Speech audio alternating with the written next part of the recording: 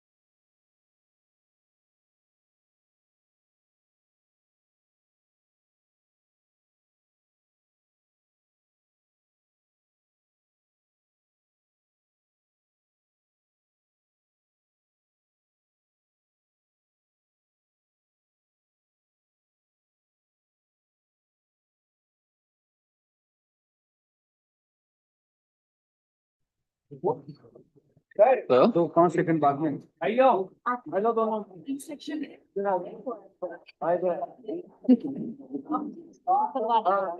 Ma'am ma'am B section बच्चों के नहीं नहीं आपके बाद देगा ना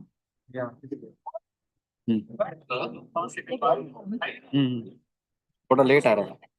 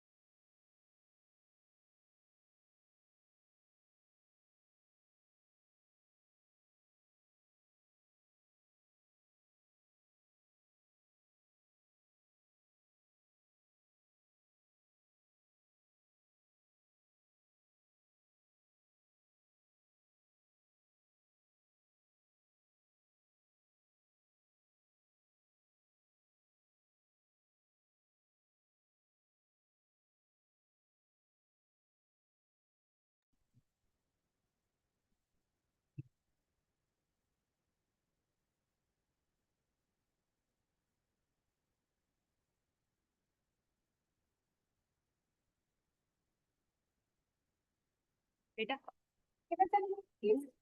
last में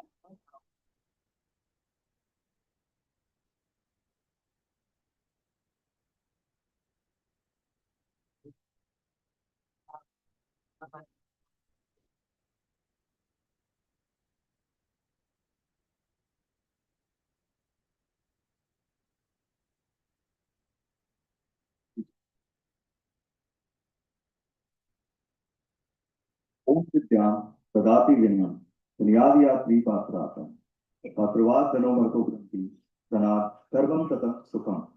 This timeless Sanskrit verse reminds us that true education cultivates humility. Humility leads to wisdom. Worthiness brings prosperity, and prosperity ultimately leads to righteousness and happiness. It is with this profound essence of learning and enlightenment that we commence today's on Conclave. A very warm and graceful morning to everyone present here, our esteemed dignitaries, respected industry leaders, distinguished guests, and faculty members. On behalf of Vivekananda Global University, I, Tanisha Yadav, And I, Aniket Dayal, extend heartfelt greetings as we welcome you to InnoHR 3.0, the third edition of our flagship conclave dedicated to thought leadership in human resource management. InnoHR 3.0 is not merely an event. It is a collective intellectual endeavor, a space where ideas converge, insights emerge, and perspectives shape the future of HR excellence. This year, our theme, Reimagining Work, Workforce, and Workplace, HR at the Frontier of 2030, invites us to reflect on the next horizon of organizational transformation. It encourages us to explore how technology, innovation, and human centered strategies will shape the next decade of HR. The ceremonial lighting of the lamp has always symbolized the triumph of knowledge over ignorance and the illumination of wisdom. As we begin this conclave, may this divine flame guide us towards clarity, purpose, and enlightened thoughts. With great respect, we invite the dignitaries present to kindly join us on stage for the lamp lighting ceremony. Your presence adds grace, dignity, and inspiration to this inaugural moment. I invite Professor Dr. L.K. Maheshwari sir, Dr. Major Vipin Kumar sir, Lalit Pawar sir, N.D. Mathu sir, Omkar Pagadia sir, Ms. Malvika Dudi Pagadia ma'am, to please join us for the lamp lighting ceremony.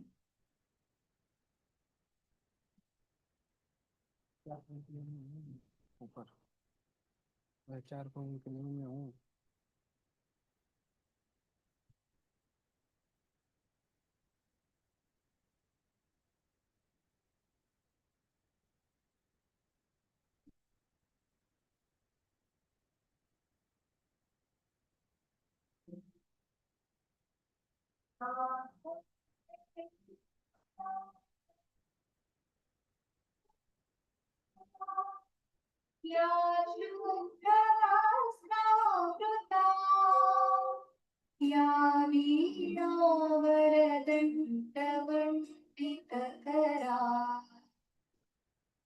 या श्वेतपद्मासना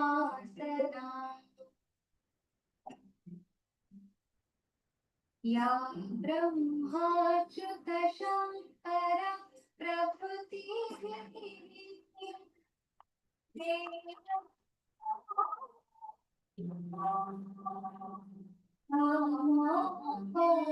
सरस्वती भगवती विश्वेशजाड्या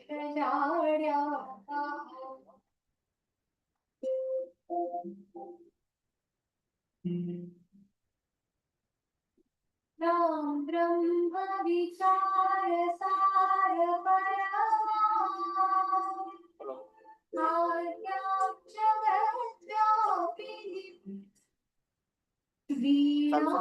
मेरे पास है.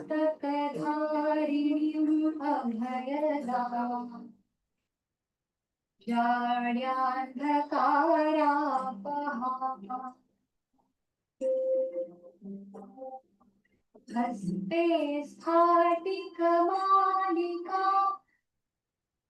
I request our all the esteemed dignitaries to take seat on the stage.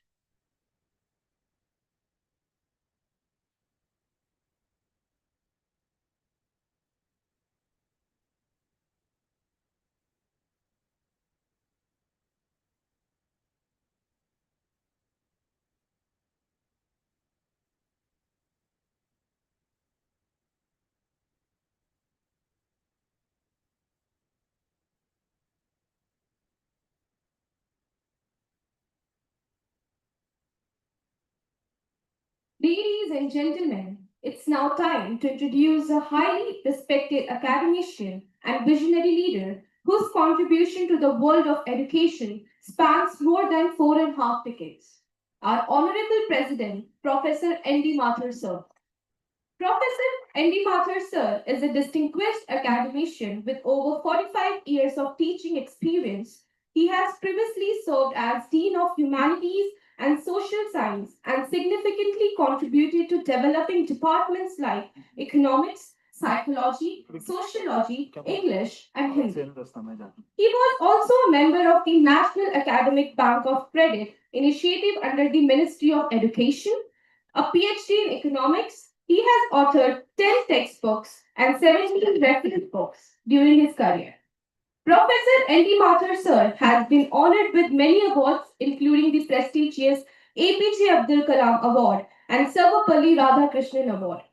He is also a respected soft skill trainer, mentoring thousands in communication and leadership. With deep respect, we invite President of VGU, Professor N.D. Mathur Sir, to deliver the welcome address. Round of applause.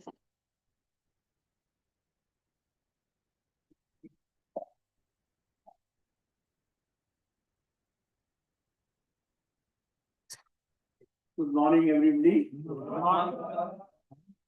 AI की आंधियां मगरूर दरख्तों को पलट जाएगी, वही शाख बचेगी जो लचक जाएगी और आसमां छूने का अंदाजा हो जाएगा तुम्हें और जमीन पांव के नीचे से खिसक जाएगी. Honorable Chief Guest of the function, L.K. Maheshwari Saab, former Vice Chancellor Bishlani, Vipin Kumar ji, the HR leader, who will deliver the keynote address, M.R. Bagaria Saab, our chairman, L.K. Pawar Saab, Onkar Bagaria ji, CEO of the VGU. I extend a very hearty welcome to all the guests on behalf of Vivekananda Global University and on my own, all the faculty members, HR leaders, HR executives and students. Friends, this is the third in the series, the HR Vision Conclave 3.0. So this is third in the series, and the theme is work, workforce and workplace HR at the frontier of 2030. And the focus is AI-driven HR transformation, hybrid work ecosystems, Gen Z and Z Alpha readiness for all this. So let me inform you that Vivekananda Global University is striding ahead. NAC A+ is our ranking in NAC. US Asia ranking in 2026 has been announced recently. It is 666. IRF ranking is 98. And we are recognized by UGC, AICTE, ICAR, ACI, PCI, BCI, Bar Council and Pharmacy Council and Architecture Council. We have 15 faculties, different faculties and 20 departments, 500 plus faculty members, highly qualified, 60 programs, various kinds of programs in engineering, management, agriculture, allied health, pharmacy, humanities. We have 500 corporate collaborations, 360 incubated startups or Atal Incubation, Community Incubation Center, IIC, IIC for placements and internships. The USP of this university is that we have highly qualified teachers, quality education, for which we are known, the rich infrastructure, lush green campus, good number of publications, patents, placements, internships, etc. There are around 125 ventures, successful ventures working. 7 crore fund raised by our incubation incubators, and there is support of ACIC EDU Foundation to all these startups. Now, HR means the human resource, and the human touch is first, the people first, the human first. That is the motto. Whatever the technological improvement and advancement takes place, the first comes is human touch, human relationship, human resource, accounting for human resource. So HR means human. We have to deal with the humanity, humility. And the core differentiator is employee experience, the user experience, the employee experience must be good. And this should relate to empathy, well-being, inclusion, personal growth. It should be, all policies should be employee-centric. An employee must see purpose in his recruitment. He should feel psychological safety, then meaningful connection. Technology becomes enabler, not a replacement for human care. Technology should not replace but enable in the working. We'll be talking about AI transformation today. And this means intelligent talent recognition, personalized learning and development, sentiment and engagement analytics, workforce planning that should be experience driven. For Gen Z and Alpha, what are the expectations of this generation? The authenticity and transparency, continuous feedback, value-driven organization, tech-rich environments, career agility, not fixed ladders but flexible ladders, and well-being as non-negotiable. So the HR should be ongoing, modular, personalized learning ecosystem. It should be project-based team structure, output-focused performance, and hybrid work options. Flexibility is no longer a foreign. It is a competitive advantage that supports productivity, diversity, efficiency, and the well-being of the person. So the future of HR is human focus, generational shifts, lifelong skill development, flexible and adaptive work structure. And the message, the conclave message is think critically, work digitally, collaborate inclusively, lead empathetically, and learn continuously. I extend a warm welcome to all the guests and to all CHROs, CXOs, HR tech leaders, consultants, professors of practice, innovators, and the thinkers. I once again thank everybody in this HR Conclave 2030, and I'll close by saying, अब हवाएं करेगी रोशनी का फैसला, जिस दिए में जान होगी जलता रह जाएगा. Thank you.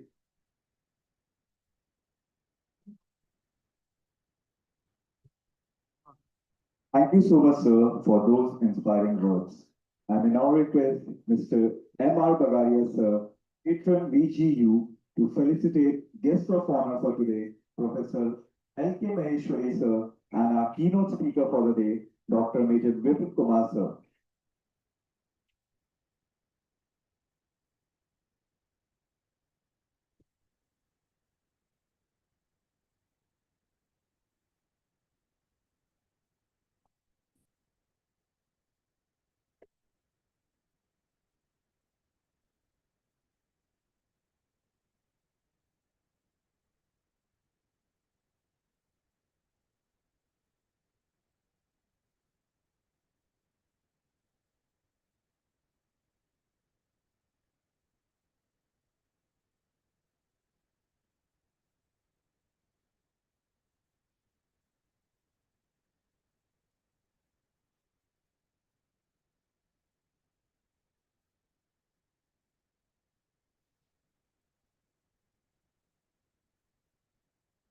Now, it is our privilege to introduce an eminent personality whose distinguished service and leadership have left an indelible mark on the nation, our Honorable Chairperson Dr. Lilith K. Pawar, sir.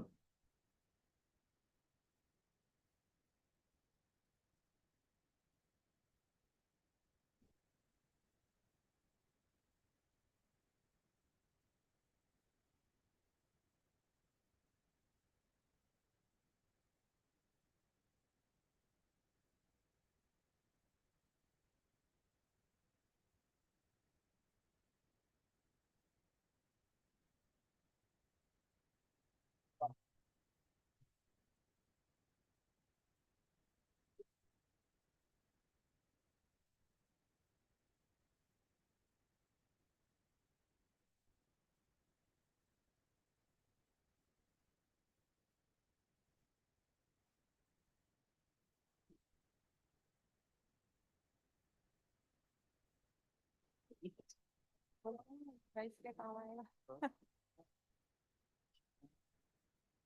Lalit K. Pawar, sir, is from prestigious Indian Administrative Services, IAS. He has played various roles during his stellar career spanning over 3 decades, including Chairman of Rajasthan Public Service Commission, Secretary of Ministry of Tourism and Ministry of Minority Affairs, Chairman and Managing Director of RTDC, Chairman and Managing Director of ITDC. Ladies and gentlemen, please put your hands together to welcome on stage Chairperson of Indian and Global University Justice, Dr. Lalit K. Pawar for his address.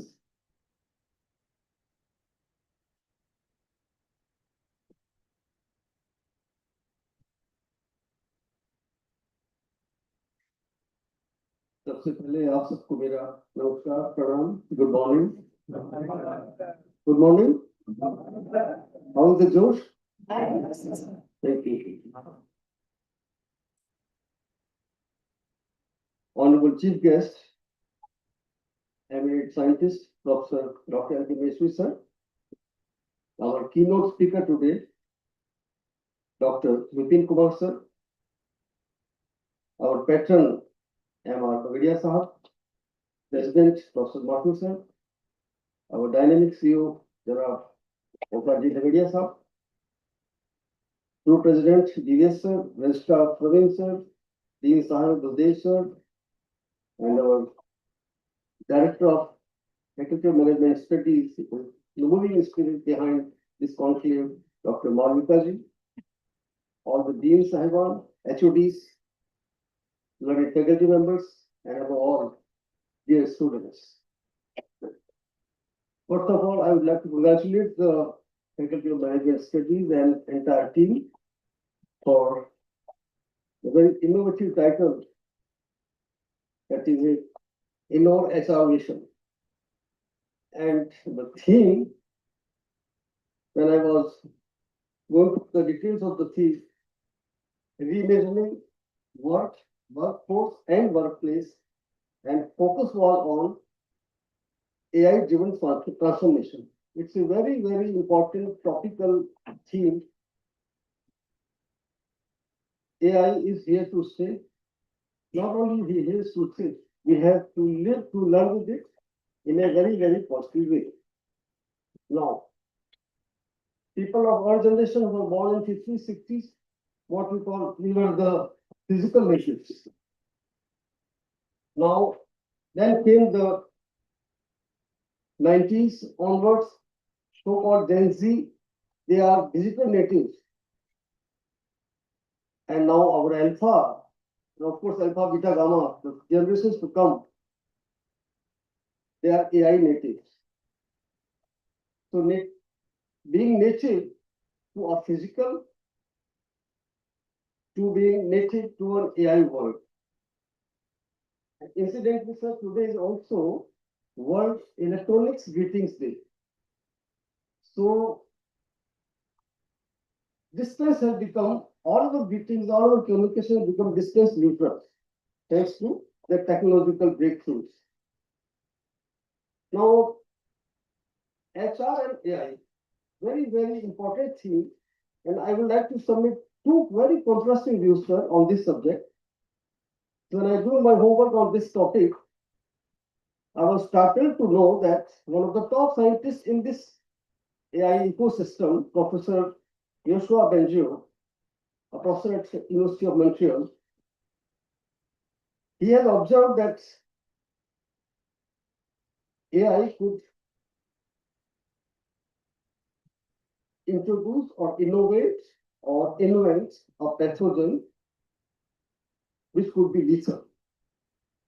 This is one view. I'll call it very pessimistic view. Now, contrast it with another eminent scientist in the same ecosystem, Professor Yoon Lee Kyung. He sees AI as amplification of human intelligence. So they are the two contrasting opinions, a boon or a bane. I think the truth is somewhere in between. We have seen, friends, 1930s, the phenomena of nuclear fission started. And it was proclaimed from the rooftops that well, nuclear energy for world peace. And what happened? In 1945, we had the tragedy of Hiroshima. So we have to be extremely careful while using these tools. As early as September 25, Stanford University has reported that we could invent a pathogen which could kill the E. coli. So this is a positive aspect. What happens if it is aimed at something else? It can be very destructive also.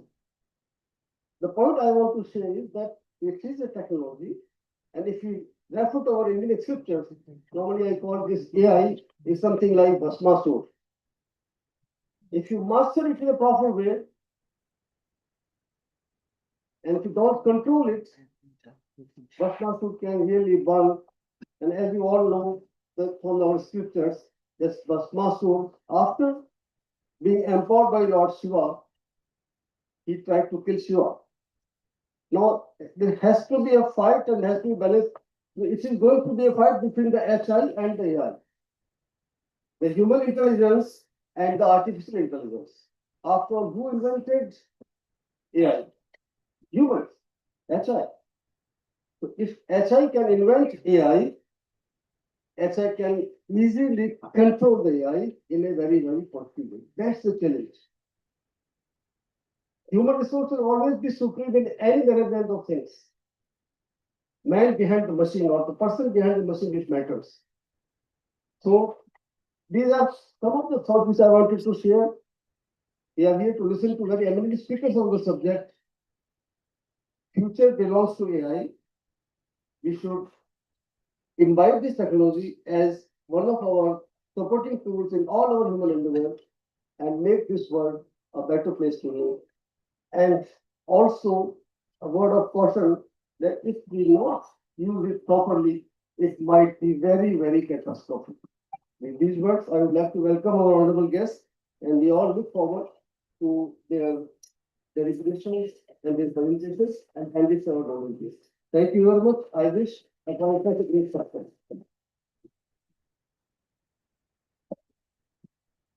Thank you so much, sir, for your insightful reflections. It's time now to invite our respected CEO, Engineer Omkar Bagadia, sir, a leader committed to innovation, academic excellence, and institutional growth. Omkar, sir, is a remarkable individual who has left an indelible mark in the fields of education, entrepreneurship, and mentoring. He is a true visionary, a leader, and educationist. Please join me in welcoming on stage with a round of applause CEO of Vivekananda Global University, Engineer Omkar Bagadia. Good morning, everyone. Good morning, everyone. Slightly better. Good morning, everyone. Honorable L.K. Maheshwari, sir. The past speakers and everyone has told that sir is the chief guest. I think he's the chief host and not the chief guest here today. As is in the board of management from day one before the inception of this university. He is the chief host for today. My guru, my vice chancellor when I was at BITS Pilani. So for me, it's like guru coming and saying what I'm going to speak today. So it's an exam like a condition. I welcome all the dignitaries, Kumar sir, all the HR from various organizations, Honorable Chairperson sir, Veteran sir, President sir, Co-President sir, Deans, HODs, faculty member, Department of IIIC and Department of Management, and my dear students. As most of you know, I usually speak without a pen. But today, since it's an exam, so I've tried to write it down and speak from a paper. और जब मैं paper निकाल रहा तो वहां से बोलते sir हंस रहे थे कि सर जो है आज कुछ अलग करने वाले हैं कि क्या होने वाला है। Anyway, so I'll read from the paper, but I feel that it goes in the line of my thoughts, and then I will tell you that why I have chosen to read, except from the exams. And I'll read it in the way it is written so that you know the आवक. तो आदरणीय मुख्य अतिथि, सामान्य उद्योग जगत के दिग्गज, शिक्षाविद, प्रिय संकाय सदस्य और मेरे प्यारे विद्यार्थी, नमस्कार। आप सभी का वीडियो परिवार में हार्दिक स्वागत है।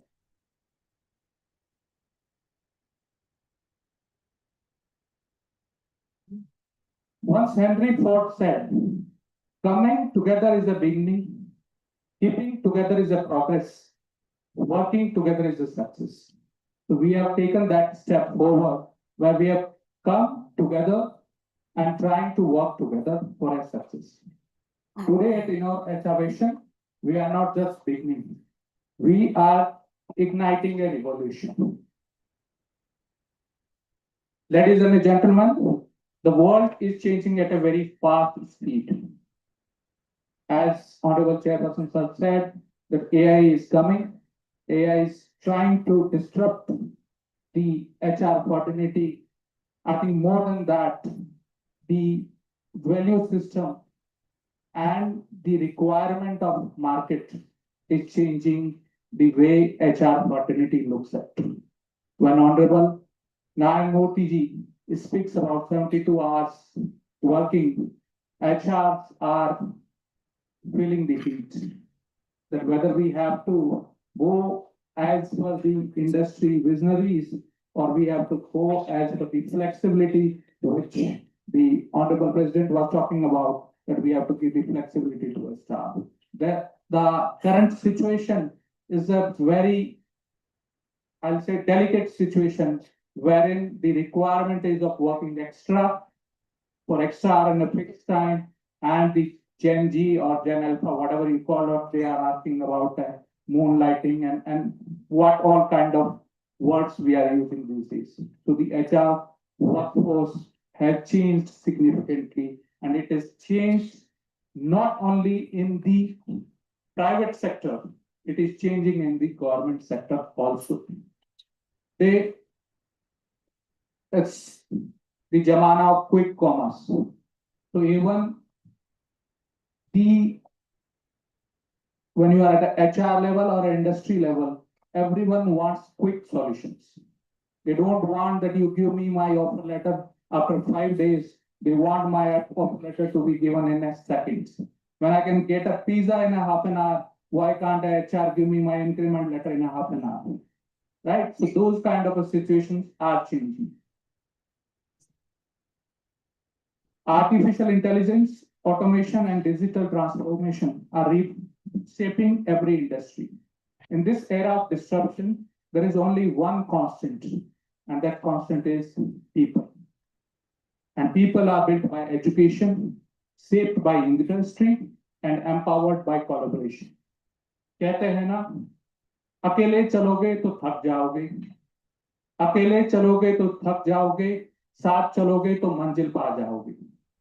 This is precisely why industry academia partnership is not a choice anymore. It is a necessity. It is the lifeblood of knowledge economy. Today, industry and the education institutions can't be separated. They are no more that what we are giving the degrees, you take them into the workforce, and the industry cannot say that we are into the workforce and you don't teach, or we don't know what to interact with you and tell you what to teach and what not to teach. That bond has to be changed. At PGU, we are not building a university, we are building an ecosystem. An ecosystem where industry leaders walk into our classroom, where student interns in boardrooms and not just libraries.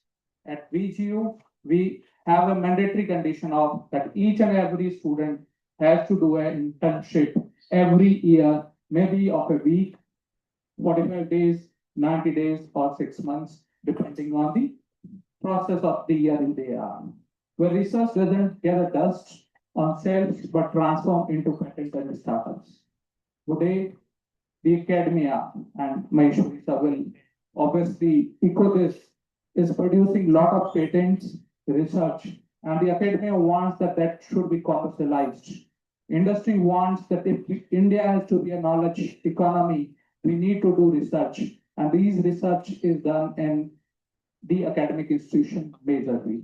So the difference is earlier industry and institute collaboration was only for placements or coming for a drive. Today we are not looking at that. Today we want you to come do research with us, give your problems, we solve your problems, you solve our problems. Where HR professionals help us in designing curricula that create job-ready graduates. As Steve Jobs wisely said, great things in business are never born by one person. They are done by a team of people. And today, I invite you, the captains of the industry, the HR visionaries, the thought leaders, to be part of Team VGU. Let me share a vision. जिसके सपने बड़े होते हैं, उसकी सफलता भी उतनी ही बड़ी होती है. Our dream at VGU is to create graduates who don't just seek jobs, but create jobs. We don't just follow trends, we set trends. Who don't just survive in the VUCA world, but thrive in it. Just to give an example on what President Sir was saying, and if many of you could relate to it. Today, we are housing at our incubation center 136 startups. They have raised a cumulative fund of 40 CR, given jobs to 1,384 people. The industry is within VGU. Many of you who want to be recruited by these startups have to come to VGU. It is other way around. Neither only that our student wanting to get recruited or placed in your organization, maybe some of these wanting you to join them. That's the difference, and that is the culture we have. The total revenue generated in the financial year 25 by these startups is 198 crores.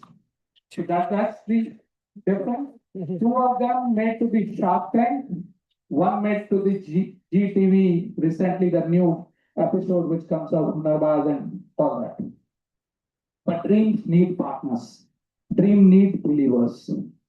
Never doubt that a small group of thoughtful, committed citizens can change the world. Indeed, it is the only thing that ever has not changed. Today, I wholeheartedly invite each one of you, hire our students, they will surprise you.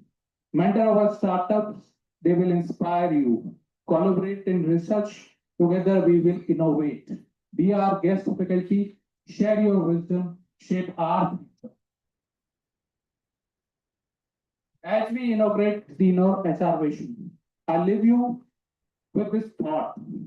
अगर साथ चले तो कारवां बन जाए, अगर साथ जले तो चिराग बन जाए. Let us work together, let us shine together, let us build VGU one together. Thank you, धन्यवाद. It all starts from us. Thank you.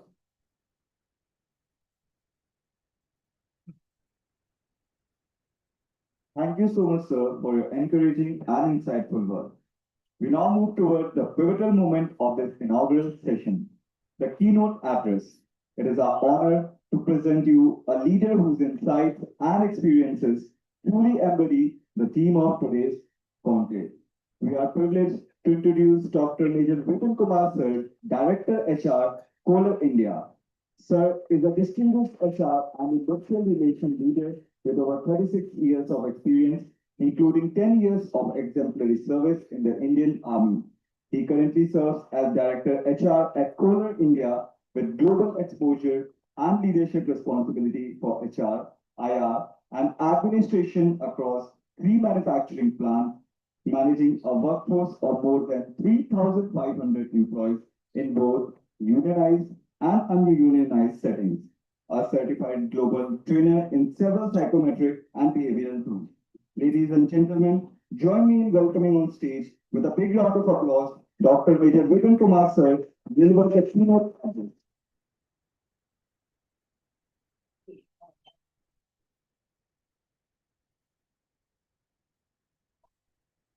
Good morning, everybody. Can you hear me at the back? Yes, sir. Good, thank you. So first of all, I would like to thank my friend Mr. Shekhawat who encouraged me to come all the way from Vadodara to this place to come and talk to you. And also thankful to ma'am, for giving me this opportunity and the degree to be sitting on the dais. Thank you all. So I would like to talk to you, to the students, because the people who are your professors, the people who are sitting on the dais are all learned, educated people. They have seen the light. But I believe in one principle, that is 2 to 3% principle. And what is that? With my experience, 2 to 3% people will and can make the difference. You take anything, everybody is working. You see a war, all the soldiers are fighting, but there are 2-3% people who make the difference between winning and losing. You see any matches, you see any organizations, this is 2 to 3%. I also would like to say, the moment that I landed on the airport at Jaipur, the kind of hospitality and the kind of convenience and the honor that has been given to me and the expensive gift university is bearing, I would like to give some ROI.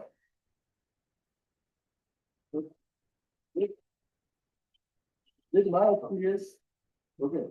So, having said that, may I know how many of you know what AI is? Can you just raise your hand? I will not waste time in asking anybody. Okay, yeah. So I would say 4 to 5% or even lesser than that, they know what AI is. Okay. So before we talk about AI, I will take you through a journey in a very short span of time. But before I do that, I would like to take you through the company that I represent. I represent Muller Company. It is 150 years old company, and we started in 1870. So these are the 4 businesses that we are in: the kitchen, lighting, power system, hospitality, and manufacturing side. Also, 50 to 25 district.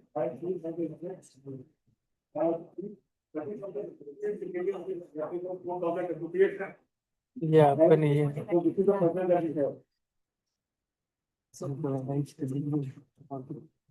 So before we start, talking about AI and how AI can help HR, so let us understand what AI is.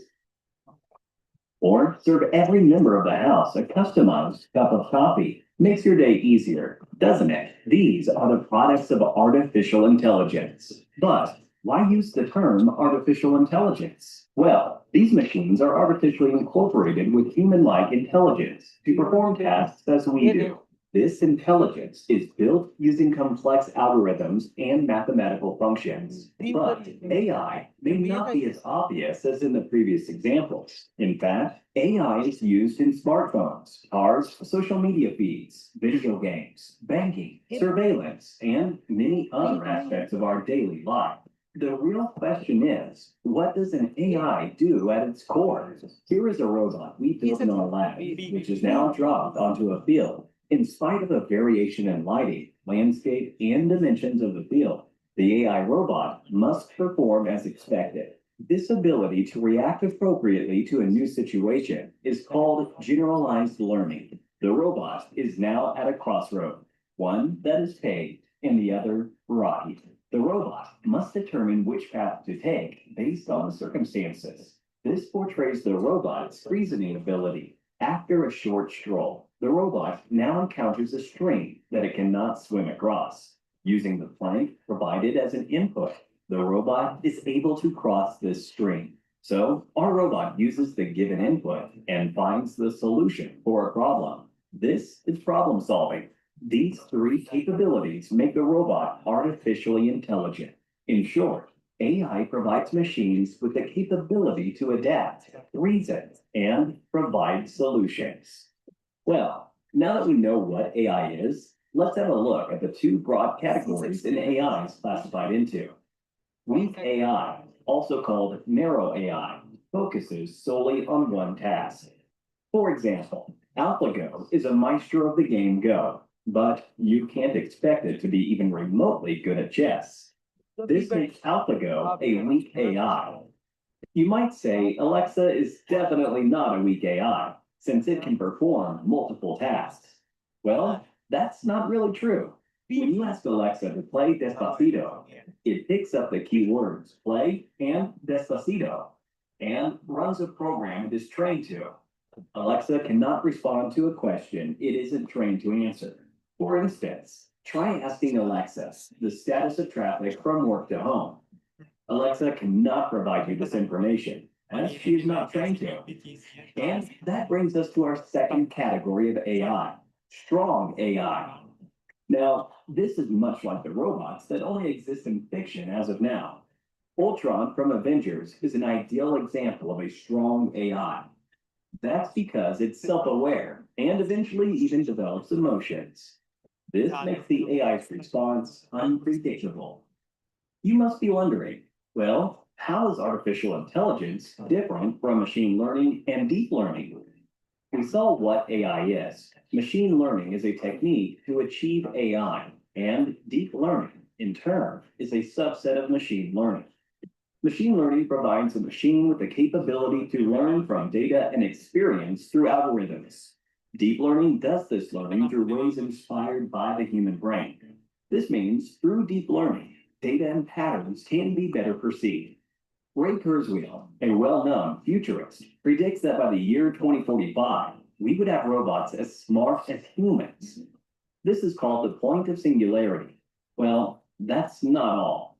In fact, Elon Musk predicts that the human mind and body will be enhanced by AI implants, which would make us partly cyborgs. So, here's a question for you. Which of the below AI projects don't exist yet? A, an AI robot with citizenship. B, a robot with a muscular skeletal system.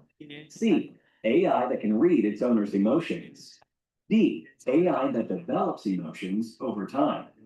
Give it a thought and leave your answers in the comment section below. 3 lucky winners will receive Amazon gift vouchers.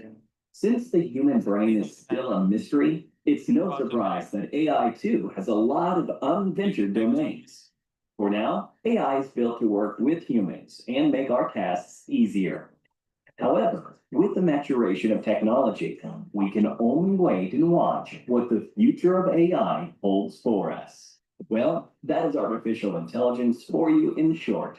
Do not forget to leave your answer to the quiz in the comment section below. Also, like, share, and subscribe to our channel if you enjoyed this video. Stay tuned. Okay, can you hear me?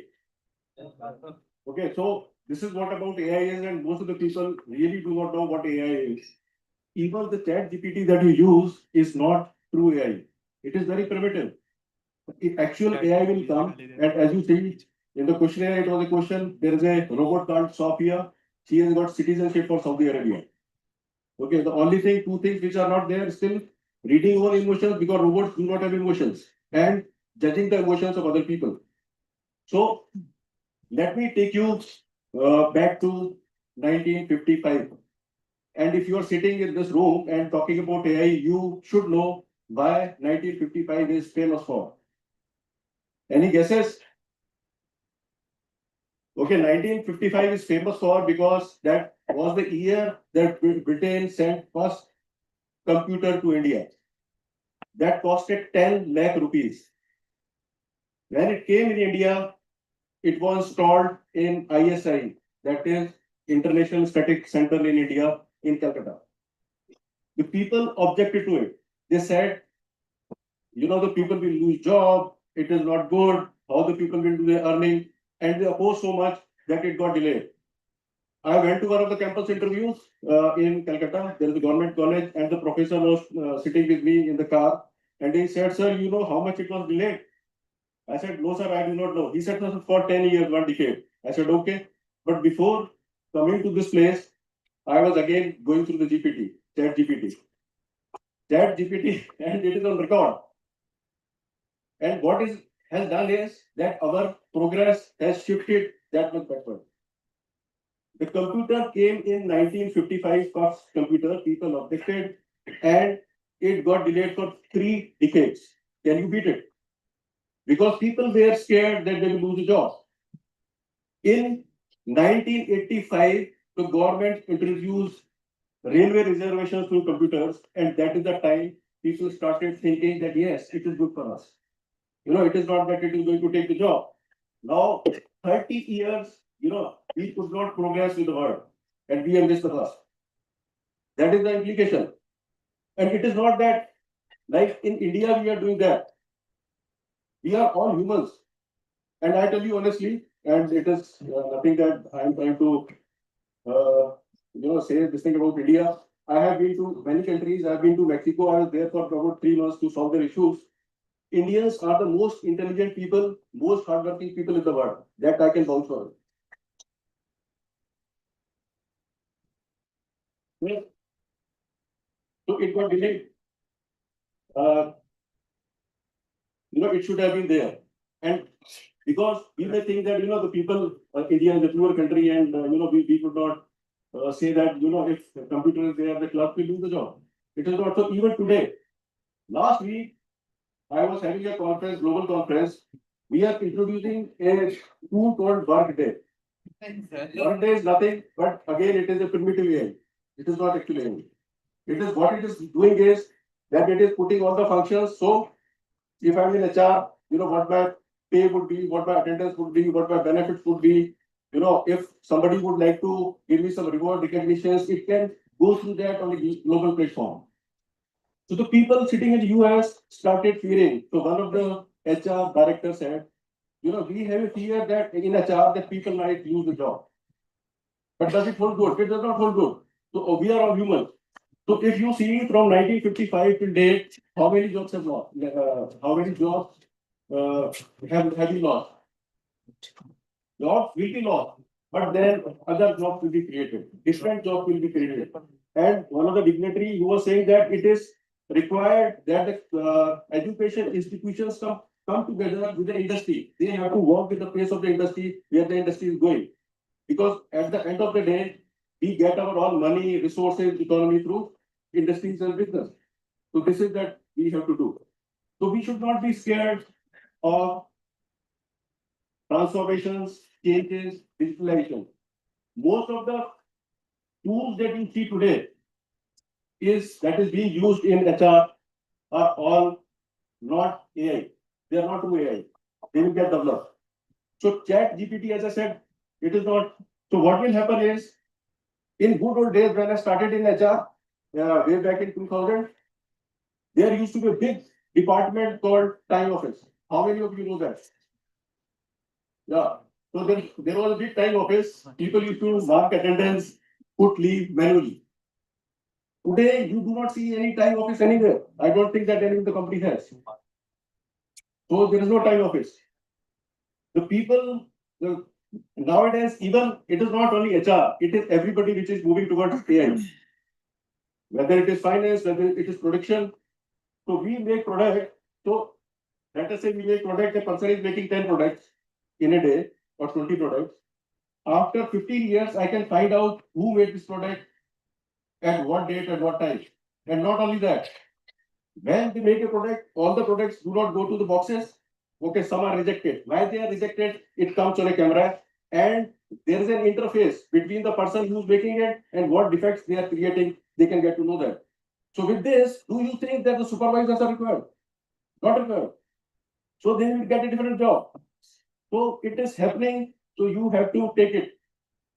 Another thing that I want to tell you is there are two very important things that I wish to talk to you. So one thing is, whatever human brain, I'm repeating, whatever human brain can conceive, can achieve.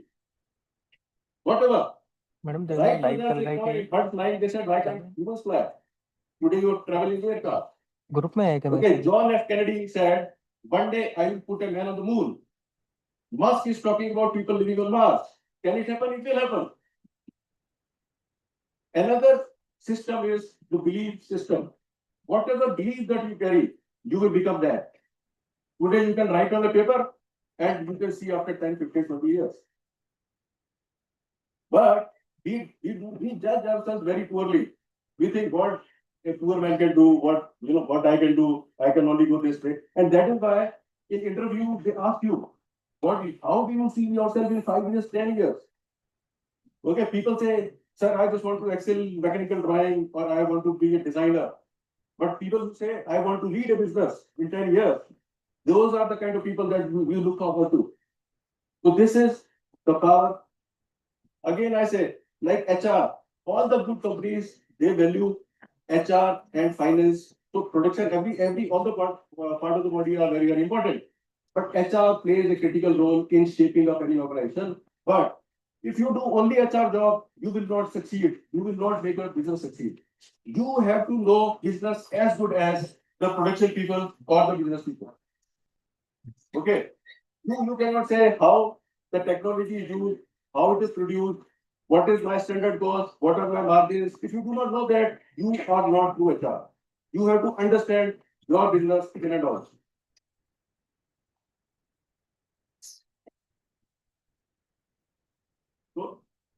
So AI, like we talked about AI, okay, it is artificial. So what is happening is that now they are developing, this technology. What is happening is that initially you used to go to Google, you search something, it gives you thousands of pages, you will get confused. Okay. Now there are tools. You say, I want 10 finance books available in the globe, which are the best. They will give you the 10 books. I need the crux. I need in 500 words. I do not want to read. You make me listen. So they will speak up. Everything is happening. So this is how AI is transforming. Another thing is, this is called AI. Another thing is called quantum AI. That works on qubits. It is logical. For any logic, any computer works on bits. 0, 1, binary. Okay. It works on bits. It is happening that there would be a revolution, disruption in the field of research and development. There would be disruption in medicines. Now, let us say if you want to, do a research on a medicine, let's say suppose diabetic or whatever it is, it takes about 6 to 7 years to prove. Now it can be proved. It will act on all the parts of the human being, side effect, everything, and then they can tell you the result in few months, 2 to 3 months. Now you are ready with the medicine. Also, as one of the gentlemen was saying, that is responsive AI. Somebody said Mahishasur or whatever it is. Yes, it will happen. Anything cannot be like only advantages. There would be disadvantages, but then we are here to control it. So there is another terminology which is called responsive AI. So people are working on it. They are working, and they want to ensure that it does not lead to any destructive thing or any negative thing. Suppose somebody writes, for an example, I'm just sharing it with you, that I want to make fast bar. So AI will say, go to the bank and okay. That can also happen. But then those responsive AI, we have to be responsible for. So how it is happening is how it is reshaping the work. All these things are there that people will lose the job. That is there, but then new jobs will come up. Okay, so I will not waste your time over there. Now, some of the work which are manual, like even janitors, you see on the airport, the robots working and cleaning airports. Houses, the people are using robot or machines. Okay. So these things will happen, technology will change. AI and human resource, how it can do is that it can enhance recruitment, it can reduce bias by hiring, but it can also have bias. Nowadays, some of the companies, what they do is that there is no human interaction. All the shortlisting of CVs, interviews, psychometric tests, everything is done on AI, through AI. People come on board, join the company. It is so far. The advantage is that you have n number of options. There is no bias. Certain people put certain restrictions. No, I will not hire this. I will not hire that. No. So this computer automation will pick up the best and get you the best candidate. All these things are happening, but again, please try to understand all these things which are happening. Let's say even the workplace. So how the transformation is taking place, it is digitalization, automation. It is not still come to AI. AI will come if they can work or behave like humans. Japan has, made a robot which has got a skill as good as human beings. Okay, they will start thinking like human beings. They will start behaving like human beings. Deploy experiences, as somebody was saying, why does it take, 7 days to get my letter or get my increment letter? It is not automated. Then recruitment, deploy performance again. There are so much of bias. I like this person, I give him good rating. I do not like this person, I give him bad rating. But then it is all through, publicly available. It is going through this AI system or a system which is digital. Learning can also happen. You also see so many online learning which are taking place. Then it can do faster hiring, better matches, and reduces bias. These are some of the tools that you can go. So whatever I'm talking to you, if you go to the net, search for all these things, you will get to know what I'm talking about. But you must understand that all these tools will come, but human importance will still remain. Why? Because some laws are changing. Who will build up those changes? Who will see the consequences? I tell you a very simple example. This is the problem that we face. I was talking to people who are working on workday and they are putting a leave and everything. I said, you must keep some deviation here. Because if somebody gets hurt, let's say somebody was going in a motorcycle, he is a very good employee to me. I cannot say you got just 30 days leave. I give him leave free of cost. I pay him 100%. I do not cut any of his salary because it's good. That much of advantage that you should get. So those things the humans are required. Now, many of the companies are using, they get to know how the employees are. They can do analysis. Nowadays, if you are talking and having a meeting, you open up the chat GPT, either it will record your voice or it will write whatever you're speaking. They will give you the minutes of the meeting, responsibility, follow it up, everything is happening automatically, and why not? Performance management, as I said, then these are the performance management tools. So that you can see on the net. I will not waste your time here. Okay. So as I said, ethical thing. There is an investigation which will happen. AI cannot do it. You have to see the pros and cons. Cyber security data, everything is happening. Thank you. Do you have any questions for me? Any questions?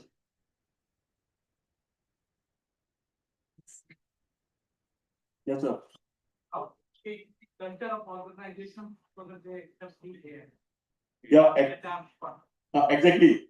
Exactly. Very good question. And that is what I am saying, the belief system. Okay.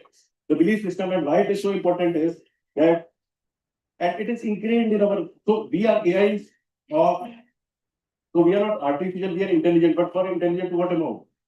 To our society that we live in. Okay. The institutions that we study in, so that this is the backlog that we carry. So we have to improve the culture. So we have to see is, so simplest example is that either, so first of all is institutions, they should impart that education so that the people become success. So if I have to, let's say, hire a L&D, learning and development, before 10 years, I used to prefer a person who's done engineering at MBA. In HR also, you can put in some technical thing. Okay, so that is one. Second thing is, you should educate your people. AI is not Hua. It is, so what is AI? AI, so I have workmen, about 500 workmen who are uneducated, who have no education. So AI is not rocket science. So AI, the rocket science is for the people who are developing it. The people who will use it, it will be very user friendly to them. So I was saying that my people do not know how to read Hindi or write Hindi or English, anything. So you make me a tool that the person can speak to. So I am Vipin Kumar, having PO number 2025. So tell me my leave. और I speak in Hindi पे मेरे को मेरी छुट्टियां बताओ उसको बता देगा कितनी बची है बता देगा तो this is the beauty of AI so you must educate your people that it is not against you, it is for you, it is for your own good. So that you can do. You should have some courses for these people. So there is no need to replace these people, but you can educate and reskill these people to learn about AI. So this is all that you can do. Thank you, sir. Yeah, please, sir.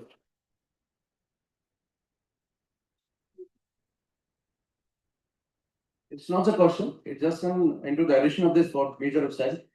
To just give you a simple example, I have completed my MBA. My name is Nitin. I would be one of the panelists here. We'll be talking to you with some of the keynote speakers.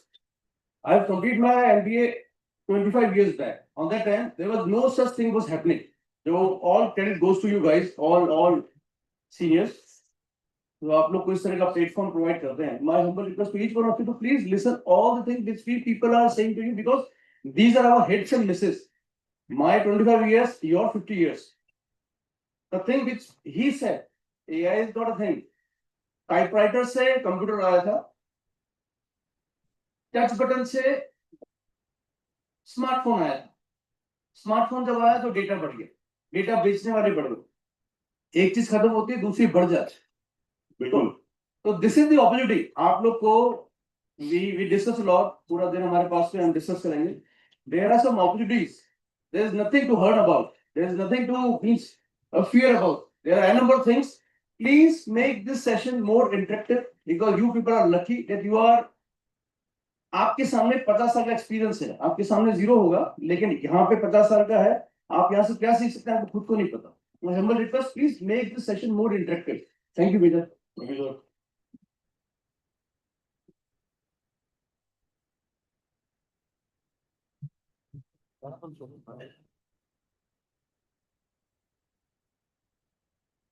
Thank you immensely, sir, for insightful and thought-provoking keynote.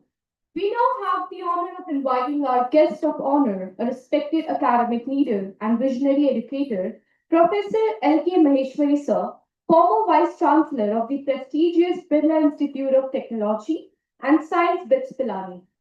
Professor L.K. Maheshwari, sir, is a distinguished academic leader and currently serves as the advisor to the Chancellor at BITS Pilani. One of the India's most reputed institutions of higher education, over his illustrious career, he has held several key academic and administrative positions at BITS, playing a vital role in its growth as a modern, research-driven, and globally respected university. Ladies and gentlemen, please put your hands together to welcome on stage Professor L.K. Maheshwari, sir, for his address.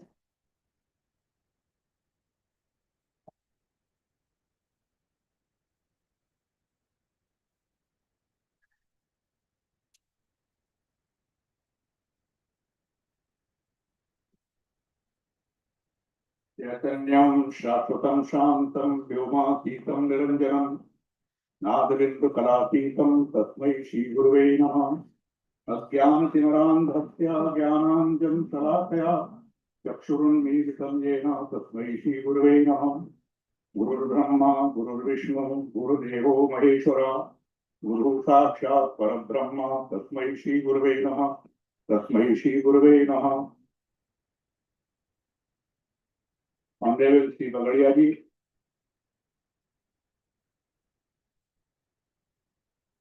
Chief Guest of the day, keynote speaker, Dr. Bipin Kumar ji,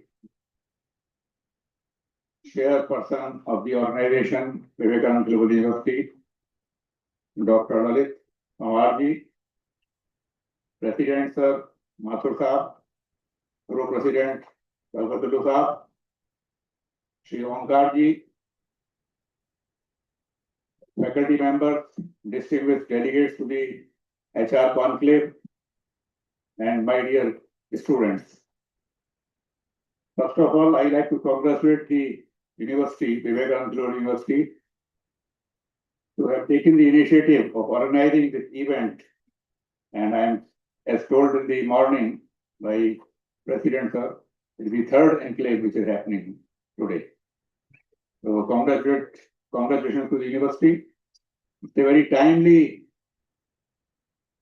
event which we have organized for the area of human resources, essentially.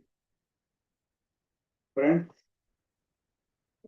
let me just dwell on the thought processes. We had listened very carefully the keynote speaker, the role of AI in HR.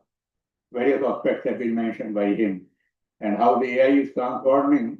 And so the question answer which was there, you understood the 25 years experience and the 50 years experience.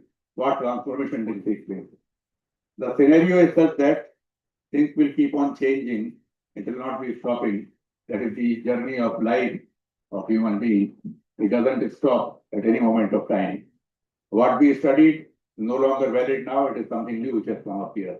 So this will keep on happening here. But let me just dwell on the theme here. What are universities?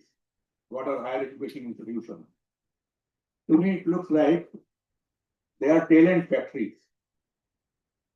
They try to make talent useful to society, useful to a state, useful to a country, and useful to the whole humanity particularly. That is the role of the university here. Now, what has happened over last roughly 75 years, 1950 onwards? 1955 mentioned the computer came to ISI Calcutta. That is what perhaps I remember. That is what the keynote speaker said. But 1950 was the hallmark year when the invention of transistor took place, and Nobel Prize for this was given to three scientists, Bardi, Bradin, and William Shockley at Berkeley Laboratory. And at that time, nobody understood that it is such an important technology which is going to transform the world. But I think from that time onwards, you find that things have changed very much here, and things have developed tremendously, which nobody imagined. Could you have imagined 20 years back that you can talk to anybody throughout the globe just sitting here on a mobile phone? You can not only see, you can not only talk, you can also see him. You can see the bedroom, you can see the workplace, you can see everything here. So that is the situation here. So what has happened over the last 50 years as a result of this invention of transistor?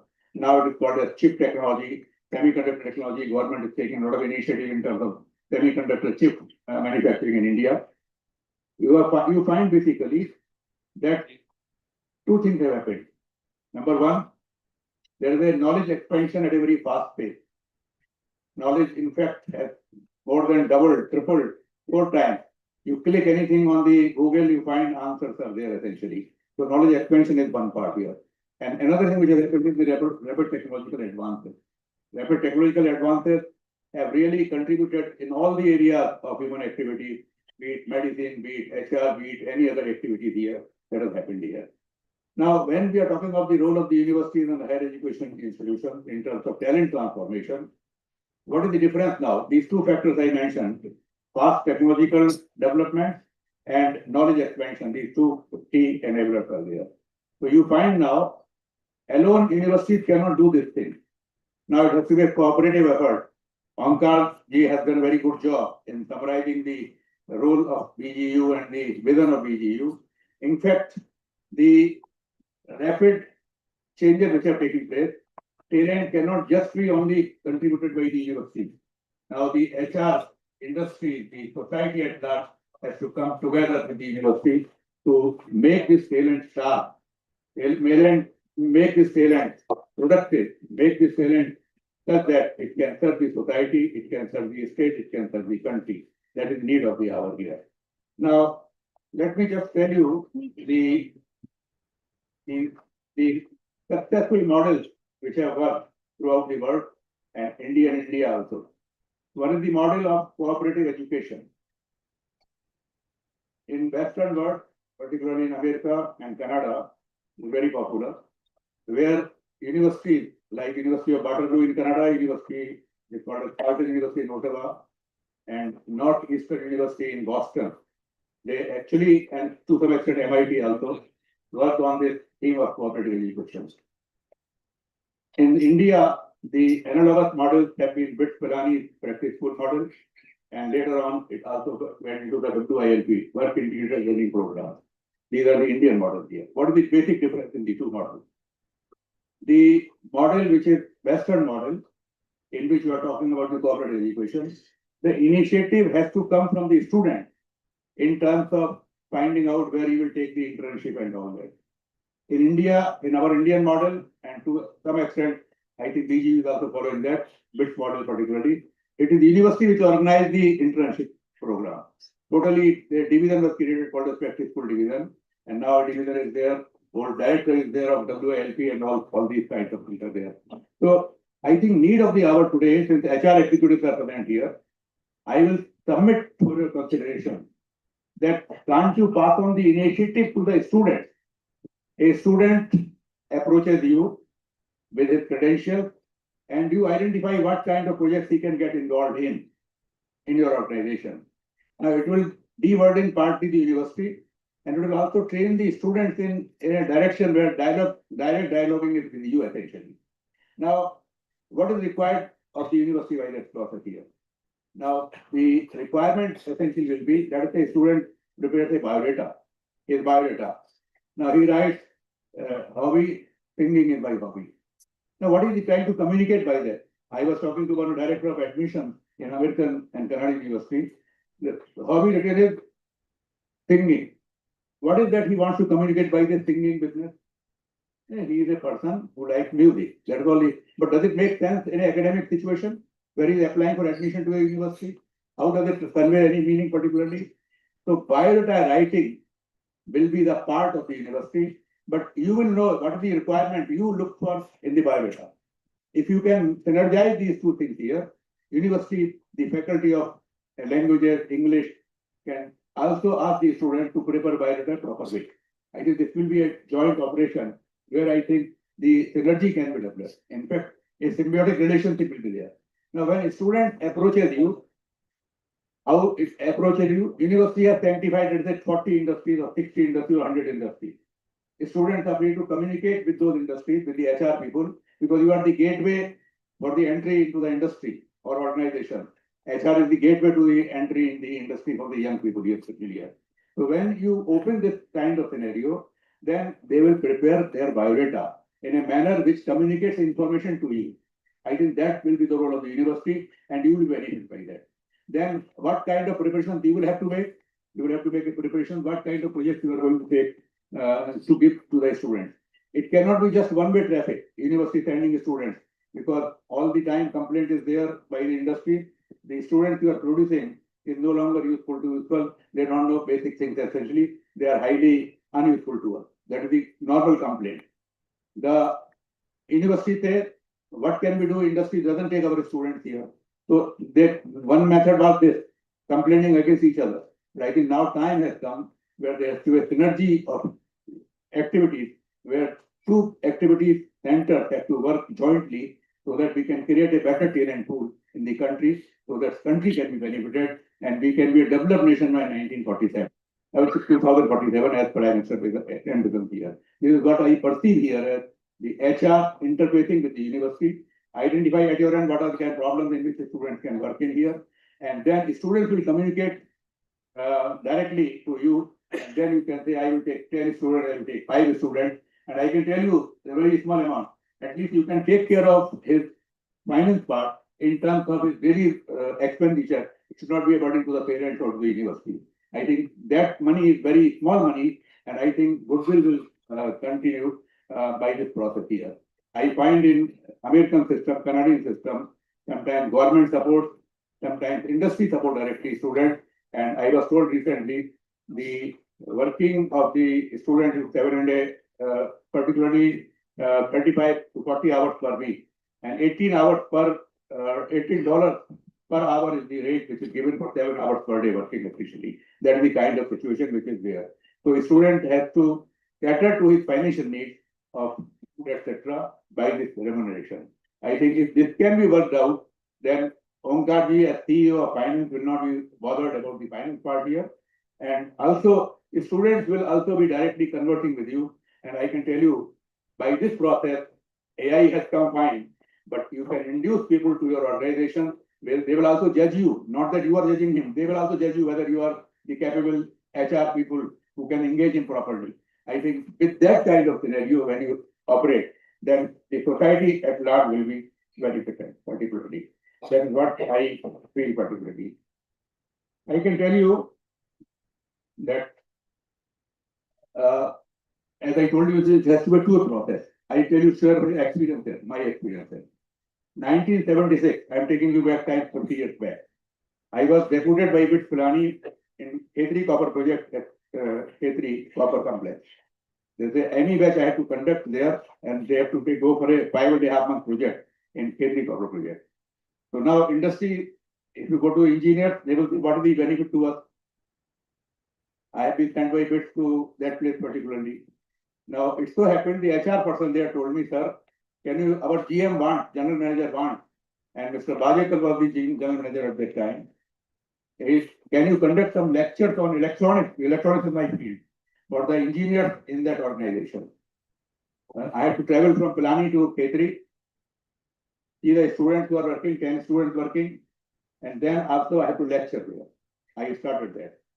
Such a kind of scenario changed by the process of lecturing, where all the instrumentation engineers, electronics engineers, electrical engineers, they joined the lecture. GM inaugurated that conference, particularly of lecturing, and I must have delivered a 30 lectures over a span of 3 months or so. I think it proved to be such a beneficial situation. Many of the engineers became my personal friends, and our students had a smooth journey in the organization for 5 days. So it has to be really through a process. Industry has to identify what kind of help they can need from the industry, from the university. University has to already knocking at your doors to give projects to the students. I think if you work that way, you find not only your help, but community at large will be helped here. Let me share another example with you. Is my observation as chairperson of the peer team of the NAC. NAC is National Assessment and Accreditation Council in India, which accredits institutions.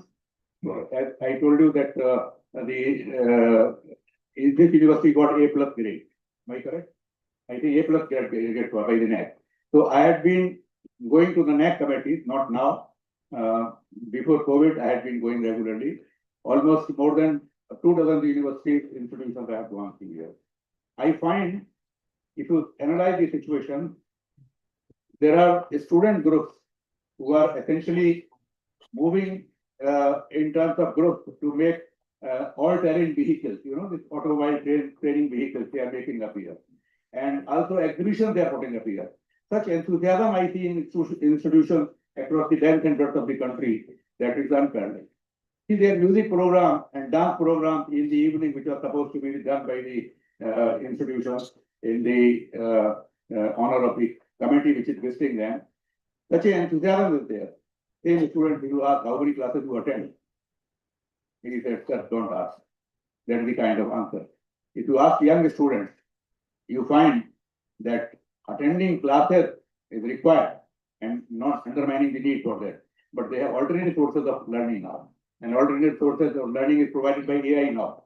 You can attend best lecture by anybody throughout the world through the technology which is available to you today. So why should we attend your lecture? Teachers have to ask this question to themselves. Teachers' role has to be different now. Teachers have to enable the students so that they can learn much better way particularly. So I find that the same student group who are working so heavily, the student of first year, second year, third year, fourth year joining together in all terrain vehicle design and implementation, and they are learning PID algorithm. A second year student learning PID algorithm, the course on proportional integral derivative algorithm in instrumentation is taught in the third year or fourth year. But first year student learns that himself because the project needs that thing here. So this brings me to the concept of basically learning by doing, or you can say learning essentially for a problem solving. So problem requires that knowledge to be extended. So I think we have to convert more and more courses of that nature so that the student learn through the experience and they will be feeling enthusiastic.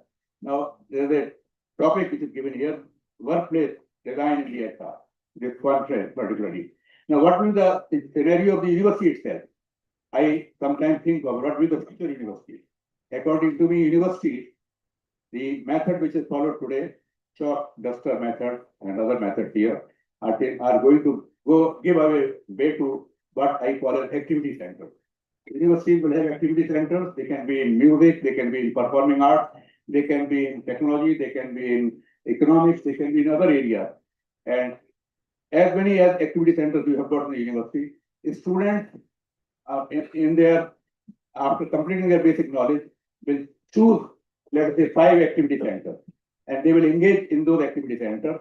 And in these activity centers, there will be lectures, there will be tutorials, there will be laboratories, there will be projects, there will be interaction with the industry.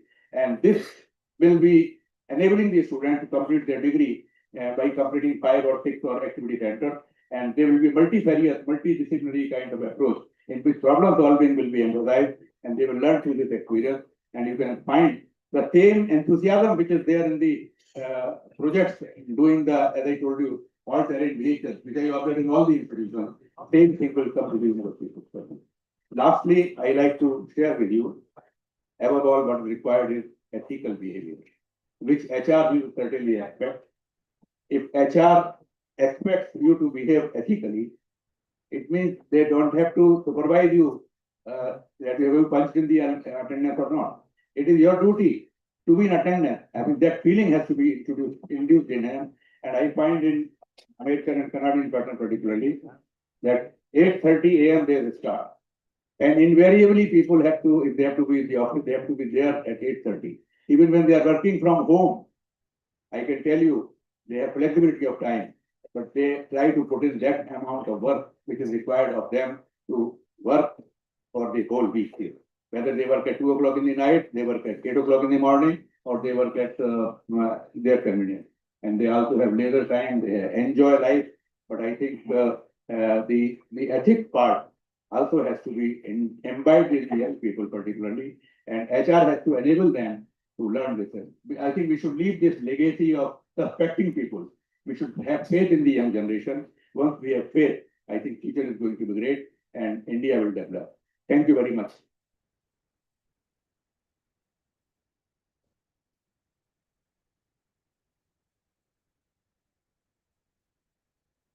Thank you, sir, for inspiring and insightful words.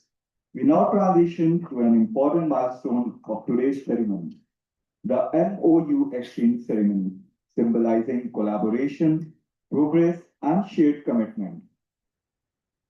We request our Honorable Chairperson, Vivekanand Global University, Jaipur, Dr. Lalit K. Pavasar, to kindly come forward for the formal exchange. We would now like to invite on stage Mr. Anish Kaur from Payas Milk Producers Limited.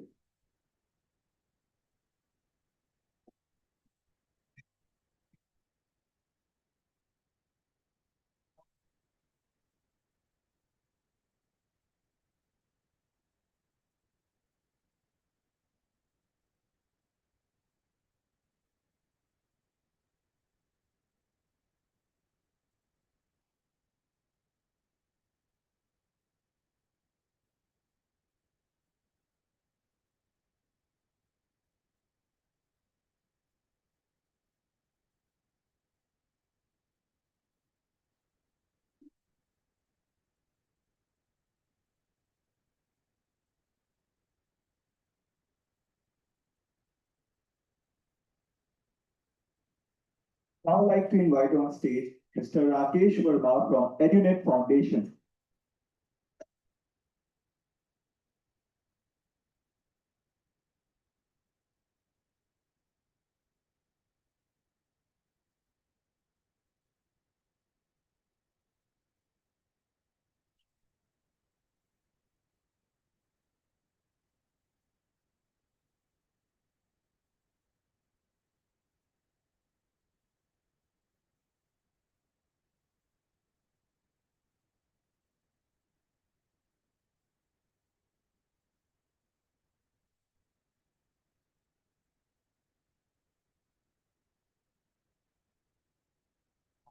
Now I'd like to invite on stage Mr. Sonu Gujar from Bharat Cares.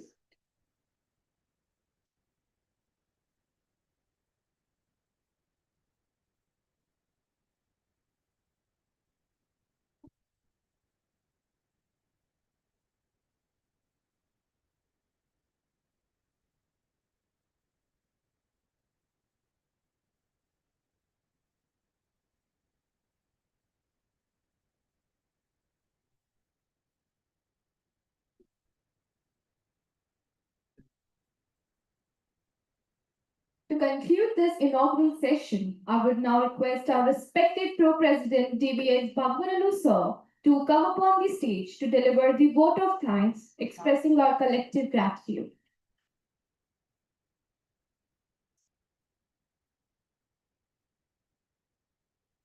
Respected Chief Guest, Professor L.K. Maheshwari, Advisor to the Chancellor, Bishkilani, our Chairperson, Dr. Lalit K. Pawar, and today's guest of honor, Dr. Vipin Kumar, our patron, Sir M.R. Bagaria, sir, our Vice Chancellor, Dr. D. Mathur, and our CEO, Mr. Onkar Bagaria, the organizer and the convener of this InnoHR Nation, Professor Malvika Duri, and other friends, colleagues, deans, and my dear students. It's my privilege to propose the vote of thanks. I thank Professor L.K. Maheshwari for gracing this occasion as chief guest, and also this Dr. Vipin Kumar for being the guest of honor to this function. And I thank our chairperson, Dr. L.K. Pawar sir, Mr. Onkar Bagaria, our Vice Chancellor, N.D. Mathur, and other people. And before concluding, way back 1983, I read one story in my mother tongue. At that time, the author predicted 2070 what will happen. So what he did is, he wrote in that one that the owner of the house, the wife of the author, she told the family that they have 2 sons and 1 daughter. Told that because nowadays the servant maid cost is very high, and then the Adobe cost is very high. So washing machine, even if it is there, so we will buy one robot. At that time, it is only said robot, but he does not know, the author does not know about AI. So he said that we will buy one robot, which will take care of the cleaning of vessels, cleaning of the house and everything, and washing the clothes, even ironing the clothes. And it will tell you that whether your the suit is today is properly washed or not. It will take care of everything, and also it will take care of our health also. See, here only the joke part is there. It will take care of our health also. So how many calories required per day? 3,500. That much food only it will allow you to eat. Similarly, sleeping. So you require 7 hours of sleeping. So it will allow you only to sleep for 7 hours. Extra hours is there, it will wake you up. Right. So what happened? So finally, with a lot of problem, even one of the son is not interested at all. See, there is no human intervention is there in this one. Completely it will become mechanical. So I don't like to buy this robot. But finally, they purchased the robot because the Prime Minister has taken the decision. So finally, they purchased the robot. Then what happened? One day, there are so many jokes are there. Only one joke I will tell and conclude it. So finally, one day, what happened is everybody is eating. She herself already consumed 3,300 calories. So 2 more 100 are there. So with the food, 2 more 100 calories also she has taken. Then immediately robot came. She wants to take lassi, not allowed. Similarly, Sunday came. The house owner wanted to sleep for more than 8 hours because Sunday came, no want to take. But 7 hours only required. Robot came and wake him up. So since there is no human intervention, so the author made joke about this AI.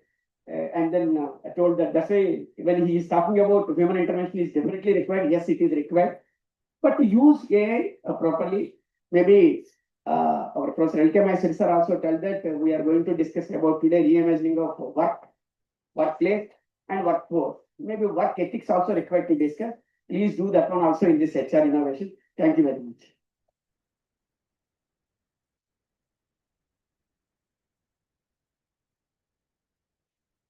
Thank you, sir. Ladies and gentlemen, we request you to please remain seated as we prepare for the first panel discussion of the day. Thank you once again for your gracious presence. Welcome once again to Innovation 3.0, where ideas meet innovation and leadership meets transformation. We would now hand over to our fellow students, Shudika and Divanshu, for the next session. Thank you so much.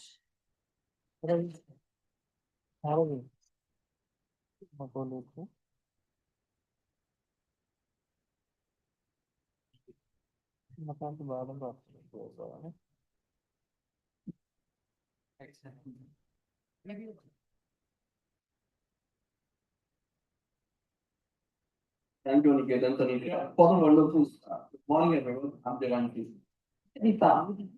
Today we forward into segment 2 of Innovation 3.0. This segment is the core of today's event where ideas collide, insight meet, and perspectives shift. In this segment, we have two power packed panel discussion lined up for you.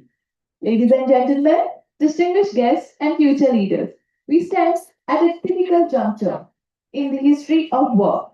For decades, the definition of talent was stayed, defined largely by linear career paths, permanent roles, and university degrees.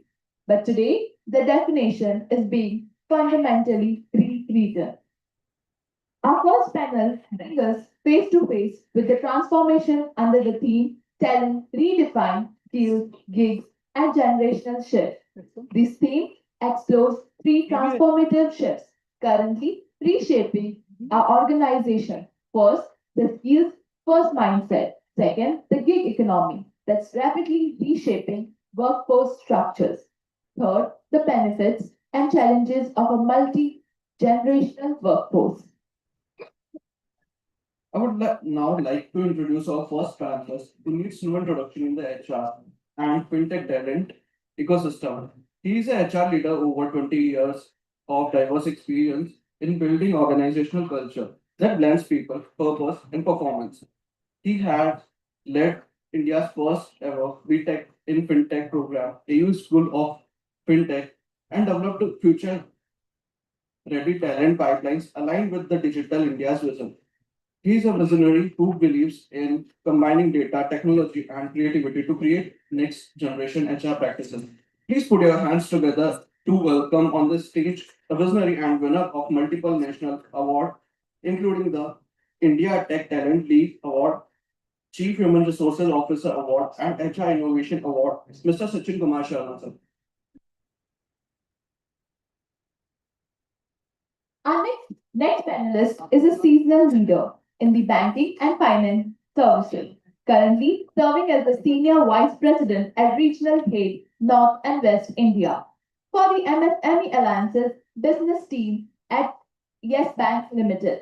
He has extensive experience and expertise in fostering strategic alliances and empowering the MSME sector, and is a vocal advocate for bridging the gap between industry and academia. He is a frequent keynote speaker at prestigious forums across the region, where he shares his insights on financial strategy, skill development, and the evolving economic landscape. Ladies and gentlemen, please join me in welcoming on stage with a round of applause Mr. Nitin Bassi. Our next, our next panelist is a global operations and AI-driven transformation leader with over 22 years of experience in the BPM industry. He currently serves as the senior service head and head of Infosys Jaipur. He is accountable for the strategic portfolio worth over $65 million, overseeing over 3,000 professionals. His expertise spans GCC strategy, P&L ownership, and steering complex transformation across banking and financial services operations. He is a Six Sigma Black Belt and a chairman of digital transformation. To sharpen his strategic edge, Piyush has aligned to executive leadership program from the Indian Institute of Management, Bangalore, and the Indian School of Business, Hyderabad. Ladies and gentlemen, please welcome on the stage with a round of applause, Mr. Piyush Kimoti, sir.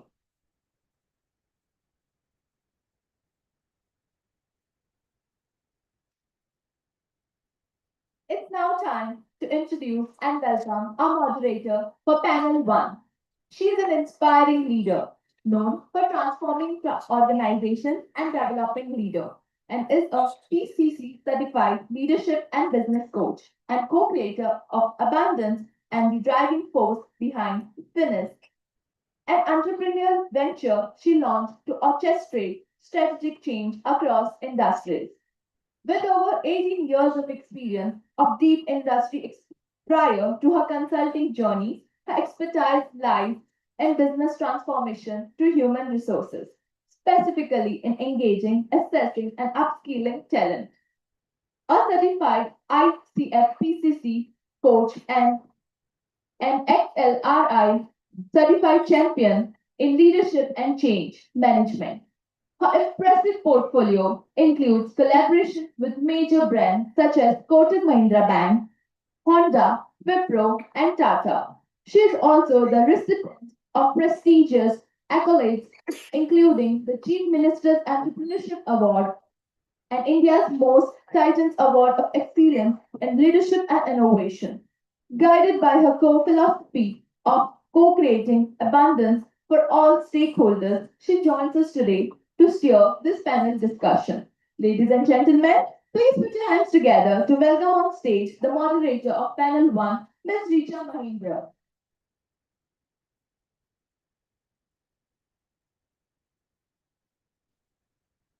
I request Mr. Mangu sir, Shekhawat sir, kindly come forward to felicitate our esteemed panelists.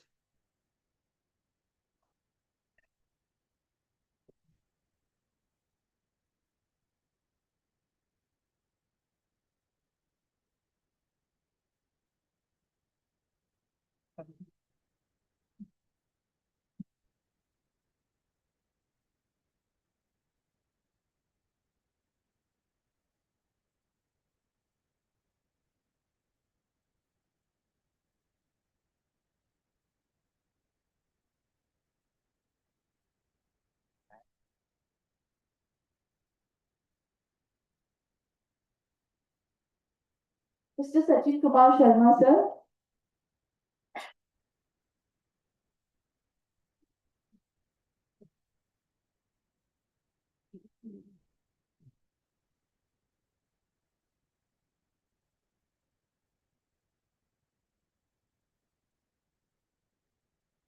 Mr. Nitin Basti, sir.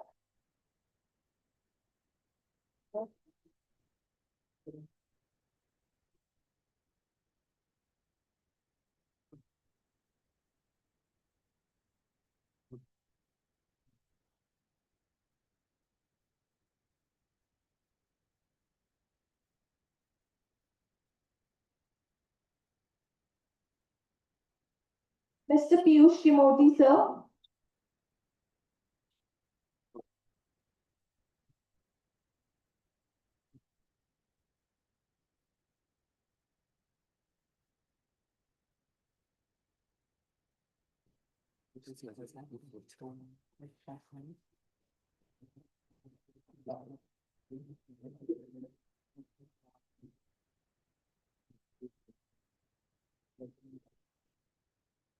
And now, our moderator for our panel discussion 1, Ms. Richa Mahindra, ma'am.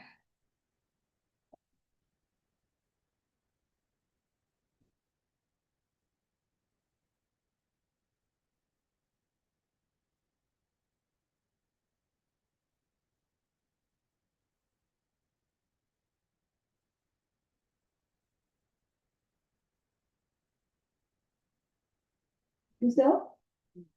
We now invite our moderator for this panel, Ms. Richa Mahindra, ma'am, to take it forward.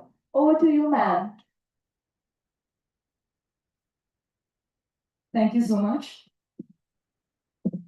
So good morning, everyone, and it's really an honor to be here at VGU for a conversation that's timely and that's very urgent. A very well-selected topic indeed. Like it has been emphasized in the morning, we are standing at once-in-a-generation inflection point where talent itself is being redefined. And according to the World Economic Forum, 44% of all core skills will change by 2027. And nearly 40% of workers will require reskilling. Though, of course, more new jobs are going to be created than are going to be vanquished, but skills will really need to be learned. And one very important thing that we've learned is that degrees are no longer destiny, skills are. I know of many people, many evolved professionals who are sending their children out after 12 to learn skills to different countries rather than going for higher education. I'm not one of them, but many are. So India is already leading this shift. There was a survey by Coursera in 2025 that tells us that 96% of employers say that micro-credentials strengthen a candidate's application. 90% are willing to offer higher starting salaries to those with micro-credentials. And this is information for all of you young aspiring students here. So basically, this is not evolution, this is recalibration. Again, the gig economy is exploding. India now has 12 million gig workers, growing at 17% annually. And it is projected to reach 23.5 million by 2030. So actually, this is no longer an alternate workforce that we had started talking about a few years back. It's a parallel universe, a parallel talent universe. A universe that thrives on flexibility, autonomy, project-based work. You know, the way Gen Z and now Gen Alpha who are going to come into the workplace. Again, one last thing that I want to stress upon is that Gen Z is a very value-driven generation. 89% say purpose is essential for job satisfaction, and 44% leave a job that doesn't align with their values. So this question that was asked in the morning about culture. So values is going to be a cornerstone there in trying to build that culture. So jobs to skills, degrees to micro-credentials, loyalty to learning agility, 9 to 5 roles to gig and hybrid work models. And to decode this transformation, we have some outstanding leaders here with us who represent the breadth of India's talent landscape, BFSI, manufacturing, digital services, and HR strategy.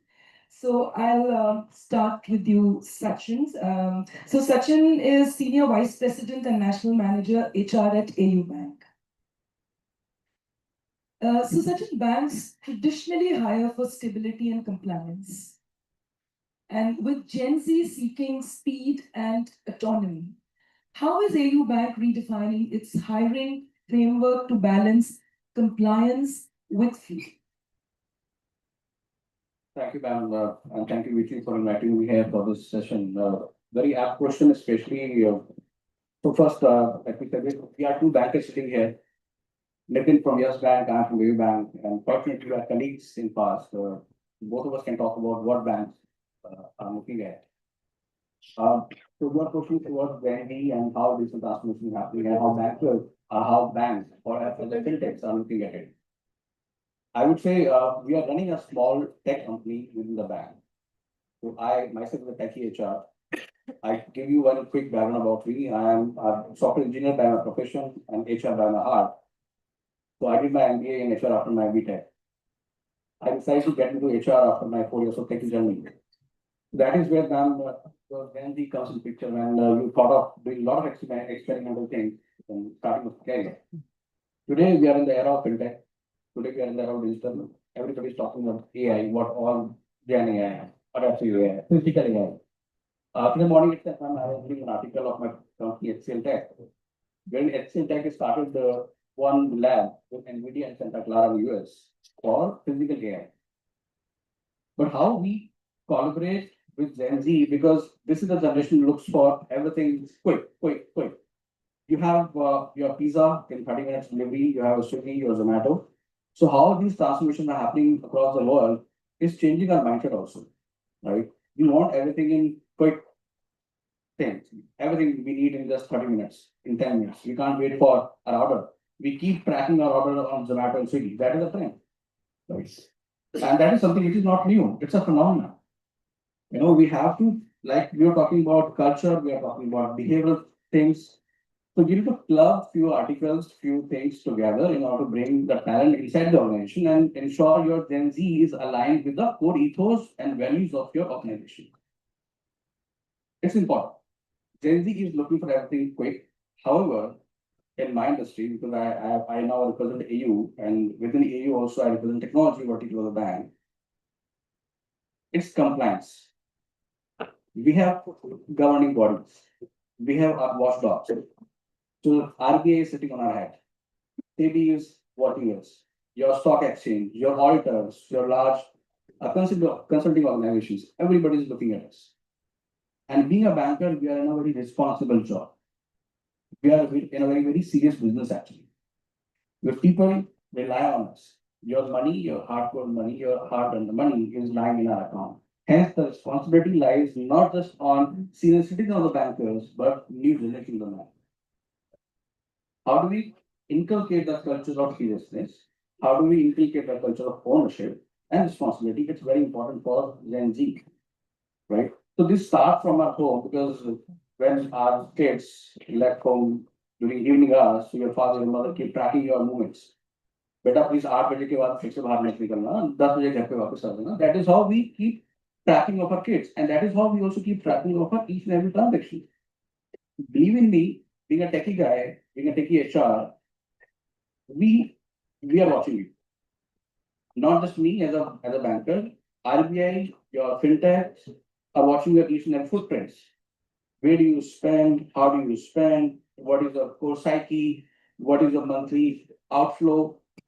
So these kind of mechanisms we have to adapt and inculcate the culture of discipline and friendly in order to bring the seriousness into the fintech. Yeah. Thank you very much for that. And I love the way you, gave the example of us tracking our children and our assets. So that's very true. Nitin, my next question is to you, who's Senior Vice President, Regional Sales Head, Yes Bank.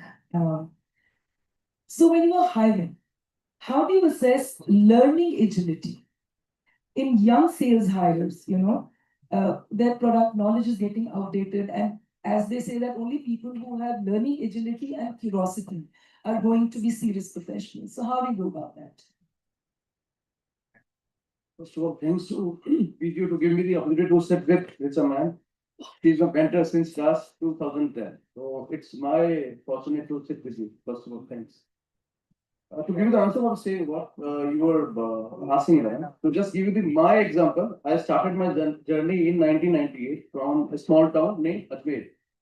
And I went to Delhi for my first for my MBA. I done my MBA from Delhi only, then got a job in Asian Paints. I just share my biodata with you. I changes 4 industries because it's in my mind. Whenever I came to the comfort zone, I break my comfort. Because whenever you want to grow, you should know where is your comfort line, where is your comfort ending. To give you the answer for the same. Whenever I'm taking the interview for anyone, I just ask, what is your father doing? How many people are there in your house? Those are earning. How many projects you have done? How many people you know in the industry? Those are your mentors. ये कुछ questions है जो हम किसी से अगर पूछें तो we can take out the crux of the person कि उसका mental status क्या है, उसके पारिवारिक संस्कार क्या है, उसको professional experience क्या मिला है, उसको professional guidance क्या मिला है. To just give you answer for the same. In the second line, person should be very interactive with the current scenario. जो आज चल रहा है. Take an example. When this session started, I supported Major with regards to their statement for AI. Typewriter से जब laptop या computer आया था सब डर गए कि अब ये क्या होगा, टाइपिस्ट का क्या होगा. जैसे कंप्यूटर आया, कंप्यूटर बेचने वाले बढ़ गए, कंप्यूटर चिप्स बन गई, कंप्यूटर बनाने वाले बढ़ गए, उनका यूजेस बढ़ गए. आफ्टर दिस जब टच बटन थे 1 2 3 दबाते थे, उसके बाद में when people came with the smartphones, हम डर गए ये कैसे होगा. लेकिन व्हेन स्मार्टफोन केम, 144 करोड़ जनसंख्या है, तब जब स्मार्टफोन था, not more than 2 crore for using the phones. Now the data says approximately 100 crore people are using the smartphones. And approximately the data says goes beyond the imagination. तो जब भी कोई नई चीज आती है अपने साथ में opportunities लेके आए. I gave 2 things and 2 answers to your question. One, how to analyze a person at the time of interview कि उसकी परवरिश कैसी हुई. कोई बात नहीं, अगर उसको मौका नहीं मिला है, कोई अगर गरीब पैदा हुआ है लेकिन मरना गरीब नहीं चाहिए. दूसरा, अगर उसको तालीम अच्छी नहीं मिली है, now it's our responsibility to give him the best knowledge we have. Because अगर मैं कहता हूं कि मैं 25 साल एक्सपीरियंस लेके बैठा हूं, now it's my social responsibility to give to the back to the society. तो अगर कोई अच्छा टैलेंट आ रहा है मेरे पास में, तो it's my responsibility to hire him, to guide him, और उसको मेरे जैसा ले आऊं तो शायद मेरा जीना सफल है. That's all. Thank you very much. And to the student sitting here, I think you would have noticed he said that he's gone through 4 industries. He called me a mentor, though I don't think I deserve that mantle. In the morning session, he encouraged all of you to learn from the people here. And this clearly demonstrates learning utility, right? And that is going to be very important for all of you. So thank you very much for this. Piyush. Piyush is Senior Services Head and Center Head, Infosys Jaipur.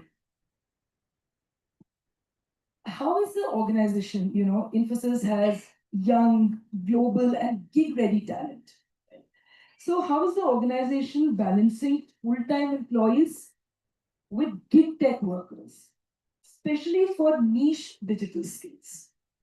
Very interesting and relevant question, Richa, man. First of all, thank you, VGU, for inviting all of us on stage to share our thoughts and perspective. The gentleman sitting there, Nitin, is my neighbor and a very close friend of mine.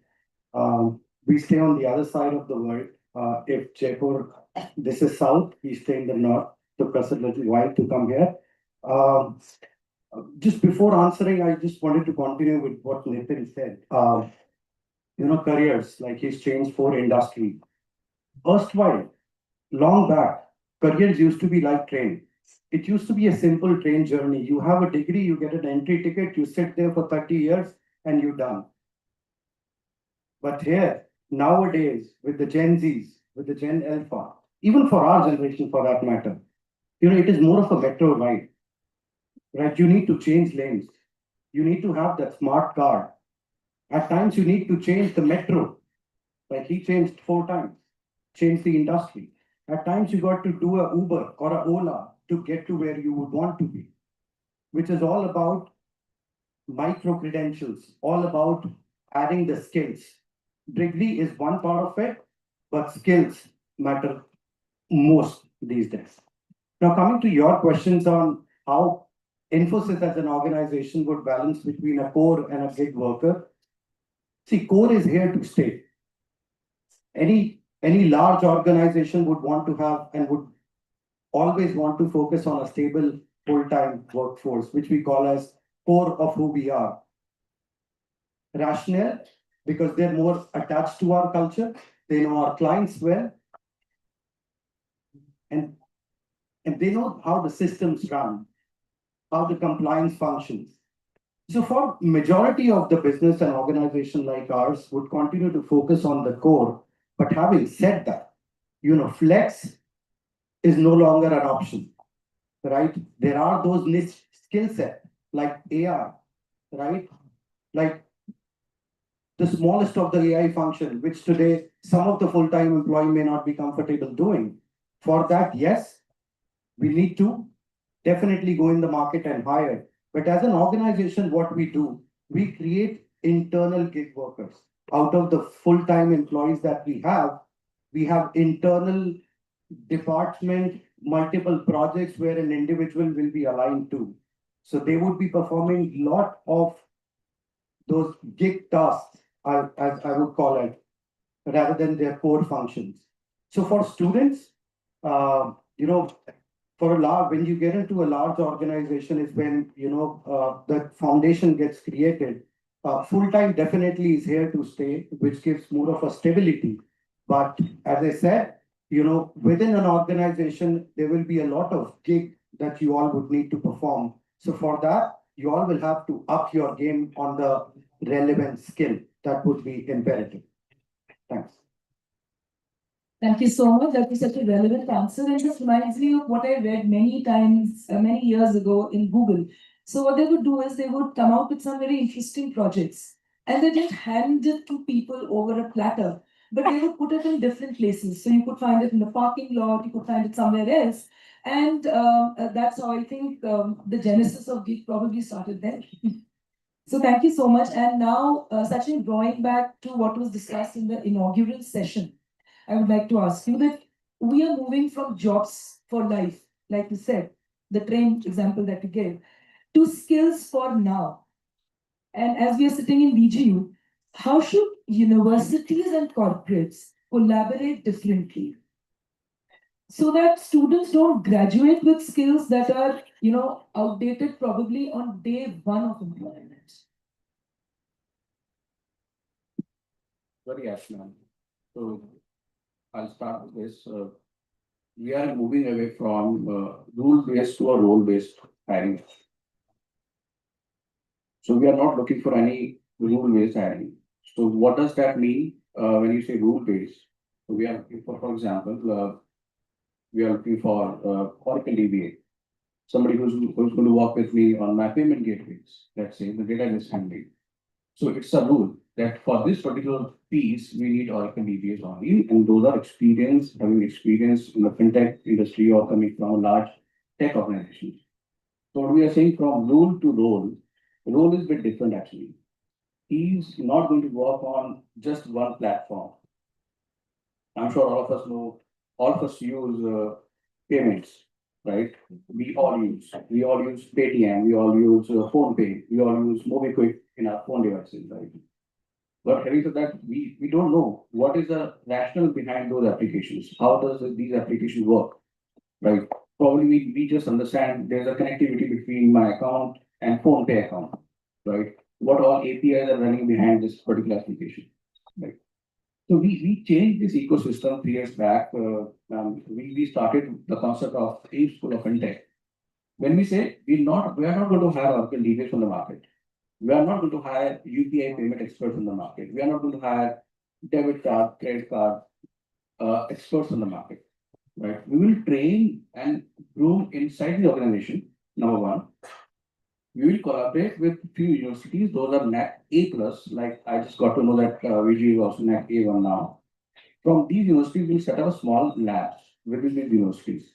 And we will train the small batch of freshers while they are in their 8th semester. 7th semester, they are in the campus, and 8th semester, they work with us on live projects. We all know, we all use debit card, credit cards, Paytms, etc. But the technology which is behind those nuances, what is there? There's something which we are not teaching them while they're in the campus, right? They all learn Java skills. Now everybody's talking about AI, responsive, generative, ChatGPT.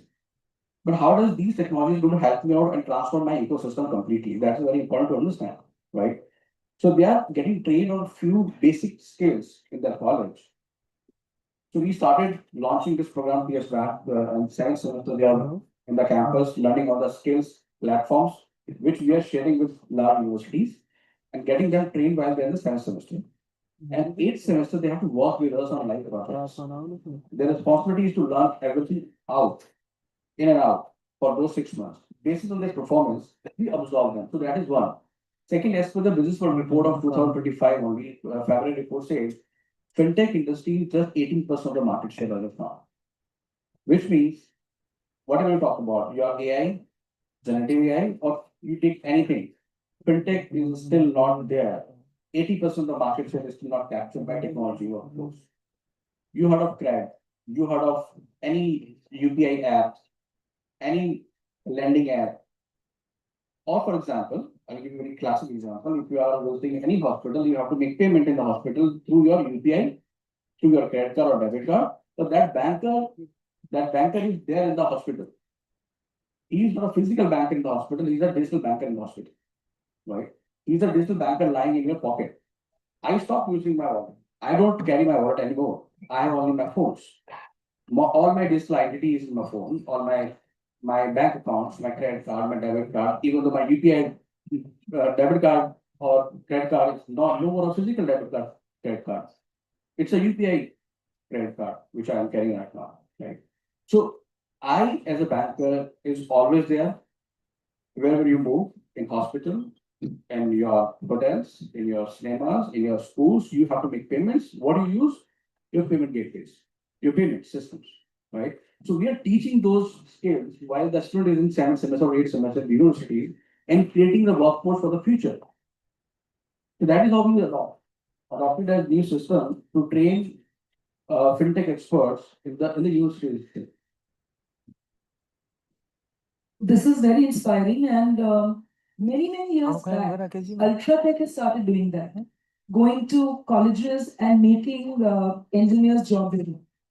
And what you're saying now takes it so much further, So, one again, let me go back to back. Nitin was talking about that he changed the industry actually. So I changed more than 8 industries there. Oh, wow. So from a techie software engineer to staffing expert, from staffing expert to technology expert again, and from there to mobile industry. So I worked with the Lava Mobile for almost 3 years. There we started this concept of getting trained with the help of Samsung R&D in Bangalore. Right.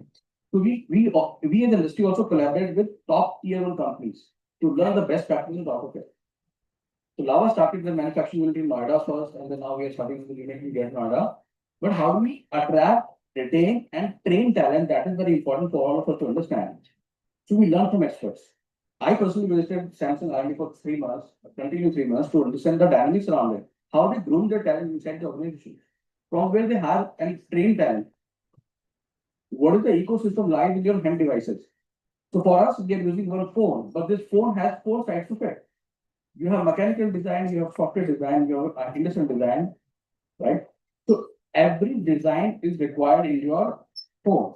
And how do we create this phone with the help of large manufacturing setups? So you also need to learn and unlearn a few things, coming from technology to manufacturing, from manufacturing to design, from design to insurance, from insurance to a banking again. So every industry is changing, but the essence remains the same. You need to learn, unlearn, and then relearn. That is the only essence which I perceive in my life. First, learn whatever demands ask, time asks for, learn new things, and then move on. Absolutely. And remember, you should all feel very proud. You are the talent that all of us are looking for. Scouting, wanting to attract, to retain, and you should feel very happy about it.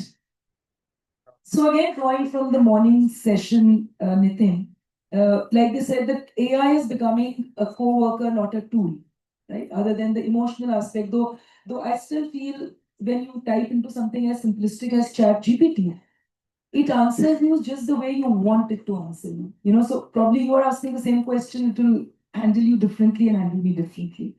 So, what roles do you believe will disappear, evolve, or emerge in banking? Or you could talk of any of the 4 industries, mobile is one of them that I know of, over the next 3 to 5 years because of AI and automation. Because that would give them a little bit of understanding when everybody says that 97 million jobs are going away and 170 are coming. So, some perspective.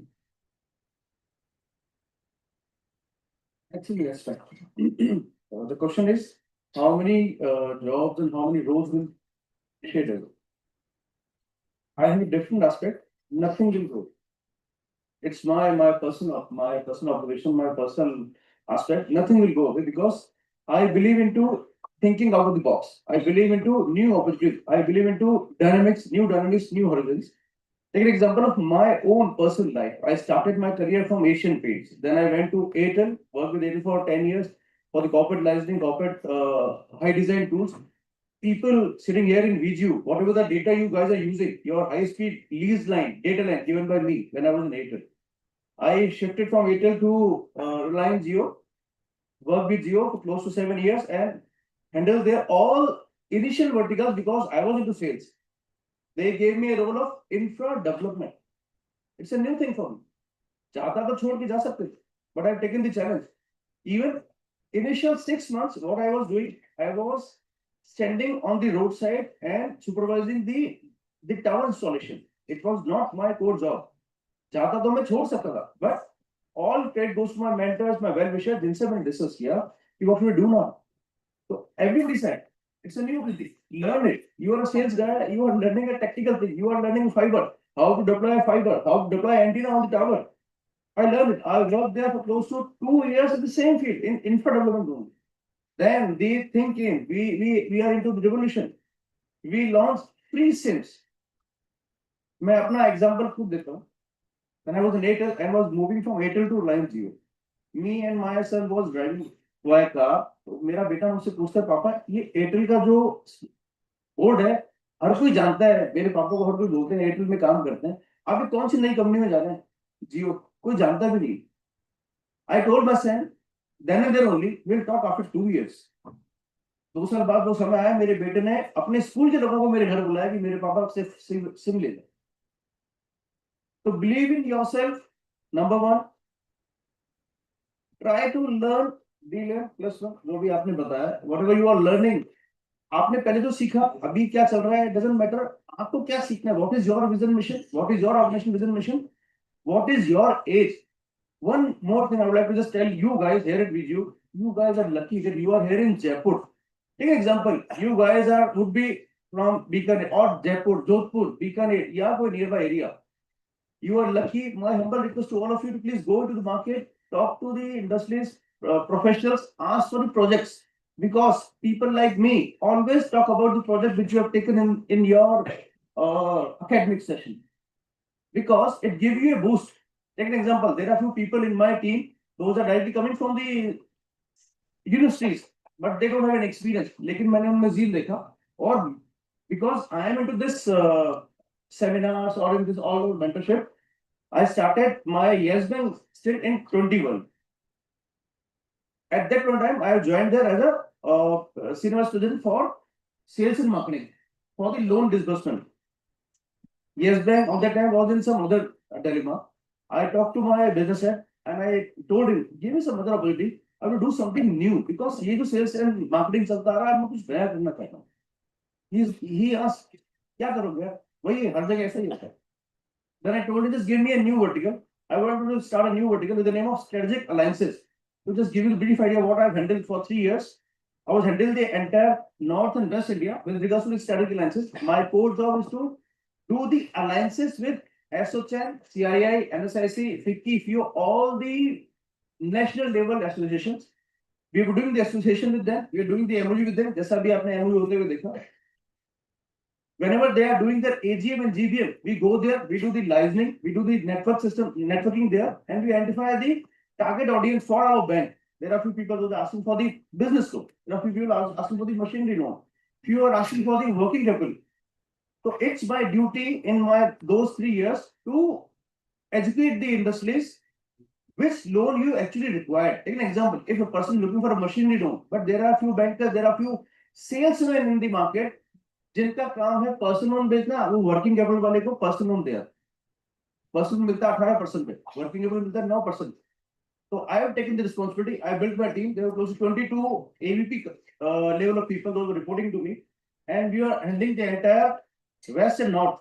North includes your Delhi, NCR, UP, Punjab, Haryana, and Himachal, and West includes your Rajasthan, Gujarat, and MPCG. We developed a core awareness session across the industry, across the area, to just tell them what is the actual loan you require. The industry gives us that. People knows me by name. Yes, this is a guy. आज कोई पूछे कि कुछ पता नहीं पाएगा, Nitin is from the telecom or from the banking. So what I am trying to tell you, try to learn new things, hit new paradigms, hit new dynamics, or go to the market, ask for the projects. जितने projects आपके पास में होंगे, उतना अच्छा पैसा आपको मिलेगा. सीधी सच्ची बात. I think that's very valid advice that try and get as many projects as you can, as many certifications that you can do to get more exposure.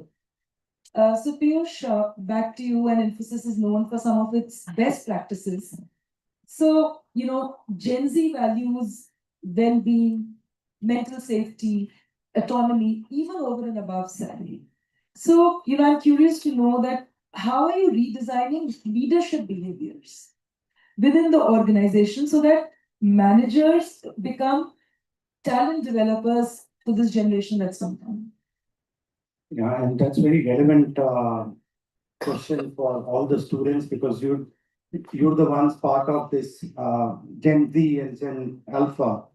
So as an organization, we've realized that each generation needs to be treated differently.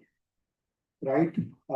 Like your vice chancellor was saying, while the Gen Z has seen the transition of technology to where we have reached, right? Ask us from those cassettes to a floppy disk to a MP3 to a CD to now, we do it online, right? We don't even need a USB device. Gen Alpha, what we're trying to do is, Gen Alpha is a AI native population, right?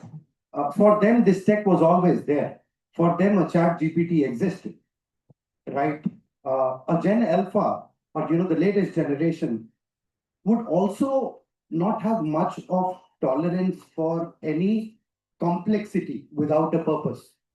Many of the large organizations, my two friends are there from two of the largest banks.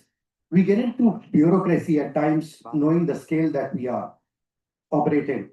For Infosys, we are 350,000 employees globally. So any approval, any process, there is a structured mechanism, which in our world we call it organized bureaucracy. But knowing that Gen Alpha, when we would be hiring, not right now, but 5-7 years down the line, this generation would like to have more simple of an approach. They would decomplicate things to make things very simple, right? Because this generation looks forward for a faster solution rather than getting stuck in a bureaucratic environment. You order pizza, which takes 30 minutes, you still impatiently wait where my pizza is. So trust me, organizations are road ahead and taking care of your need as well. We as organizations would be faster enough once you are onboarded. Lastly, this generation is all about personalization, right? You have your Facebook personalized to how you use it, right? Your Instagram, your Snapchats and whatnot, what we use is all personalized to you. So as an organization, what we do is we're trying to personalize experience for each of our employees, depending on the generation of employees that we hire. So for all the students, when you join our corporate next year, 2 years down the line or 5 years down the line, trust me, things will be much simpler. Corporates are working towards making things faster without any bureaucracy and giving you a personalized experience to enhance that overall employee value proposition. Thanks. Okay, ma'am, because it's a very relevant for companies like tech. I also came from HCL Tech, these from Infosys. But few things varies between your sector to sector. So for example, we come from a very organized sector. We are governed by a lot of compliances, a lot of regulations. So for example, if I have to travel from Delhi to Santa Clara, I just need to book a ticket on my travel desk. They look at my eligibility, be it economy or business class, and then automatically I have to get look. That is how the structure works. But when it comes to a different sector, wherein you have cost margin issue, wherein you have some limitations, you are answerable to your stakeholders, you are answerable to your shareholders. So how do we inculcate again the culture of sponsorship, culture of ownership? That is also very important for the Gen Z. And second, like I said just before, banking, be it a technology banking, be it a sales banking, be it a branch banking, be it a liability or assets banking, banking is a serious business. Banking is a responsible job, right? Whether you are on technology or you're into sales or into branch banking, it's a serious and responsible business, right? Because people are watching you. Your funds, your money, and my account, right? And I'm also answerable to you and RBI both. So at times you have to be very serious, careful, whatever you're doing, whatever you're performing, because people are looking at you. So that is how it is, and how do we inculcate and build the culture of sponsorship and ownership? It's very important actually.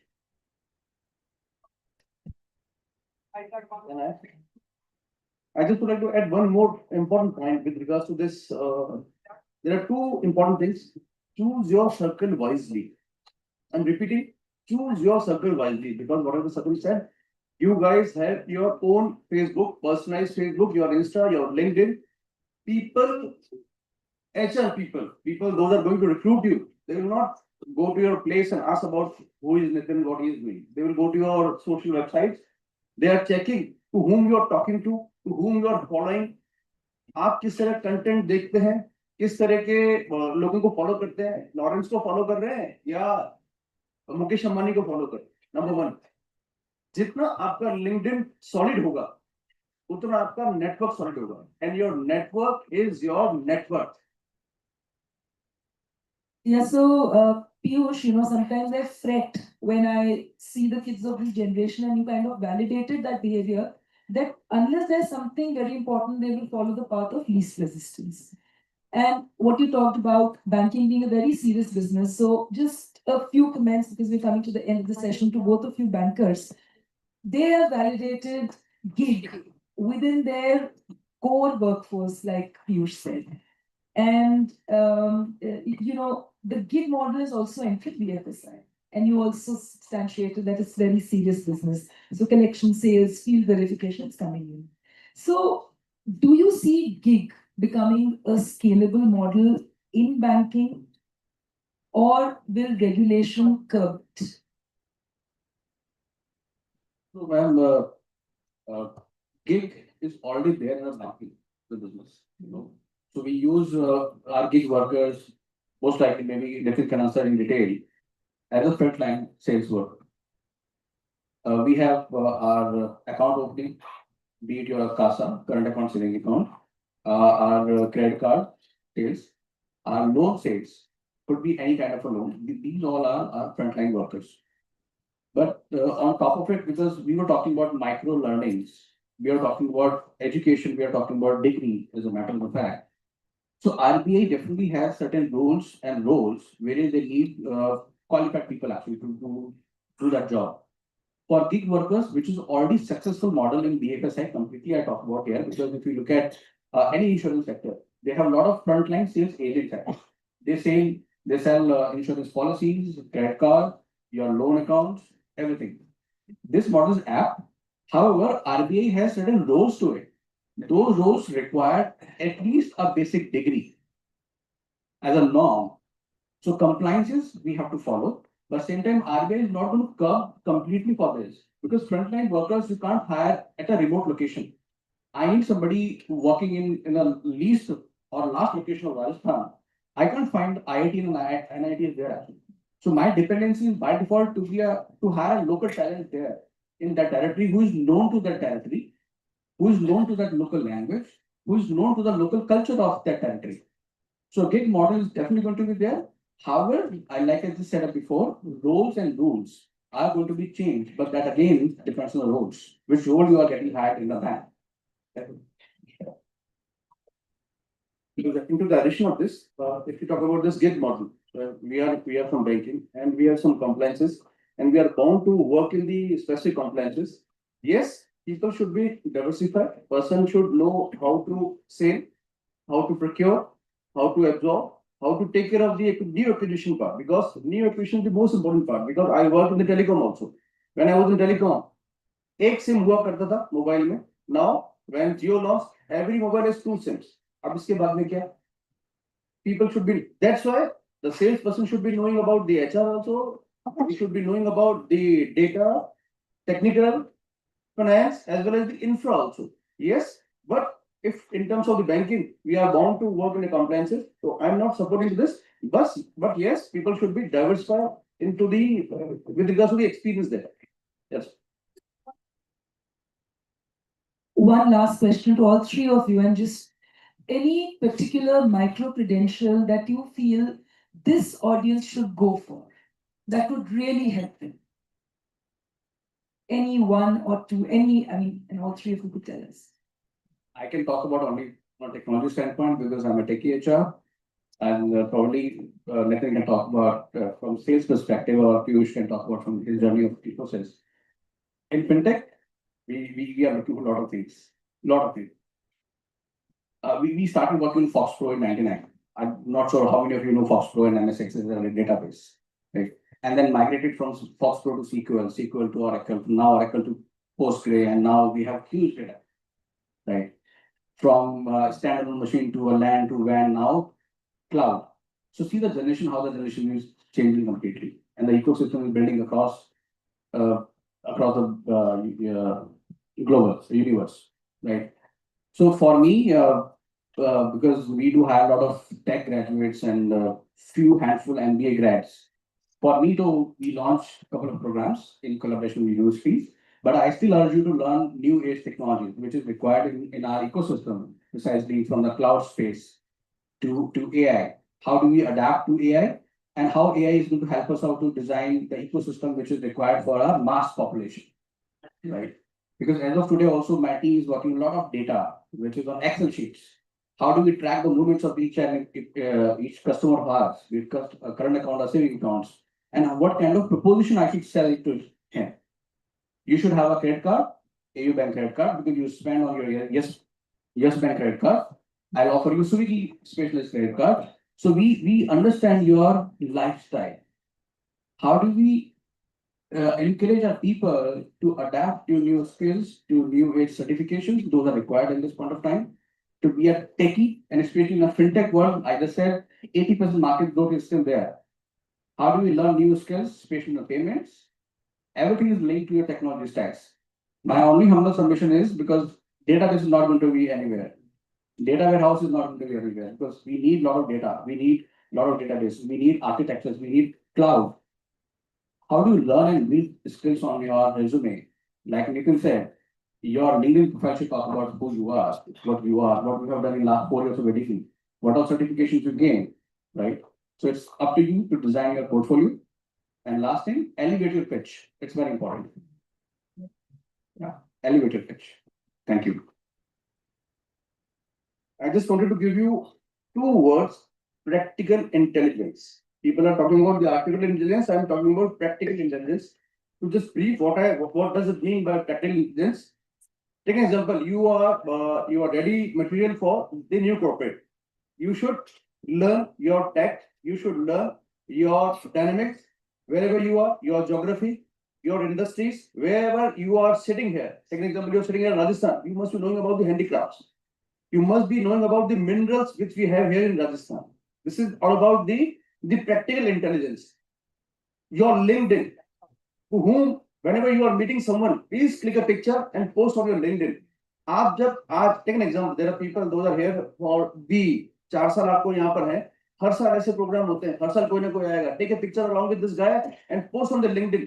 1 साल में 365 दिन होते हैं, 1200 दिन में से अगर आपने 12 पिक्चर भी अपने लिंक्डइन पे डाल दी किसी स्ट्रॉन्ग पर्सनैलिटी के साथ में, तो whenever the HR goes to your LinkedIn, he'll identify, yes, this guy has a zeal, he has a hunger to grow, so please be vocal, make your own visibility, be vocal. Piyush, anything?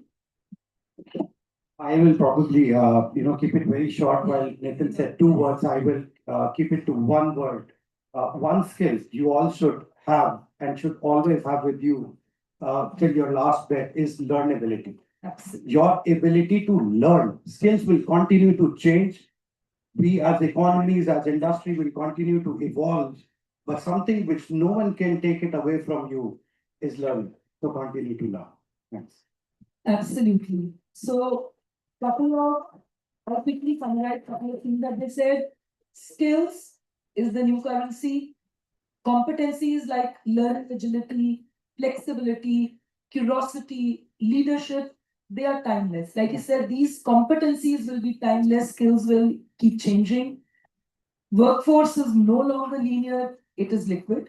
So anyways, I would really like to thank VGU and this distinguished panel and all the best to all of you. Thank you. Thank you, Ajit. So like Nitin said, choose your circle wisely. I always tell people that make good habits. While it is important to choose your circle, it's also important to make good habits. From the word habit, you remove H, a bit remains. You remove H and A, bit remains. You remove H, A and B, still it remains. So make good habits. It'll help you. Thank you. Now, we would like to honor our panelists with a token of gratitude for their contribution in their HR field. I request Mangu Sir Shekhawat, Mangu Singh Sir Shekhawat Sir to hand over the token of appreciation.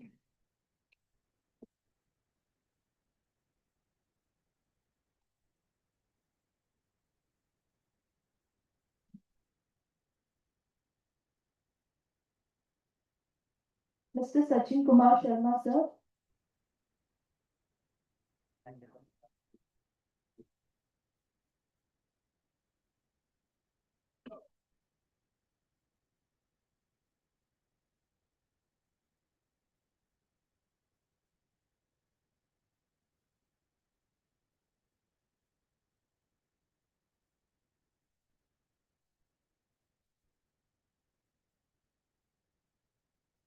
Mr. Nitin Basri, sir.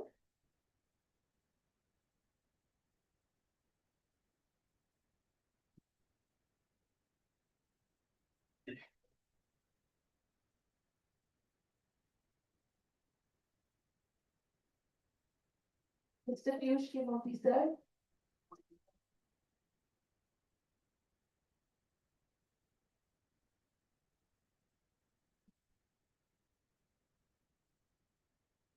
And our moderator, Ms. Richa Mahindra, ma'am.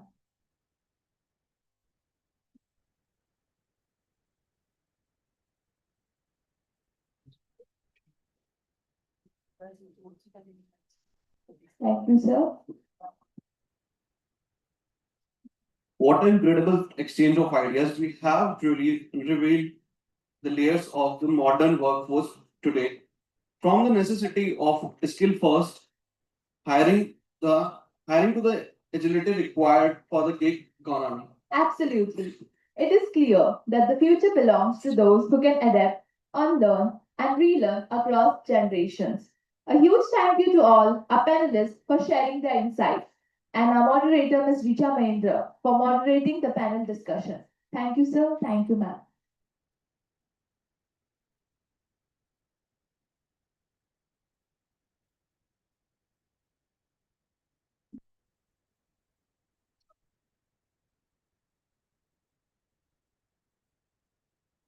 Ladies and gentlemen, we are now moving to panel discussion two. If the last decade was about digitalization, the next decade is about transformation. We are standing at the threshold of a new era. By the year 2030, the concept of a workplace will no longer be defined by physical walls or fixed hours. Precisely. We are envisaging a future built on three non-negotiable pillars. First, technology. We are moving beyond simple automation to an AI-generated workforce. Second, agility. The future belongs to the organizations that are fluid and agile. And And third, and perhaps most importantly, inclusivity, diversity matters. To help us visualize the future, we present our next panel on the theme Workplace 2030, inclusive, agile, and tech-driven. our first panelist of this panel is Mr. Keshav Valecha, sir. He is a seasoned HR with over 15 years of experience in people strategy, organizational development, and workforce transformation at NASCO. He oversees critical HR functions, including performance management, talent development, compensation, engagement, and culture building. Known for his data-driven approach and strategic mindset, he works closely with leadership to build strong talent pipelines and future-ready teams. His focus lies in creating workplaces where people thrive, grow, and contribute meaningful impact. Ladies and gentlemen, please join me in welcoming on stage with a round of applause, Mr. Keshav Valecha, sir. Our next panelist is Mr. Deepak Kumar Arora. He is the Vice President and Global Head of Learning and Development at Birlasoft, driving strategic initiatives that empower talent and foster organizational growth. With over 29 years of experience across leading organizations, he has worked on transforming learning ecosystem and aligning capability building programs with business objectives. Known for a forward-thinking approach, Mr. Deepak Arora champions innovation in learning technology and methodology to create impactful, future-ready work, workforce solution. Prior to Buildersoft, he has worked at DXC, Genpact, Capgemini, and NII. At Buildersoft, he also had HR tech in transformation, implementation, digital platforms, and automation to enhance employee experience and streamline talent processes. Ladies and gentlemen, please put your hands together to welcome on stage Mr. Deepak Kumar Arora, sir.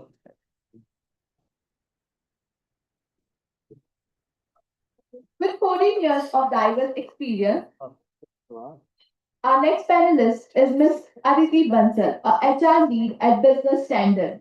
Ms. Bansal brings a unique blend of technological insight and human expertise. Her career spans leading organizations such as NetWest Bank, Samsung Electronics, and Hindustan Times, where she built a strong reputation for driving talent development, organizational culture, and strategic HR initiatives. At Business Standard, she heads the HR team and plays a key role in shaping people's strategy and leading transformative HR practices. In a rapidly evolving digital landscape, ladies and gentlemen, please join me in welcoming on stage with a round of applause Ms. Aditi Bansal. Our next panelist is Mr. Anay Pathak, sir, a seasoned HR and digital transformation professional. He is managing director at VAST Data, covering some of the large GSTs globally, based in Delhi, and highly skilled at engaging in value-driven and impactful conversations. Evangelism is a key of component of his role, which includes creating strategic partnerships by promoting innovation-led culture. Mr. Anay Pathak, sir, has 20 plus years of experience in his core technical expertise, includes data management, AI, cyber, cyber resiliency, business continuity, cloud, and emerging technology trends. He has multiple industry certifications and have been recognized multiple times for his contribution to industry and education. He has won the prestigious Influencer of the Year award for the two consecutive years, 2022 and 2023, for his contribution and giving back to the academy. He is also awarded as India's most trusted title for his knowledge, sharing, and thought leadership. He is also a mentoring startups and part of board of studies for some of the large institutions. Ladies and gentlemen, please join me in welcoming on the stage with a round of applause, Mr. Anay Pathak, sir. And finally, to moderate this panel discussion, we are honored to have a distinguished academic and technologist, Dr. Priyanka Man. She currently serves as an assistant professor in the Department of Computer Science and Engineering at SRM University, Delhi, NCR.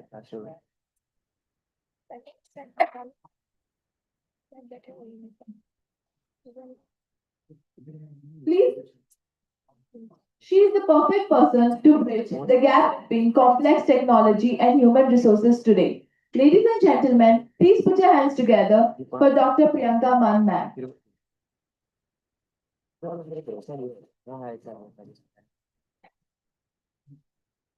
Now, we request Mr. Sudhanshu Sharma sir to please come forward and felicitate all our distinguished panelists of this panel.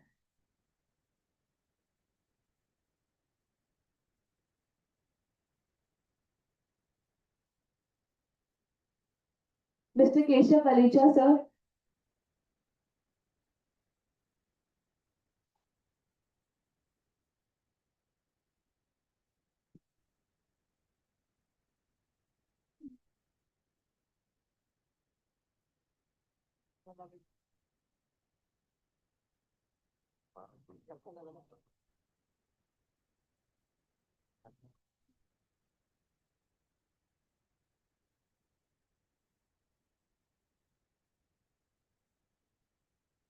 Mr. Deepak Kumar Arora sir.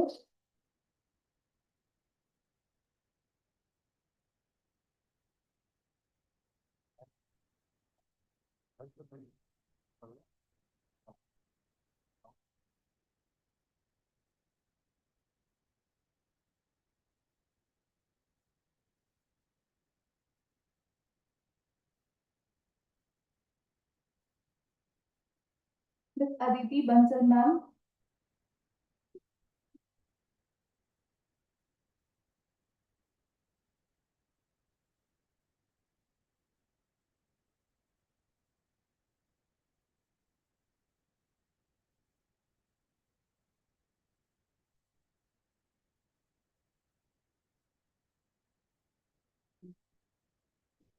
Mr. Anay Pathak sir.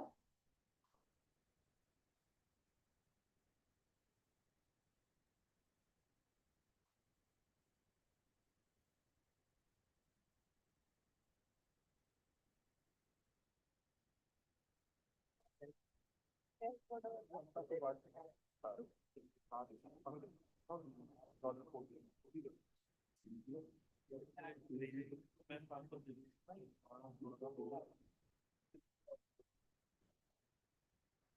Priyanka Man, ma'am.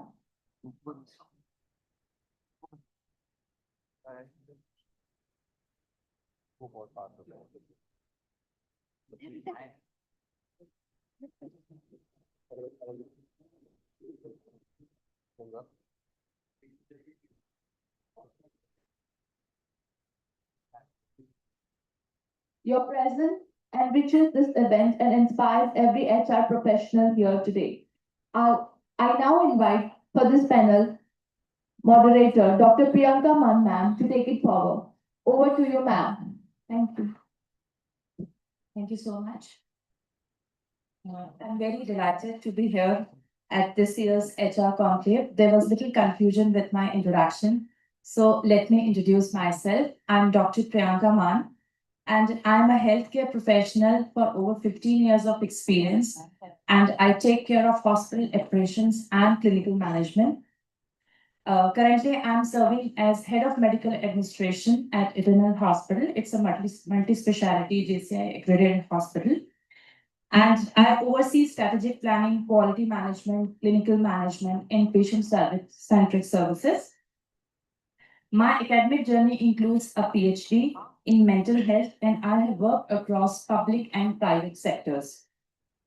So I have witnessed and experienced a vast difference in terms of technology, digitalization, and automation in both the sectors. I'm talking about the private hospitals and the public hospitals. Adding it to my experience in COVID, especially, AI took charge for human resource management and supported integrating remote monitoring. So this topic resonates so deeply with me. So that's why I'm here. So I welcome you all in this panel discussion. Taking it forward, like the healthcare sectors, other industries are also undergoing profound transformation in last few years. And what we consider future of work that is actually happening today. And as we look towards 2030, the pace of change will only accelerate. दो लाइनें बोलना चाहूंगी जो कल की सोच में अटके रहे वो कल की दौड़ में टिक ना सके दौर नया है नियम नए हैं जो सीख गया वही ऊंचा उठे. So our panel topic of discussion would be Workplace 2030 Inclusive, Agile and Tech Driven. And our conversation will be focused on three convergent forces: technology, reshaping how we work and what skills we need; culture and inclusion, defining what talent expects from the organizations; and sustainability becoming a shared responsibility between business, employees, and society. By 2030, in my opinion, we are not just building the workplaces, we are building ecosystems, a place where people, technology, and purpose will come together and serve. Today, we'll unpack what that transformation would like. So, AI is no longer a buzzword, right? By 2030, workplaces will be defined by AI augmented decision making, predictive HR analytics, and automation of repeated tasks. And AI will allow organization to be more precise, predict attrition, identify high potential talents, personalize learning pathways and the trainings, and improve productivity and operational efficiency. So, Mr. Keshav, I want to come to you for first time. So, what fast-paced transformation do we expect to see in workplaces over next few years? Thanks, Priyanka, for this, and thanks, VGU, for having us all here. It's an interesting question, right? And with the rapid changes that are currently going on, and everyone's probably worried about what will happen, AI is coming. So recently heard this term, which is human machine weaver, right? So which means that humans and machines would now be working together. It would not be separate, it will be together. So if we talk about workplace changes in the workplace, so what do we foresee in a couple of years? The workplaces would be more digital, more flexible, and more skill-based. So you'll have people working in the same team from different locations across countries, not online at the same time. So these are the changes that will be seen. All the routine tasks, all the admin tasks that we're currently doing would be routed through AI, and humans would only be doing more strategy focused tasks. So that is the changes that we foresee that would come. So workplaces would not be boundaryless, it'll be more flexible, more digital, and more skill focused. So no doubt, AI brings tremendous value to the job, but at the same time, it brings the risk of biases, transparency, and data security. So what models or ethical framework should HR establish to ensure responsible AI use?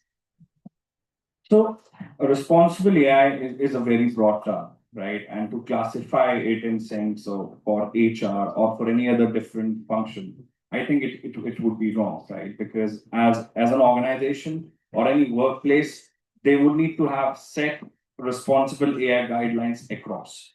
So as you talked about bias, so yes, if we are having AIs in their workplaces, we need to ensure and check that they are not biased with different groups. We need to be transparent with our employees, saying that these are the AI models that we have developed and deployed. We also need to ensure digital literacy so that the employee strength is also aware that what exactly AI is doing and they're skilled enough to probably work together with it. Secondly, we need to have strong governance structures in place to ensure that the AI is used in an ethical way and we're using it responsibly. So you mean to say we should have a different set of manpower or the leaders who take care or look into these possibilities of this bias and transparency issues? Thanks a lot, Priyanka, for this question, right? So to everyone, AI would not take jobs, it will create more. Right? So we would need specialized people who would be monitoring how the AI would function. We just need to upgrade and work on our skills. That's it. So you mean to say jobs are not going, but the roles are changing? Yes, their roles are evolving. As we speak, they are evolving. Jobs are not going anywhere. It is only the repetitive routine tasks that we're currently doing, which doesn't have much value add, are going into automation or being directed through AI. Apart from that, you need to upskill yourself to be more valuable asset to an organization. Listening from the industry specialist, it's a great relief to the people, especially to the students. Continuing with this question only, Mr. Anay, common fear, AI will take away the jobs. What is your say on this? And we would like to listen from you, your views on how AI changing the employability skills. Thank you. Thank you, VGU, for this opportunity to interact. So how many of you think that AI is there to take away jobs? Honest question, right? एक ही हाथ पर. So because it is a very, very common question from students a lot of time, right? That AI is there to take away jobs. Right? Okay, fine. So I see some honest hands being raised. First of all, you need to understand AI and why AI now, right? AI is there from 1950s. There is a chat GPT moment for AI, which happened. And that's where everyone is talking about AI, which is just generative AI side of it, right? So there was AI pre-chat GPT. This is chat GPT era going on. And then there is a lot of AI use cases which we are working on the enterprise, which is how we can help in the collaboration rather than being threatened by AI. So first of all, let me be very, very clear. If AI will take away 80 lakhs job, which is the figure which was given somewhere, it will create new 95 lakhs jobs, right? So while AI would take away certain kinds of jobs, it would create another kind of job, which will be much more interesting for all of us. Remember that dialing phone, which you have to have, right? You have to dial the number. And there was a person who was connecting the cable in the back end to connect the line. उसकी तो job चली गई but वो कुछ अच्छा ही कर रहा होगा राइट रिमेंबर अ वॉकमैन जब आप कैसेट रिकॉर्ड करते थे जाके राइट ये 10 गाने रिकॉर्ड होंगे या नेगेटिव से फोटो डेवलप कराते थे राइट वो भी कुछ अच्छा कर रहे होंगे right they would be working on something more digital in today's world so jobs are always evolving the people who are working on some of the things like facts for that matter right so the nature of job will continue to change if you don't evolve yourself then there is a problem, right? So when it comes to tech, so I'm a techie, where I work a lot of technology, right? Leaving tech aside, cloud, quantum, blockchain, cybersecurity, AI, what will matter is if you are adaptable enough to learn new things. Because in the end, what I feel is it's your attitude, aptitude, and ability to learn. So 3 A's, which I call it, right? So in the end, if your attitude is positive, and if you're not sticking by the JD, that if JD can मैं नहीं काम करूँगा, and then I'll not work beyond job description, then there is a problem. Then you seriously need to look into how you can have a positive attitude. Aptitude is where you probably try to learn from various practical scenarios and build a positive aptitude around what you are doing. And ability to learn is continuous learning. So should I leave AI? Should I not learn anything respected to AI?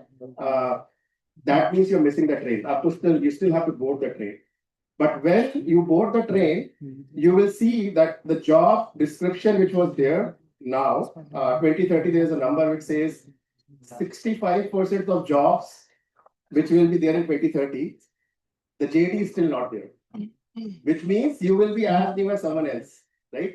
Because 2030 की demand के हिसाब से anyone with 20 years experience will also be exploring the same job, which probably you will be exploring. So अगर आप में वो ability to learn है, then I think you are sorted, because in the end you are not shying away from AI, but using it for best of your purpose. So it will in the end complement the human progress, as I said, create more number of jobs, but don't be fearful of AI, right? In the end, it will help you do something better which you are doing today. So that's my thoughts. So basically, the flexibility and adaptability, along with the learning capabilities, will work for long time with AI.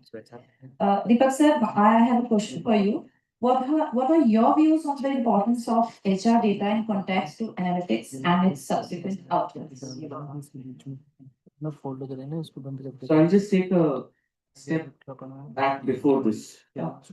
And when you look at workspace in 2030, and for all of you here, let me just take the view of a hire to retire cycle of an employee. When I say retire, doesn't mean, you change jobs, you move. But let's understand how the workspace is changing. Right now, in fact, it's already started. A lot of companies are doing it right now. But from the fact that your resume gets screened, and as the previous panelist was talking about the importance of your LinkedIn profile, the moment you start screening, any company starts screening your profile to look for whether you are the right fit for the role, there's no human intervention. AI does it. Then you getting connected through a bot saying, are you interested in the role? This is the profile. Happens through a automated AI-based interface. Beyond that, you get assessed also through AI bot. Then you have a nice avatar-based, some avatar coming, AI-based avatar coming and interviewing you. You get selected. And then someone keeps in touch with you all the time. Hey, you have 3 months to go. You have 1 month to go. Are you all set to join the company? You have a CEO message coming to you through a video. All this has happening without any human intervention. Day 1 of onboarding, again the same. And as you move in this journey in the organization, now what is also happening is this entire journey goes through multiple touch points, multiple learnings. You grow, you evolve in an organization. But you have technology enabling you all throughout. Maybe from day 1, you might have a AI-based coach telling you, hey, you've joined the first day, these are the 5 things you need to learn. And then as you move, you get promoted. You are an individual contributor, now you become a people manager. And then it tells you, hey, you become a people manager now, but you need to know these things when you handle a team. Someone tells you, and it's not a you don't need people for that. You can have an AI coach which is on your machine telling you to do this. And this is reality, by the way. And as you move into performance reviews, your data, everything is getting captured. How many interactions, how many meetings, how many of meetings you attended on time, how many you missed, all that is getting tracked. And somewhere down the line, your appraisals come, you get appraised, you have interactions with your manager gives you feedback for growth, then you learn through that. And as you move ahead, till the point you exit a company, the reasons for your exit, why is it happening, all this is getting tracked. Which brings me to the point that you spoke of is data. See, please understand one thing. Data is very critical in this entire automation journey for any organization. From the point you get hired, why did you get hired, who hired you, to the point how you've been through this journey. And within this journey, whether you are a red, amber, or green, they look at something, RAG analysis of employees also. And they tell you that, hey, you have had problems with your manager, you had performance issues, so you are red or amber or green. And accordingly, HR talks to you. And this happens in any organization. That's reality, by the way. So you have all these elements coming together because there's a huge amount of data that exists in an organization. And then comes the point, how do organizations manage this data? How do you keep track of it? See, data has become a very critical component in any space. I mean, sales guys, marketing folks, but within HR, the importance of this is now coming ahead. I mean, for sales, for in various industries, the sales figures by region, by what trend, what kind of profile of people, all that has been there for some time. But in HR now, to look at every single employee, now we have something called as a heat map or the mood mentor of mentoring of a company. You look at something like a centimeter or something you call sentiment analysis that you have for employees. And yeah, so there are various names given to it, but yes, you have this happening. And which brings to the next part. If you have good amount of data, predictiveness, because you can easily predict, starting from the fact that what skills are going from the company, what skills are needed in the company, what skills the learning and development it should evolve and develop, to next level of how predictiveness in terms of attrition, whether the person has been through multiple promotion cycles, salary increments, all this data plays a very vital role.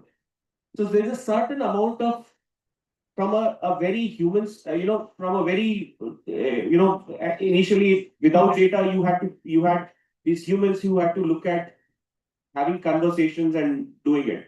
But now what you have is data speaks and predictiveness has increased further. So in fact, companies have now started looking at whether I can predict my attrition, I can predict my pipeline, I can predict my sales. Everything is coming through data.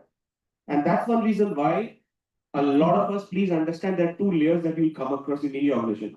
One is the whole piece of data lake within an organization. All facets of data are tracked there, to the visualization, how you analyze this data. So analytics will also come in as a very key role in these organizations and within HR especially. I have more to speak, but I'll pause here. So taking points of tracking and analysis of the data, if I talk about the healthcare sector, the government policies and the insurance companies are using this AI automation to just track the diagnosis, the exact medicines and the investigations, appropriate investigations and medicines to be tracked with the patients. So there are a lot of tracking is going on. So AI also just telling us to be in discipline and be ethical in every aspect.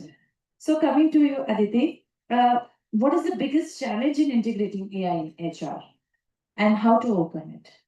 Okay, so forget about integrating AI in HR. One big thing which AI brings is change. And if you look at change has always been difficult for humans. As students, you would relate जब हम school से college में आते हैं तो हम बहुत time तक school के friends से touch में रहते हैं, right? And as you move on from a college to a corporate circle, you will switch friends. Change has always been difficult for people. And technological change more so because it is not only about learning the technology, it is also being agile in your mind. And specifically for media organizations like us, which have been there for 50 years now, we have a lot of legacy, right? And for specific functions like HR, human resource is the name because it involves a lot of human intervention, human judgment. We've been trying to, put methods to a lot of things, but there is a human element involved. For example, you are suddenly screening all the CVs through an AI tool, and the recruiter feels that I have not met, I have not interviewed, AI has conducted the interview. God forbid if the judgment is not right. So there are a lot of apprehensions. Human touch is missing. Yes, human touch is missing. There is a lot of apprehension. There is a lot of fear. But as with any change, there is a change curve you undergo. So change curve starts with denial, anger, shock, frustration, and then you will slowly start exploring and accepting. So we've gone through that entire cycle. So answering your question, how do we overcome this? Overcoming is not pushing everybody through the change curve. There is a little bit of sensitization that needs to happen. Then there is some acquisition of knowledge which needs to happen. And the third thing, which is about showing benefit and use cases. Like in the keynote, when our keynote speaker was here, he said that maybe, if I am able to show benefit to somebody who is not educated, but an AI tool tells the person that what is my leave balance, how is it that the AI tool can benefit. If we really have those use cases in place, then I think our job is done. So employers today, especially the Gen Zs and Gen Alpha, want to work for an organization that care for the planet. So green HR practice is no more option, which includes paperless processes, energy efficient workplaces, eco-friendly operations, responsible supply chains, and wellness and mental health policies. So Aditi, what does a green workplace in practical term to HR means? Yeah. So a green workplace is where you have practices that kind of weave into your environmental management framework. These are small things, but they do impact the organization in a big way. Small things like going digital. HR has been one of the functions, along with finance. We've been very heavy on paperwork always. So going digital, that route. Think before you print mentality. These are small eco-friendly gifting is what we do when somebody joins us. We do eco-friendly gifting. There are occasions like a Women's Day celebration, etc. We opt for gifts which are eco-friendly because we want those things to go to your place, and you ultimately become a consumer of those things. So these are small practices we can inculcate at our work, which will make a green workplace. Is it cost saving or cost increasing? I think it depends. There is a lot of stuff which makes the entire process very lean. So if you are saving paper, you are saving cost, right? However, to some of the eco-friendly stuff which is around merchandising, etc., this just started taking off. It has some cost implications, but this is minimal in terms of what impacts the environment. Mr. Anil, how can organization integrate sustainability into daily employee practice without making it feel as an extra burden? Yes, I think while tech comes into picture, right, sustainability is key because while we talk about a lot of startups and new products being developed, right, we all need a sustainable environment to be here, right? Giving you an example of AI, right? We talk about AI in tech, but so AI servers needs a lot of power and cooling requirement. To give you a perspective, a US data center running AI servers need water-based cooling, and the amount of water which is required to cool those servers in US is equal to 1 year water consumption of Poland as a country. Okay, think about it. Okay, so now if you are looking at tech and if you're not looking at green tech, if you're not looking at something which is more sustainable, then there's no point of developing the tech, right? I mean, you can develop something which is more sustainable, even if it is less accurate, right? Your results might be 0.005% less accurate. But if it needs if it is more sustainable, needs lesser power cooling requirements, and can give back to nature is where I always talk about tech and sustainability together. To an extent, we are also looking at jobs which are in the domain of sustainability. TSO. So you have heard CISO, which is Chief Information and Security Officer. There is Chief Sustainability Officer, right? So we all look at the environment around us. We all look at the clean air which we are breathing, and then we talk about tech. But in the end, we also have to make sure that we are giving back to the nature, because in the end, agar, it is not sustainable, then there is no point of developing a tech which is 99.59 accurate, but it is not helping the cause, right? So that's my thought on sustainability. 2030 workplaces are expected to be in a hybrid model, which is more outcome driven, flexible, and a lot of discussion these days are also going that degrees, it will emphasize more on the skill rather than the degrees. And it hopes to improve the productivity, also improve the strong digital culture, trust-based leadership, and clear-cut communication frameworks. So, Mr. Keshav, in this scenario, what are workplaces, workforces, and work models evolving? And especially with hybrid, gig, part-time, and contract-based roles, is AI changing the nature of the work? Not specifically AI, to be honest, right? AI, we have been talking a lot about it, but then it's not the main cause of it, to be honest, right?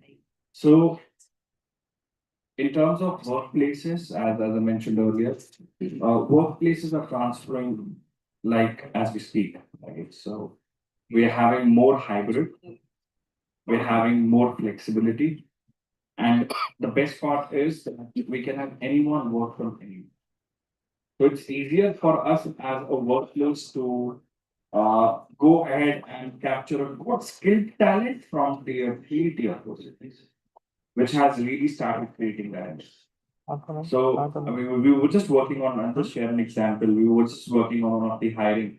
We had to hire a resource in for our responsible AI team for Bangalore. And given part of NAPCOM, which is an industry body, a non-for-profit organization, so we had certain constraints on the budgets.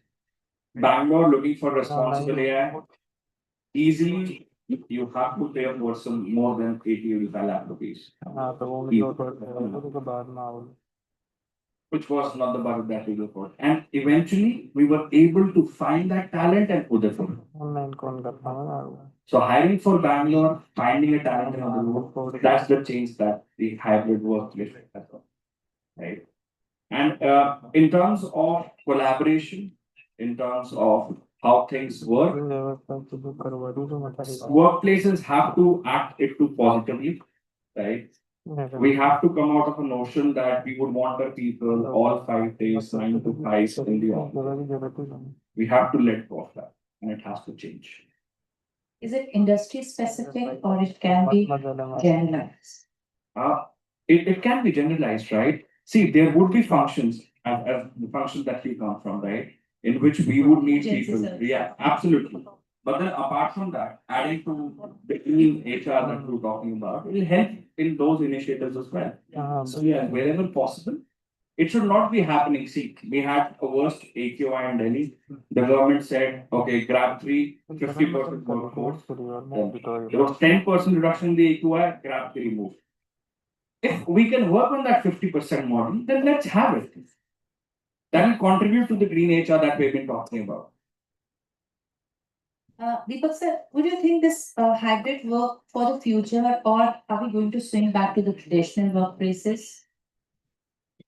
This is, I think, from what has been spoken about sustainability, the hybrid model will continue. But yes, major of the organizations right now are trying to come back to a work from office model. There are reasons for it. Obviously, you've set up huge campuses. You've made, huge buildings which can house 35,000 people. What are you going to do with it? I mean, if everyone starts working from home, it has impact on other pieces. It has impact on the other pieces of the economy. There are people who depend on these offices for jobs. There's a cafeteria. There's a working population which maintains the offices. There's a huge number of other work economy which gets impacted big time because of this. So there's always a dilemma of whether we should have everyone coming from working from home. In specific industries, obviously you can't, especially in your sector, you can't obviously. But it has to be a model which is sustainable. It has to be a model where for folks who might lose a job because of this. Imagine in an office which it's a huge building, there are some 500 folks who are just doing maintenance out there. They all lose jobs in case this happens. So it's a kind of a situation where organization will have to evaluate. That's very important. Yeah. But also to add to this, the way from a diversity perspective, there was some discussion which is happening. But what I want to add is your colleagues in your office, will it be a gender? Will it be a AI agent who we'll be talking to? That's a possibility. Because some of these works, for you as an individual who comes into an organization, part of the work will be done through some 3, 4 AI agents. And you'll assign tasks to that AI agent. And that agent will do. So your co-workers, the ecosystem of co-workers is going to be very different over a period of time. It's already started, by the way. It's not something that I'm talking, which is not there right now. Right now, we have so many processes which have got automated. There are pieces which AI agents are able to do. So this workspace is evolving. And yes, besides this hybrid model, you'll also have different types of co-workers that you'll be working with. So I'm coming to the last question to Aditi, that there will be biases when it will be a hybrid work with what we call proximity biases. So like those who are in the offices have more opportunities, they are more visible. So how the business standards are tackling this? So I think in this, there has to be performance which is measured with the output. There has to be clearly defined deliverables and clearly measurable outputs so that there is no bias against those who are working from home or not working from office. There are deliverables of the team are tied with their managers. So if you don't get visibility, your manager is partly responsible. So those kind of mechanisms have been developed. And we are a sensitive workplace. We understand that we are in a hybrid mode. So I'll give you one example. If there is a meeting and out of 10 people, if there is one person working out of home because the kid is sick or whatever may be the reason, will still join online. We'll not be a group of 9 people sitting together and saying, "Acha, theek hai, tum dekh lo, camera pe." So you have to be a sensitive workplace and make sure that each and every line manager, even if it's one person reporting to the other, people are sensitive and there is a clearly measurable system around it where your projects are tracked, your deliverables are tracked, and not only how you perform, but what are the opportunities you got. That is also tracked. So this is the responsibility for the leaders to take it further. Deepak sir, just a few words on how the leaders should frame themselves for this future workplace. See, the elements of leadership, the core remains the same. There's no denying there. But what becomes critical now for leadership is the layers are reducing, if you see. The number of layers hierarchy which used to exist in any organization was very different earlier. So leaders now have to be on the ground. So there's now leaders can't be just management. It has to be understanding the business context, having strong knowledge on the ground realities is very important because now you're bringing technology flavor. You want to see how you can reduce these layers. You want to see how you can bring in better value for the business. Profitability is key. So obviously, what will be very important is to understand the core. So in fact, right now, if you were to see any organization, even if it's a manufacturing unit, you'll find the CEO on the floor and you'll find them really interacting with workers. That's one element. The second element, which is also very critical, is the human element, the human piece. In this world where you're now bringing so much of automation, it's leaders' responsibility to get the organization together. And for doing so, what is critical is the connect.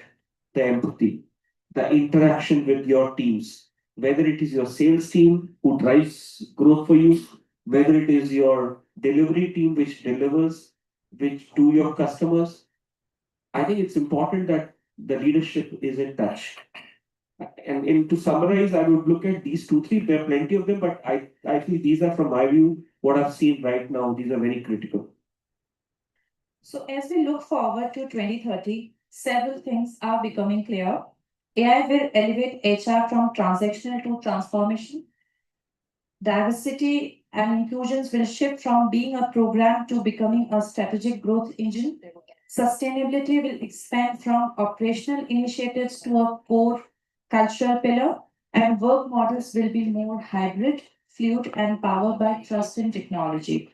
Workplaces 2030 is just not going to be digital. It is human centered, inclusive, and responsible, and HR will be at the center of designing this future. Thank you, all of you, for your special insights, and thank you, the university, for inviting all of us. Thank you so much.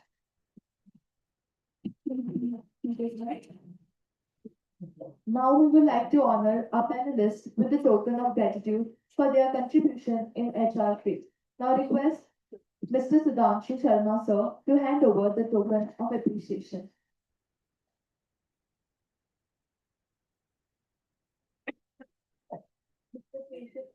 Mr. Sir.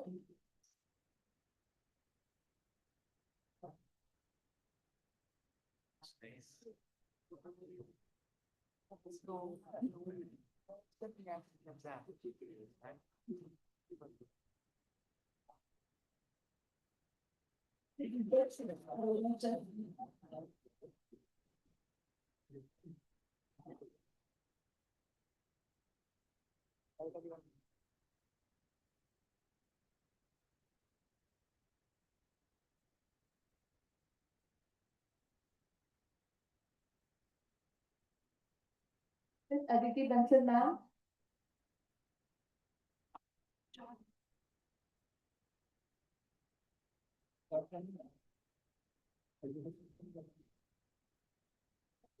Mr. Anay Pathak sir.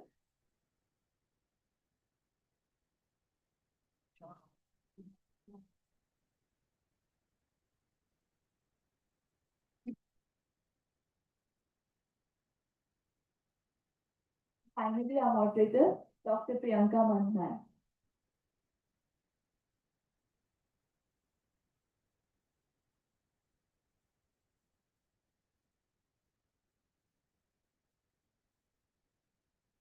Wow, that was truly a glimpse into the future, from AI-driven workflows to the need for deep human empathy.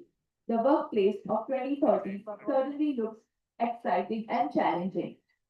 Absolutely. It is clear that while technology will build the structure of the future office, it is inclusivity and agility that will build its soul.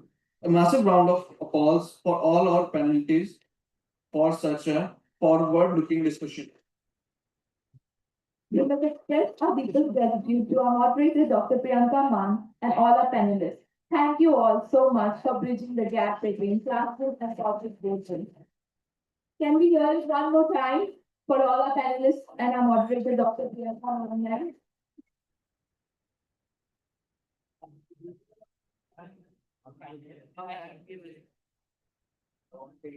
We now request all the students to proceed for lunch and request all the dignitaries and distinguished guests to please be seated for the brief session.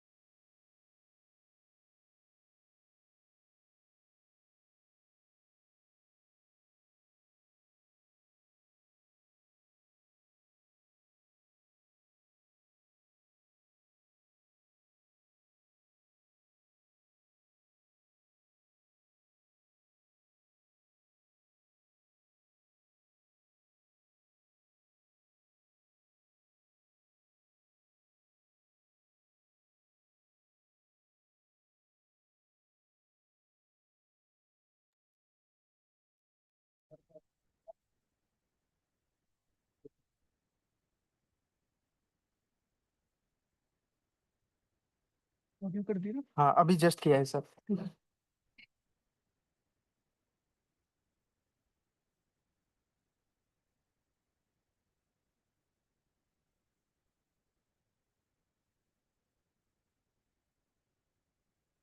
Now, I would like to hand over the stage to Mr. Ravi Verma, sir, for his presentation on the topic Competencies, a gateway for building talent. Sir. Thank you to the MCs for the wonderful introductions. And she mentioned it's going to be an exciting session. So to make it exciting, I want your participation as well. You might be hearing about competencies for the first time, but then I'm sure that the industry veterans would have heard it 100 times. So please share your inputs as well, and we will work together to make it as interesting as possible. Is that a yes from the students? Yeah? A resounding yes, please? Yes. Thank you.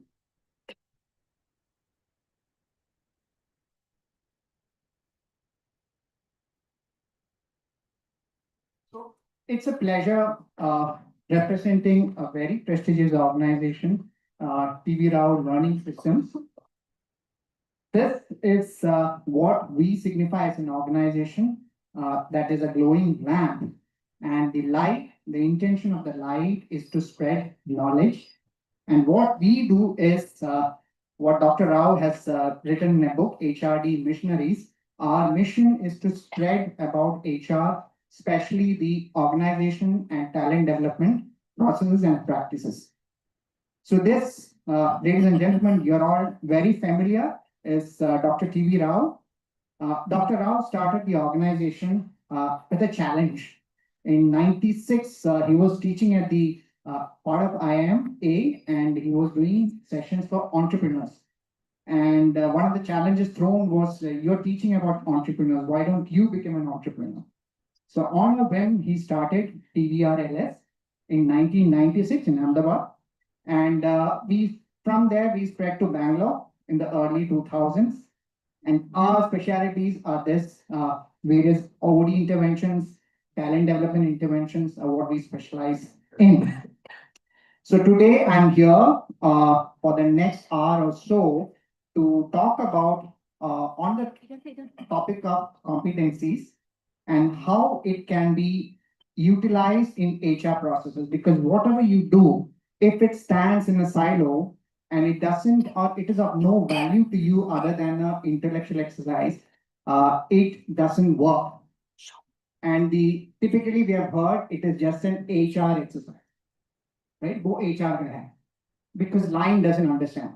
So your job as future HR leader, especially the students here, is to ensure that you understand these, you assimilate the concept so that when you go out there in the field, you're able to explain what these are to very circumspect line managers. Okay? Because we are talking about behavior, traits, things like that. Right? So with that, let's get started. What is this? Students. Unity. What? What is this? Louder. Fans. Fans of? Indian cricket team. Yeah. You can say that. We are all really crazy fans of Indian cricket team, aren't we?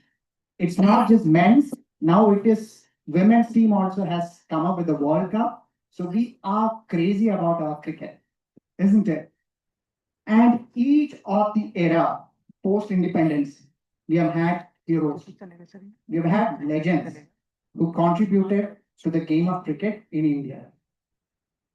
Many of you may not know who these are, but people sitting here in the front, I'm sure you will be familiar with some of these faces, right? So we have at the extreme end, Vinu Mankad, then you have Mansoor Ali Khan Patodi, Saif Ali Khan's dad, Bishan Singh Bedi, then Kapil Dev.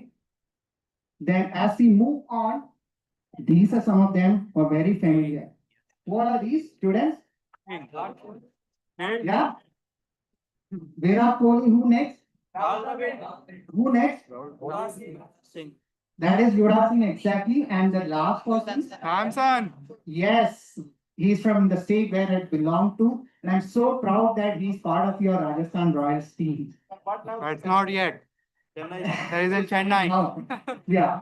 So there are these legends, but what I want to share here is, as a youngster who was playing for state level cricket, who represented at the state level, there were two people who were outstanding for me, always. And when they come out and play one particular stroke, it sends goosebumps. And I'm going to share with you that particular shot. Do you know who this batsman is by looking at the stance? Sunny Gavaskar. Can I have the help here? Can you just touch on that? Click on that.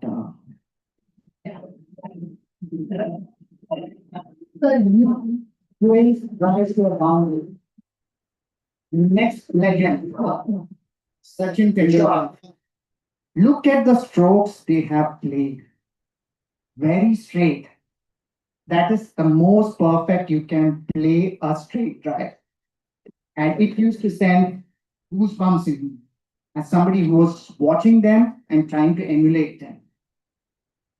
Can any one of you tell me what has made this possible? On that particular day, what made Sunil Gavaskar or Sachin Tendulkar to play that shot? Practice. Yes, practice. Perfection. What else? Passion. Okay. Self-belief. Focus. Skills. Very good. What is a skill? What are the skills? Timing.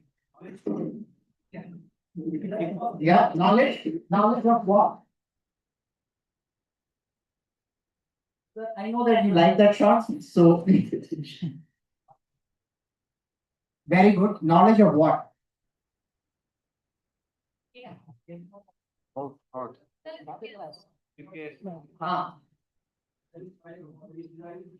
Very good. Observation. Excellent. Knowledge. The bowler. What is he bowling? The observation. All this contribute. And along with, of course, I'm not taking away practice. Practicing day in, day out, so that on the day you're called out to play that shot, it just happens. Magic happens. Right? So in order to break it down a little bit, Sunil Gavaskar or Sachin Tendulkar would pick up these. It starts from here. One is the in swinger, the other is the out swinger. If it is an in swinger, you can play the shot. If it is an out swinger, it's touchy because it may go to the slip and you may get out. Yeah, these are the possibilities. Then the hand. Look at the ball. He's watching the ball very carefully to see where is it bouncing. The ball has to bounce at a particular place, then only you'll be able to play this particular shot. So Sunny Gavaskar is looking at that, and then he's moving his legs forward and he's playing that shot. So as rightly pointed out by everyone, these things together brought around to play that superior shot that you saw on the screen. Now, it's just sport. But then what goes behind to make this conclave a success? What goes behind to make this a success? Efforts of participation, efforts, then teamwork, very good. What else? Planning, execution, very good. These are all skills, experiences, knowledge that the people behind the scene has brought in for a superior performance, which is why I've defined this as competency is an underlying characteristic of a person wherein the person is able to deliver that superior performance in a particular role, whatever role it is. The role of a teacher, the role of a principal, the role of a dean, the role of an HR manager, the role of a plant manager, the role of a worker on the shop floor. For everything, if there is superior performance, it adds on to the organization benefit. Now, for a student, what happens? Let's look at a curve. A student who comes and joins this college takes up a particular major, it can be HR, marketing, supply chain, operations, whatever it is. You learn how to study, approach the topic. What are the various concepts in that? You first listen to it, you gain that knowledge, then you start practicing or memorizing what it is about. Then you bring it to a level where you are able to bring it out during your examination. From there, your education is not complete when you go out there in the field and you apply whatever you have learned. That's when your education is complete. That's when you gain the knowledge, you gain the skills, you gain the experience through which you deliver that superior performance. So I've been talking about competency. So what are the elements of competency? What are goes into making a competency? Anyone? Not the industry veterans. The students, can you just share what goes into making a competency? Anyone? Laura. Consistency. Knowledge, skills, and attitude. Very good. What is attitude? What is knowledge? What is skill? Good, you're right. You're right. So these are some of the elements that goes into making of something called competency. Or the term competency consists of knowledge, skills, attitude, values, motives, traits, and self-concepts. How many of the students have heard about these things? 1, 2, 3, 4, 5, 6, 7. Okay, good. Can I ask you how to differentiate skills? How do you see skill in action? Anyone? Who has raised their hand? Okay. Technical and behavioral. Yeah, get up and louder. Is of technical and behavior discrimination. So let's say a teacher, what kind of skill a teacher needs? So first of all, functional skills we need teachers. Break down the jargon and just say what skill for a teacher is required. The knowledge of subjects. Knowledge of subject. What else? Storytelling. Storytelling in other ways. Can I say communication? Yeah, communication. Yeah. Confidence. Yeah. And the way they present themselves. The way they present themselves. Yeah. Excellent. And the methods of teaching. Yeah. Because learning. Storytelling. Yeah, learning, there are various methodologies where the different ways in which people learn. So they need to know how people learn. Okay, very good. So these are some of the skills that teacher need to use or apply when teaching students. Fine, good. Anyone else on the veteran side? Skills, any thoughts? Well covered by her, right? Great. So a hand for her, please. Good job. So these are all elements of competencies, as it's rightly pointed out by many, but let's take a look at this. Why do you think I'm showing the iceberg? Veterans? Why?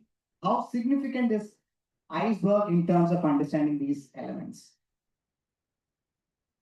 Can one of you give the...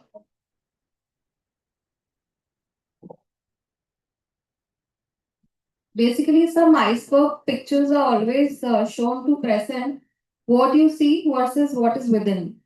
So, values, self-image, traits, and motives, which is something which is always inbuilt in the persona of the people, which eventually turns out, if cumulatively structured well, into the skills and knowledge that eventually enables the person to deliver well. Absolutely wonderful, excellent. Thank you, ma'am. Did you all get it? All these, imagine yourself, you as an individual is an iceberg. Okay, why? Because many of the things that you do are seen above the water level. The way I'm walking, I'm talking, I'm interacting with others, I'm holding the mic in a particular manner, I'm holding the stick in a particular manner. These are all things that you can see. Agree? But can you hear the thumping of my heart with anxiety that is happening within me? Can you hear it? No. So there are many things that we can see outside about an individual. Oh, he or she looks fine. Oh, look at him or her. She's like a Bollywood star. Right? We see that. But do we see what is inside, what is happening to them? Not many. That number one is the significance of iceberg. I'll come to how it is related to competencies in a short while from now. Now, in an organizational setting, you see the skills. Yes or no? You see the skills when a person is doing something. When a person is saying something, doing something, saying something, it says that the person is responding or picking up from his memory or her memory and sharing with you. That is the knowledge part. Okay. Oh, he knows work के बारे में, or else current affairs, or else what is happening in the world of business. That person is saying and it is coming out. The person is doing, it shows a particular skill. Now, values, can you see? Can values or is our values visible or tangible? Yes or no? Hands up. Yes, hands up. Nobody believes values can be seen. How? Yes. Yes. Yes, values can be seen. Imagine you're going for a civil services interview.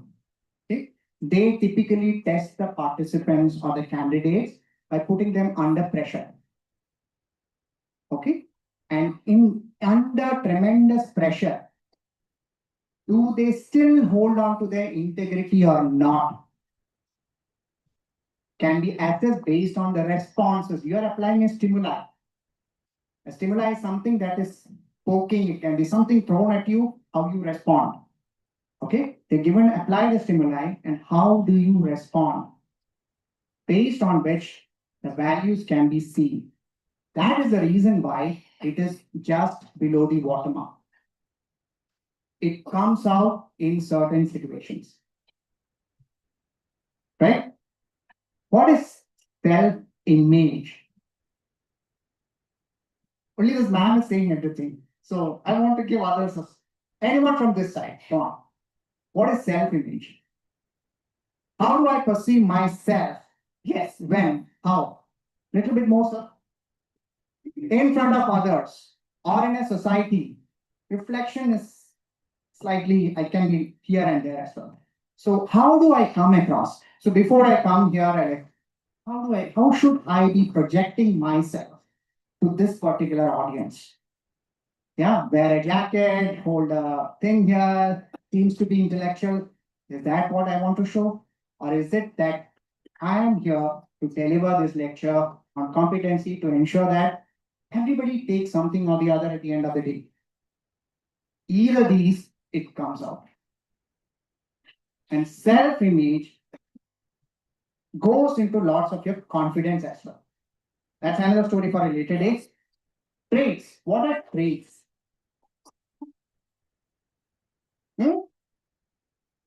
Motion. Can you? Who said that? Can somebody explain? Who said that? Yeah. Can the mic be given to the lady? Yeah. So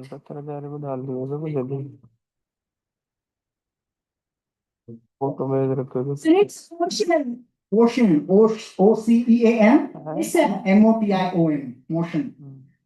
Ocean, O-C-E-N. Okay, no, that's not. Sorry, thanks. Qualities, what else? Attributes, little bit more. Behavior patterns. Yes, a behavior. You say that this person has a behavior. His trait is like this. For example, how many of you practice for your interviews? Interview preparations, everybody does for your campus preparation? Yes? So when I was in my master's, when the campus placements were having, we used to have mock interviews and our candidate was told, you talk, you bring in,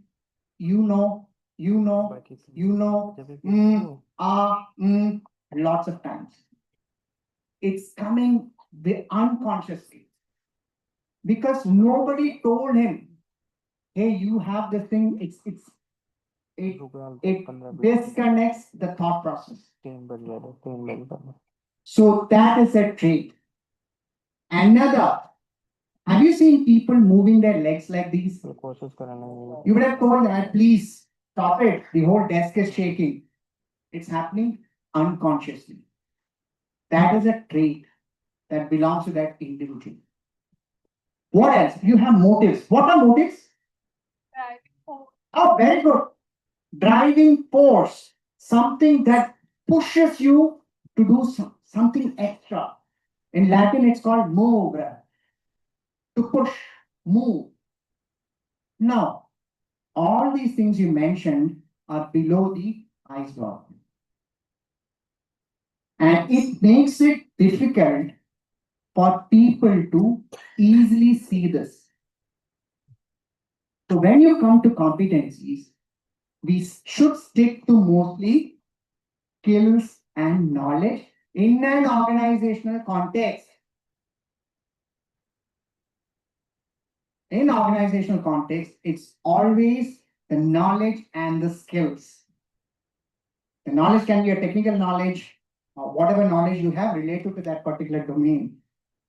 While skills, or we bunch it together to call qualities, behavioral qualities. Your skills, little bit of values together, but those that can be seen. So in an organizational context, competencies are always at the surface and just below the surface level. Otherwise, it is very difficult to explain to line managers because they believe these things are all HR.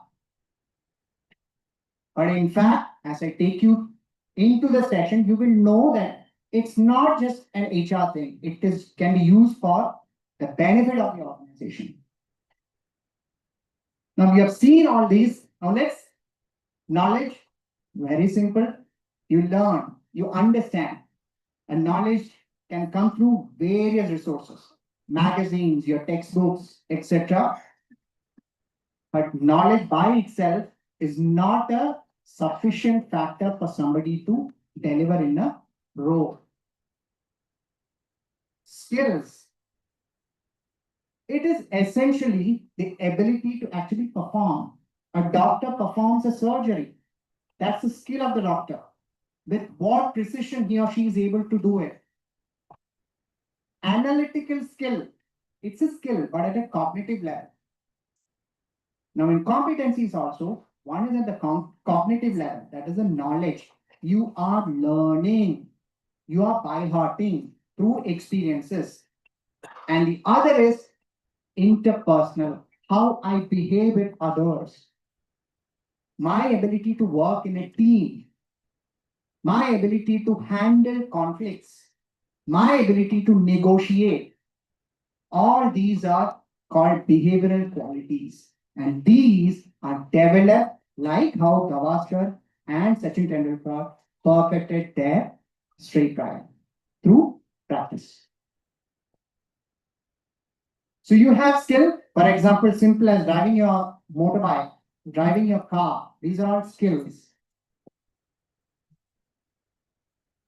Attitudes. What is your orientation to a particular individual, to a particular session, to a particular object. It can be anything. When I say attitude towards, how do you see that? Positively, negatively, indifferent.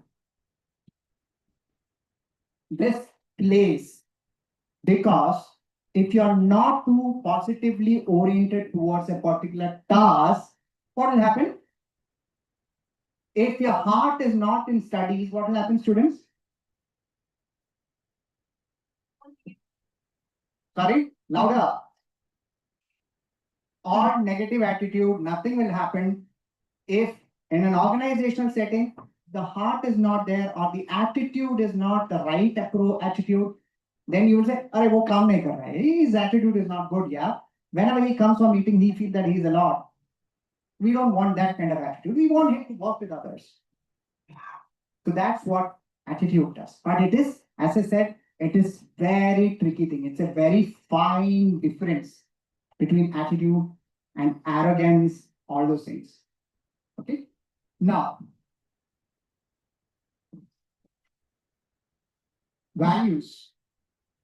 Very clear. These are enduring. Now, you do not get your values, or values are not formed when you just join your organization. No. It starts right from your toddlerhood. Your parents are the first teachers, or your grandparents. If you live in a joint family, your grandparents are the first ones to teach you about values.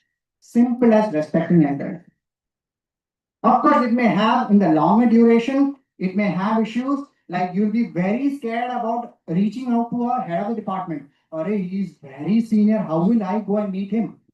Okay, those things are there, but then values are taught through first from your home. Then the school that you go to, your friends, your professors, your teachers, your colleagues, everybody contribute towards you building your own concept of value, or what is the value that I hold. Right? So honesty, transparency, integrity, openness, these are some of the values that you hold, and it is going to help you a lot when it comes to organizational context. Now, in US, one of the things the students themselves do is they compare what are the values that are. I was surprised. I was like, get a job, move on, that's it. But in there, they look at, okay, what are the values that organization have? Tobacco company, it is a no-no. Nobody wants to go interview with a tobacco company. Chemical companies, nobody wanted to interview with a chemical company. Values don't match. Yeah. So values sometimes decide, or it's always your guiding light. Motives and trade motives I shared earlier, what motivates you, pushes you. Because if that element is not there, then how will that superior performance that we saw is how competencies are defined will happen. Will that superior performance happen if I'm not motivated? It won't. And if you're going to assess an employee, that person will be at the last, unfortunately. Just because that motivation or that drive is not there. Then trades can also include physical as well, but here we are not talking about physical. It's mostly of physical comes into play when you're looking at technical competencies. Okay. Now, self-concept, as we discussed, how do I look? What is the image, or what is it that I look upon when I look at a mirror? Right? So self-confidence, one's own belief that I can be very effective, all those things comes to self-concept, your own concept of yourself. Now, if these are the elements, we call competencies by different names. When we do the competency mapping certificate program, First day, it is very difficult. The first week goes into ensuring that everybody has a common understanding of what competencies are about. Because people knows competencies by all these terminologies, but these vary from role to role. Okay, now let's take a look at what each of these are. Technical, it's purely related to technology. It can be technology as well. For example, we have people from IT industry, product company here. Technical coding, architecture designing. What is that technology that is going to power my product? Right? Those are very technical. But then you have a supply chain manager. For a supply chain manager, can anyone say what is the technical competency? Any supply chain managers here? Okay. What about supply chain majors? Yes. Very good. Negotiation. They need to be super good in negotiation. Yeah, so that is a technical competency for them. Now, here it says knowledge of IT laws for a lawyer, income tax forms for lawyers, for your finance teams, those who are dealing in taxation, then doctors, it can be for how they are doing a surgical procedure. All these goes into technical or functional competency. Now, what can be a functional competency for HR folks? For an HR department? Not you. Anyone here? Not here. Functional competency for the HR team. Come on. Timely delivery, yeah, fine.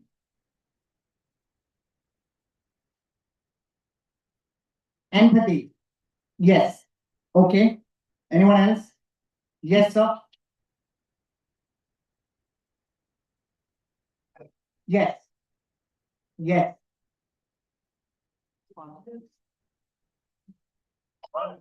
Yeah. Yes. Yes. Like interpersonal skills, collaboration, etc. Right? You heard now. Even more than that. Yeah. Values, qualities. Yes. Yeah. So you need to have an understanding of psychology, how a human being mind works, not just at a physical level, but at the physiological level as well. Excellent. Good. So empathy can be construed very differently, right? Because sometimes people say that it's equivalent to sympathy. That's where we sometimes go wrong. Yeah. So our effort as competency mapping experts or HR professionals is to demystify these and to say when you tell line empathy, they will just stare at you. What is empathy? How do you demystify? Simply say interpersonal skills, collaboration, teamwork. So you are breaking it. But as an HR, of course, communication skills is very important. Yeah, negotiation may come in for HR folks. People talks, yeah. Interpersonal skills comes through for that entire HR function, it comes through. Right? Then managerial. What is this managerial competency? Simple. What are the things a manager ought to have? Because managers typically do what? They manage the resources. When I say resources, the people who are with them, whatever resources are required to them, laptop, your software that is required, the ERP that is required, ensure everything is there for them. So things like planning, organizing, these are all managerial. Okay. So that's in olden terms, maybe at least 20 years back, 25 years back, competencies Sir was here, he was saying KSA, knowledge, skills, and attitude. That's how it was called or it was known as. But now, to make it very simple, knowledge part is there, but then it's mostly the behavioral qualities. You bunch the skills and attitude together to form the behavioral qualities. Now, in managerial, it's mostly the Mobilize and utilize various resources. That's a major competency that one needs, which calls in for planning skills, organizing skills, etc. Human or behavioral. This is where competencies is like interpersonal. All the HR veterans, you interview people, right? Yes or no? You can speak. Yeah. You're supposed to speak more. Yeah. So what do you look for when a candidate enters? Body language. Yes, good. Employability. How, ma'am? Employability. How? Body language. So, sorry? What in personality? Confidence, adaptability, presentability, communication. Very good. Communication. Very important. But from a behavioral competency perspective, there are interpersonal skills. Learnability, yes. Conflict resolution, negotiation, cultural fit.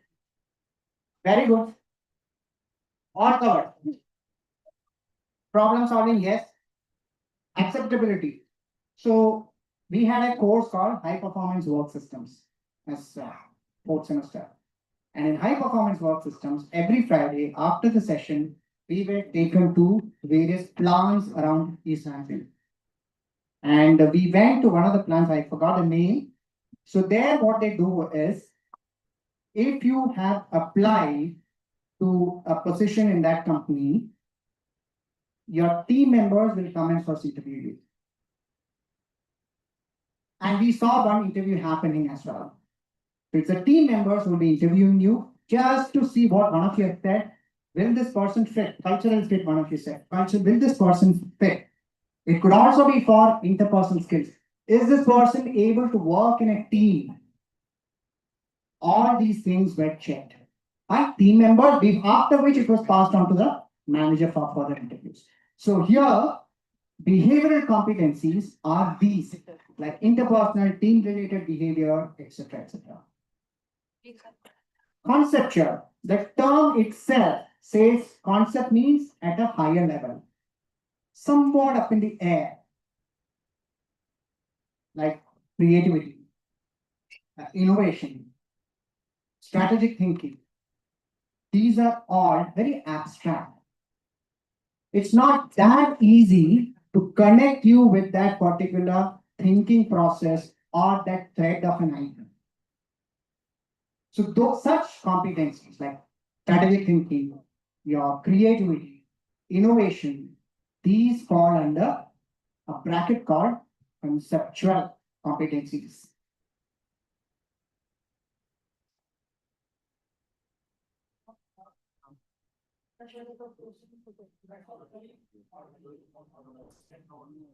You have said it. You are taking my thunder. So I will come to that. Okay. So the next one is threshold and differentiating. Okay. What is a threshold? The minimum level of. Oh, Charlie, Joe, I won't throw you out of the company. You need to perform at this level. You do it. Okay. Differentiating is for that superior performance. What differentiates a superior performer? That's the differentiating competence. Okay. Now, last line is the most important. Whatever we are talking, it has to be in relation to a particular role. Okay. What is the difference between a role and designation? Can any of the students say? HR majors? What is the difference between a role and designation? Everybody is looking here and there, as if I'm not asking a question. Anyone wants to try?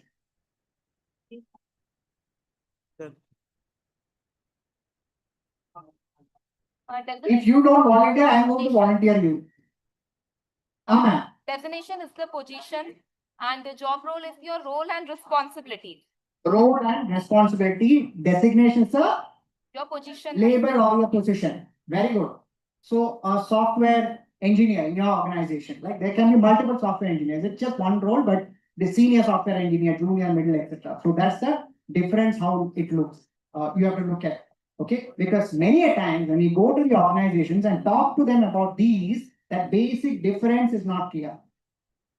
So this you have to keep in mind, especially. Now, that's why the last thing, everything is connecting to a particular role.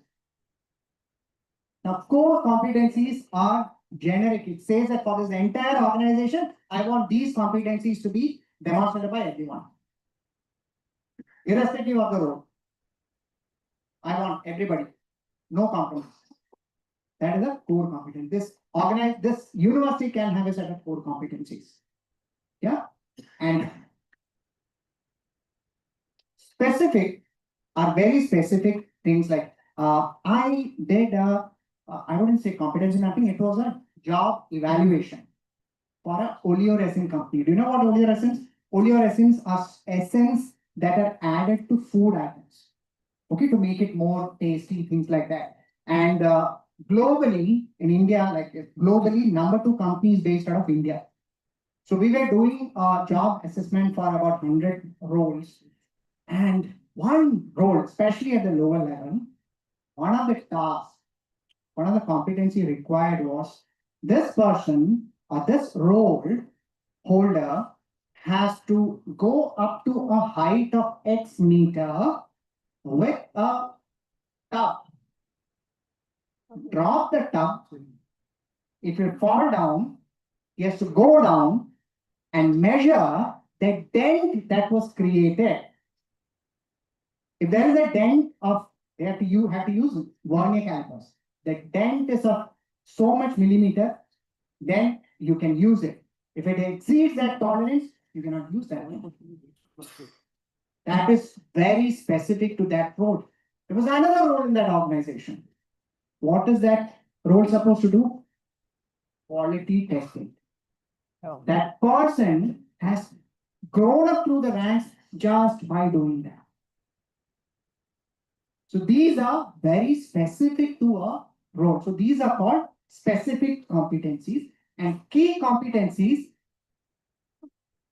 These are important for all employees. And here, one of the things you can see is these support your organizational values. Okay, if you need organization values also to be pushed or people to retain in their mind, this last one, that is the key competencies, can be used in organizations. Okay, so like any professor, we are recapping. What all did we discuss? Not the veterans. Come on. VGU students. The Dean of Management is sitting here. Please don't let her down. She was once my student also. Please. What all did we discuss? Elements of competencies. What are those? Knowledge, skills, attitudes, self-concept, traits, motives. Right? Yes. And what are the different ways in which competencies can be classified? Very simple here. Technical or functional, behavioral, managerial, core competencies, etc. Good. Now, how do we arrive at this? Conceptually, everything is fine. Yes, this is technical, this is core, this is related to role, but how do we reach there? How do we get there? Any ideas? Now, this is for all the veterans. Any ideas? How do we reach there? How do we get into role level competencies? Sorry? How do we do that? Your answer is partly correct. How do we get there? You are right. Again, discussions with people asset.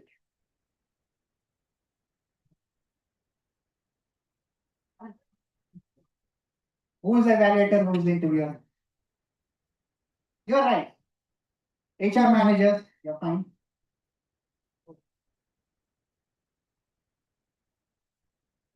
.360 feedback, you're partially right. Yes.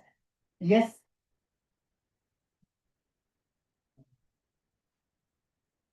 How do you do that? How do you do that? Good one. Test. Okay, fine. How do you come with these competencies for the role that we discussed about? Interesting. Huh? Assessment. Talk a little bit more about assessment. What assessment?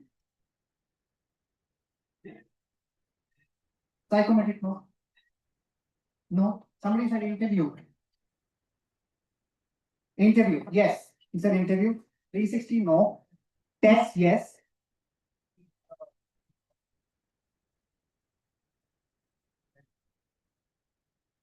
That's one way of coming up with competencies. You arrive at competencies through the process called role set based competency mapping. So in this process, what happens is HR manager or a consultant goes and meets the role holder or the incumbent. And what will the consultant or the HR manager ask the incumbent? What should they ask? Key responsibilities areas, yes. What else? Yeah. Example. HR manager.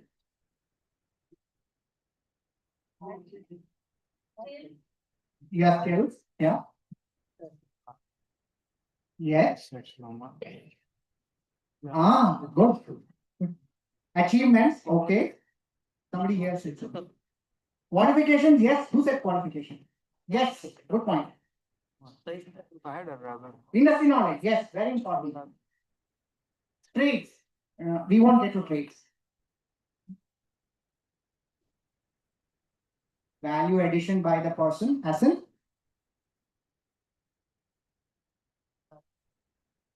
Okay, what extra are you bringing to this role? Yeah, am I correct? Okay, fine. What you said, all of you said are right, but the approach is that you go meet the role holder here, you ask the role holder, what are the typical activities you do in a day? Sorry? Statement, okay. Yeah. That is assessment. Strength, weakness? No. You can do that, but what you're trying to do is you're trying to get a laundry list of all the activities a role holder has to do. Yeah? Yeah. Yeah, activity. Weekly, monthly, annually, whatever it is, quarterly, task only, you put a laundry list of activities. Okay. Then you have tasks. Okay, this is the task. These are the activities that this role holder has to do to complete that particular task. Okay, recruitment. What is the first thing? Recruitment manager, first thing, filtering of your resumes. Okay. So how do you filter? You go through the resumes, you look at the keywords, you take out so many CVs. Yeah, or from your Monster, from your Naukri.com, LinkedIn, you type in the keywords, look at the resume, download, assess all those things one by even the minutest of the activities you note down. Then from there, and along with that, whatever other qualifications can come out, the desired experience can come out, the technical competencies can come out, and whatever the activities you chart out are used to come up with your behavioral competencies. You will know based on the pattern of the activities, oh, these seems to be the behavioral qualities that this role holder needs. But you won't stop at just the incumbent. You will go meet the group.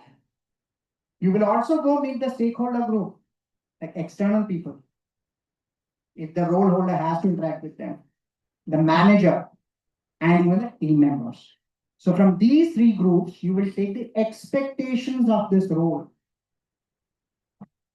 Because a role holder will be doing what is required for that role as of today.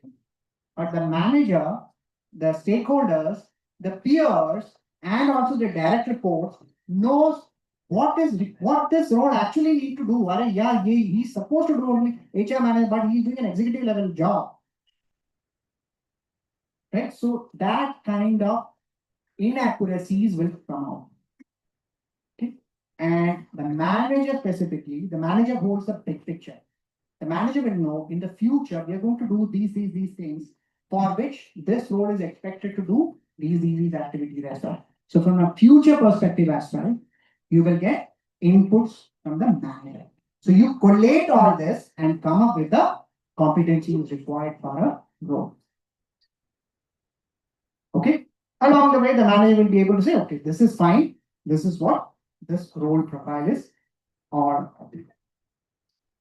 okay. So this is how we come with basic competencies for a role. Now, these don't stand in isolation. These are the various systems into which you can integrate the competencies to benefit the organization.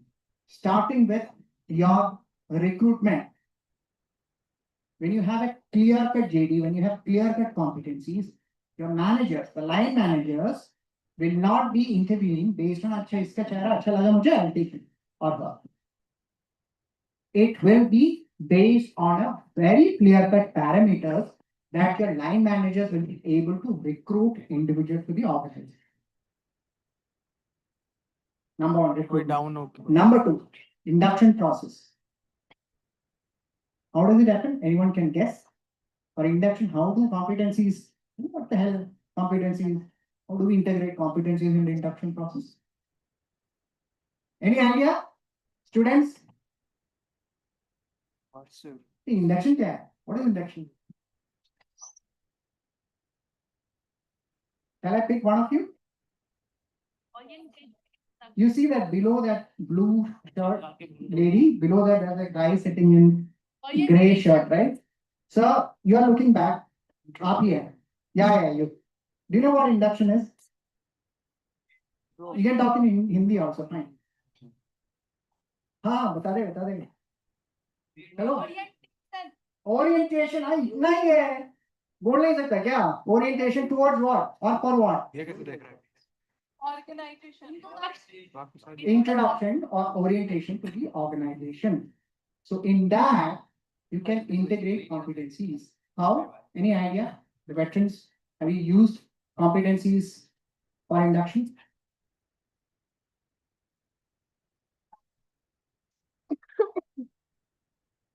Yeah, fine. That is vision mission.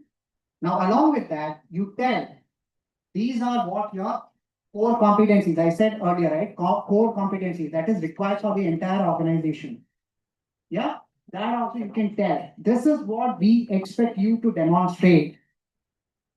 So that there are something called indicators also for competency, so that you see this person is demonstrating a particular competency. Right? The third is training. Now, there's a link that is in your recruitment.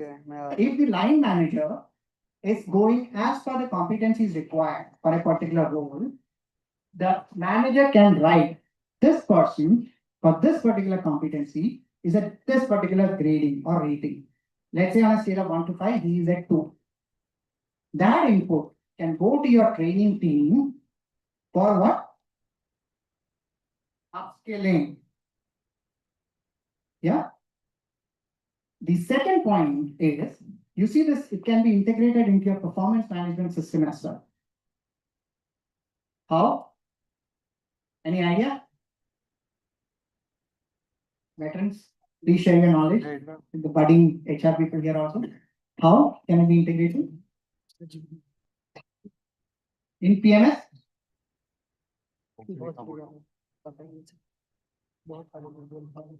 Absolutely, yeah. Say it with confidence, louder, yeah. Yes. Yeah. नीचे से जाना भाई. Yes. That's slightly different. I'll come to that. You're right, sir. Both of you. Yeah. In PMS, we have one section dedicated, let's say A, dedicated to the role-related goals. Okay. What is it that you have done? Have you achieved your goals? Section B can be dedicated to the role-related competencies. And if there is a gap, you can utilize that and bring it up for training, closing that gap.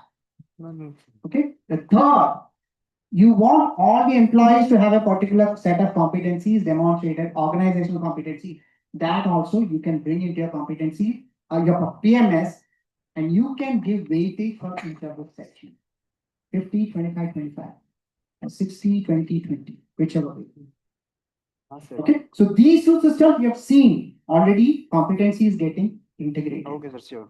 Now, this is where human potential, that's where I want to come up with. Your PMS system is, as of today, this person is doing excellent. Okay, you don't know how this person behaves, or does he or she has it in her or him to go to the next level. That's where the potential assessment comes in, where you are assessing the individual based on competencies required at a higher level. That is a potential assessment part. You would have heard assessment centers, development centers. It falls into that particular. Okay. Then job rotations, very important. You will get to know what are the competencies this person is demonstrating. If it is integrated into PMS, see, okay, adjacencies. Can this person be moved to this particular role? And if he or she is moved to that role, what are the competencies he or she is bringing in? What is the gap that is there? How can we fill that? All these details can be found out. And finally, OD interventions. Now, overall, as an organization, how well you're using your competency, that can be measured. That is the OD intervention. And then work with where are the gaps to enhance the competency. Okay. So we have seen how competencies can be enhanced. How competencies can be integrated into the various systems. There are resources available, and these are some of the resources that we have. This is a very, for whoever attends a competency mapping certificate program, we give them these. And this is a very useful book where you can come up with action plans to develop competencies for individuals. Okay. And these are for our PMS, and these are for our 360-degree feedback methods. Now, in between, one of you said 360, somebody said interview method for competency mapping. These are all methods through which you can identify competency sets. But that I will save it when you come for our certificate program. Okay. So otherwise, so we certainly have for your business schools as well. We do certificate programs in competency mapping and performance management system. We just finished a few for TAPMI in Manipal, and this is something all can utilize perfect professional doubting. There are certain programs which you can do in the comfort of your house. So this is fully online learning that we have. So with that, I conclude my session. Now questions. You want me to walk off the thing? No questions? Yeah, letting me off free. Okay, never mind. So any questions? Yes, no. Huh. As you Can somebody give her a mic? There is a mic. Can you pass it on? Yeah, in the meantime, I'm trying to say loud. As you said, my answer is wrong. That given ocean. Sir, you explain only consistency in this, but sir, according to me, it includes all 5 elements: that openness to experience, consistenciness, and agreeableness, or neurotism.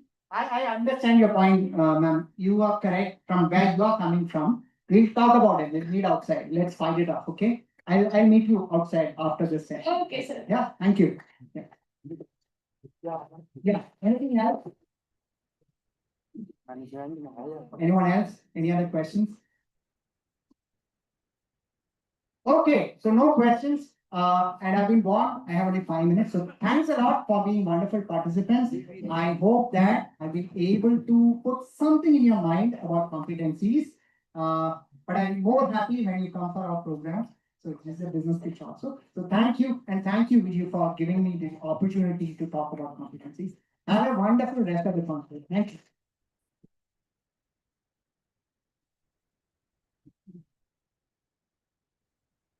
We sincerely thank Mr. Ravi Verma sir for his insightful and informative presentation. Your expertise and experience have greatly enriched our understanding and offered practical perspectives on using competencies for building talent. Thank you so much, sir.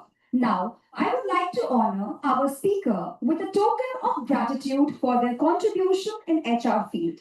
Now, I request Dr. Vikas Shotria, Associate Dean, Faculty of Management, Vivekanand Global University, to hand over the token of appreciation.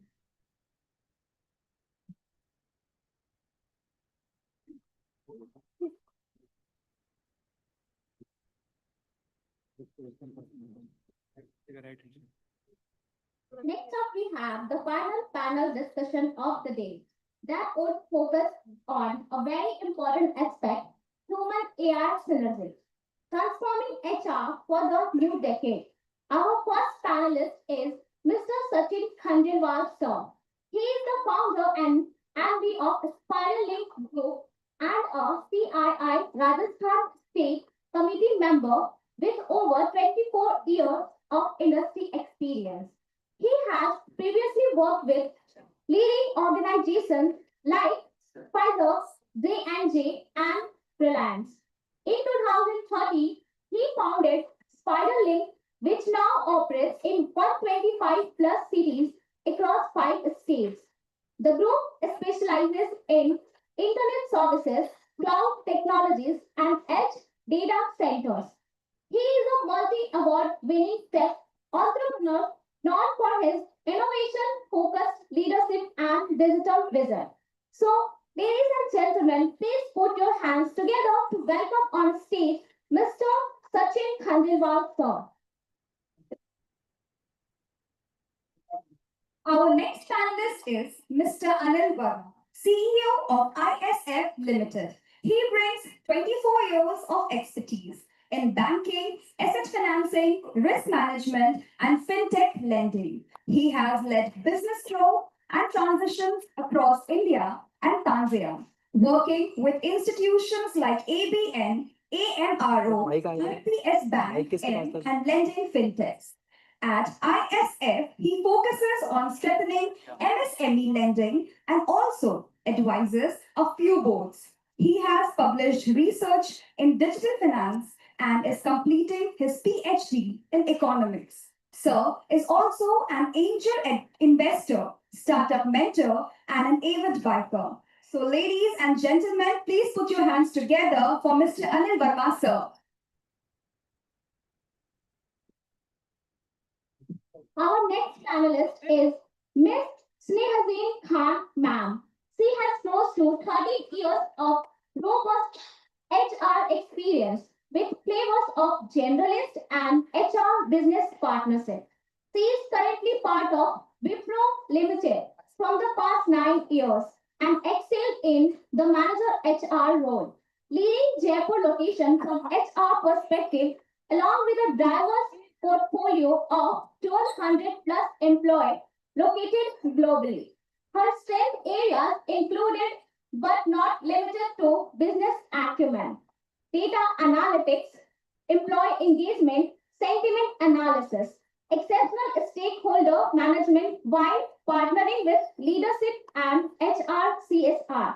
So, ladies and gentlemen, please join me in welcoming on stage Ms. Snehazeen Khan, ma'am.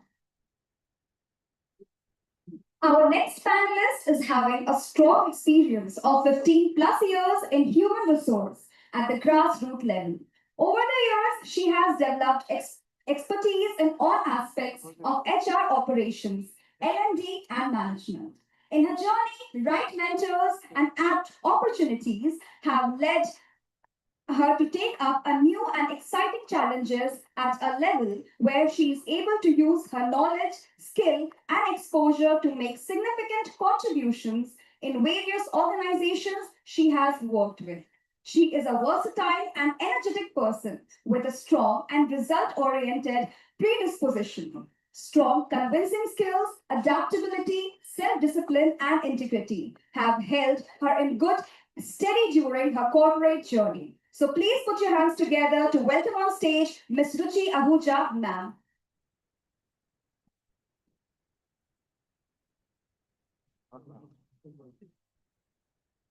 And finally, it's time to invite the moderator of this panel, Dr. Asima Agarwal, ma'am. She is an assistant professor at Vivekananda Global University, Jaipur. She has over 4 years of academic research experience, complemented by corporate exposure at Deloitte. She has also co-authored the book Actions for Happiness in Academia. She has also contributed research papers and book chapters in various national and international journals. So, ladies and gentlemen, please join me in welcoming on stage moderator for the panel, Dr. Asima Agarwal.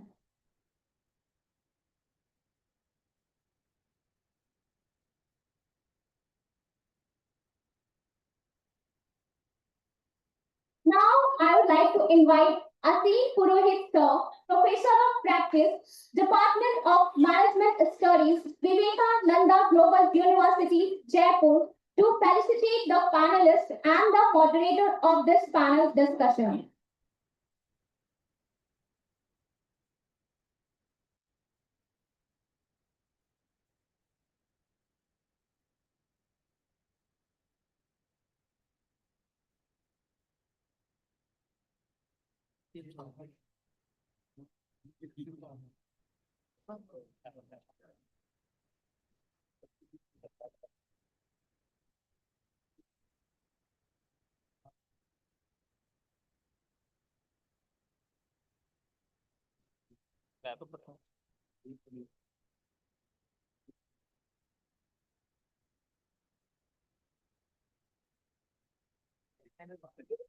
Hand over this session to Dr. Asima Agarwal, ma'am.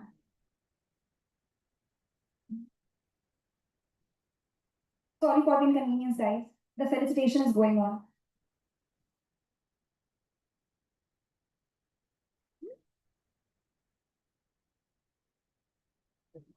Next up, we have Shahnazin Khan, ma'am.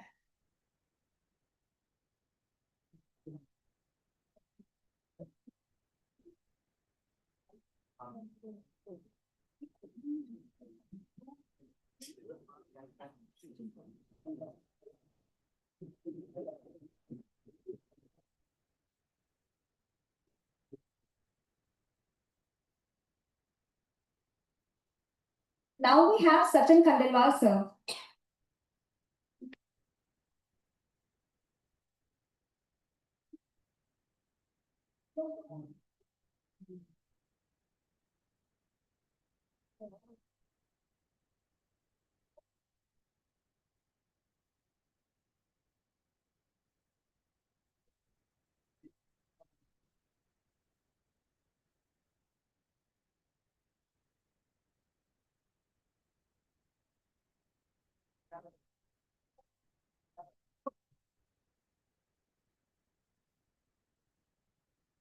So the last name is Ruchi Ahuja.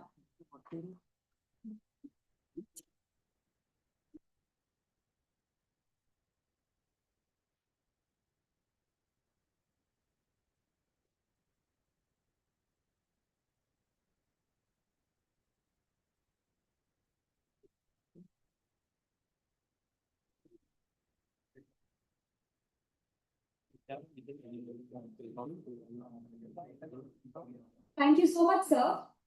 We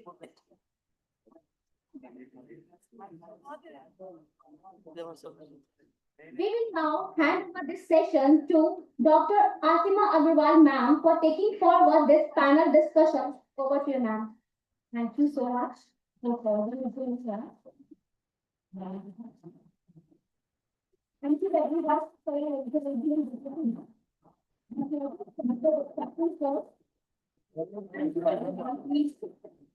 Okay. So, very warm welcome and good afternoon to everyone for this session. And this is the last panel discussion for today. So, that I think is enough to keep you excited and motivated. And before we start with anything, I would just welcome to all the panels on this dais and come here and we'll be discussing with us a very great and important topic for today, that is human AI synergy and transforming for the next decade. So before putting up the questions and initiating the discussion, let's just set the momentum for the entire discussion. That if we see today from the next 10 years, we will be having four different generations working together. That is Gen X. I've just quoted their ages as well by 2035. So by Gen X, they will be 55 to 70 years old. Millennials or Gen Y, that is 39 to 54 years old. Gen Z, they will be 23 to 38 years. And Gen Alpha, up to 22 years. So four different generations, four different and diverse workforces will be working together, along with AI into it, which is a constant collaborator. So how these four generations with AI tech will enable the leading 10 years. And the most important thing with the integration of human and AI, how are we going to save human resources for the next 10 years? So this is basically the momentum, the entire stage on which we will be building up the discussions. And I'll be asking some very simple questions which are most relevant to students since I come from their background now. So I'm actually going to put the questions that will help them, enable them. And we have MBA students sitting who will be going for the internships in the next month and then for their placements as well. So this discussion would be more bridging the industry and academia gap. That is how it's going to be forwarded. So my first question to all the panelists, and it is open for them, that how do you define human AI synergy in HR? And where should technology empower and not overpower the human touch? So, ma'am, could you start? Thank you so much. Well, digitalization and AI empowerment at this time has come in at such a strong force that it's difficult for most of us to even balance ourselves and understand that where do we implement this or where do we not implement this. In my recent understanding, and I'm particularly from IT organizations, so I'll talk about IT. IT industry has been more accommodative, has been more flexible in adjusting the burst of AI and digitalization because they are born into that. But having said that, we have about 17,000 IT companies in India, I'm particularly talking about India, and about 1,000 of them are counted as large enterprises. Now, large enterprises usually have a lot of empowerment, a lot of infrastructure to support digitalization and AI driven workforce. They are able to adopt to this in a very fast manner. But the rest of us, the rest of the organization, which are small size or mid size, the gap is increasing. There could be many reasons. The infrastructure is not there, the intent is not there. Mr. Ravi talked about the motive is not there. But yes, there is no escape. Every one of us has to eventually adopt to AI, bring in digitalization. It's going to be tough for some, it's going to be easy for some. For somebody who is now struggling to incorporate AI, talking about how do we empower and not empower is to an early stage. But of course, human touch is always going to be in forefront. We can use technology to enable us to augment HR and use it as a partnership and not be fearful of the fact that this is going to overtake us. This is going to be a discussion, and I think most of the panelists are going to talk about this again. But human side of any HR related technology enhancement is always going to be how we use empathy, how we use appreciation, how we use reward and recognition, into bringing more enhancement and productivity in an employee's life. So we really have to balance that how and how much not we have to empower an AI and bring it into transformative HR. Thank you. Hi, good evening, everyone. And picking up exactly from where Ruchi ended in terms of appreciation and recognition, I would like to appreciate the audience for giving the most authentic and forceful applause when Ashima was speaking. And I'm assuming that this is possibly for two reasons. One, she's the favorite faculty. Two, this is probably the last panel session and you guys are wanting to chill out after the session. So it could be any of these, but my appreciation for that. In terms of addressing the question that Ashima has given to all of us as an open panel, I head an organization in financial services industry. I'm not an HR person per se, but having dealt with the HR oriented roles in terms of recruitment, performance assessment over the last 2 decades, I think so long as the word human resource prevails, the part human cannot be taken away from assessing an individual running through the multiple levels of decision making with respect to performance management, with respect to recruiting. Possibly there are a lot of tools which have come up. Organizations of different scale and size are using them, but to my assessment, a large part of the AI rigor is going to be around the analytics and data management and skill management part of it. And possibly, as I was also speaking to one of my panelists, co-panelists from another panel in the morning, a lot of decision making will still remain human and humane at a leadership level, especially. If I go through different functions or departments in our organizations, I think you cannot take that human touch away.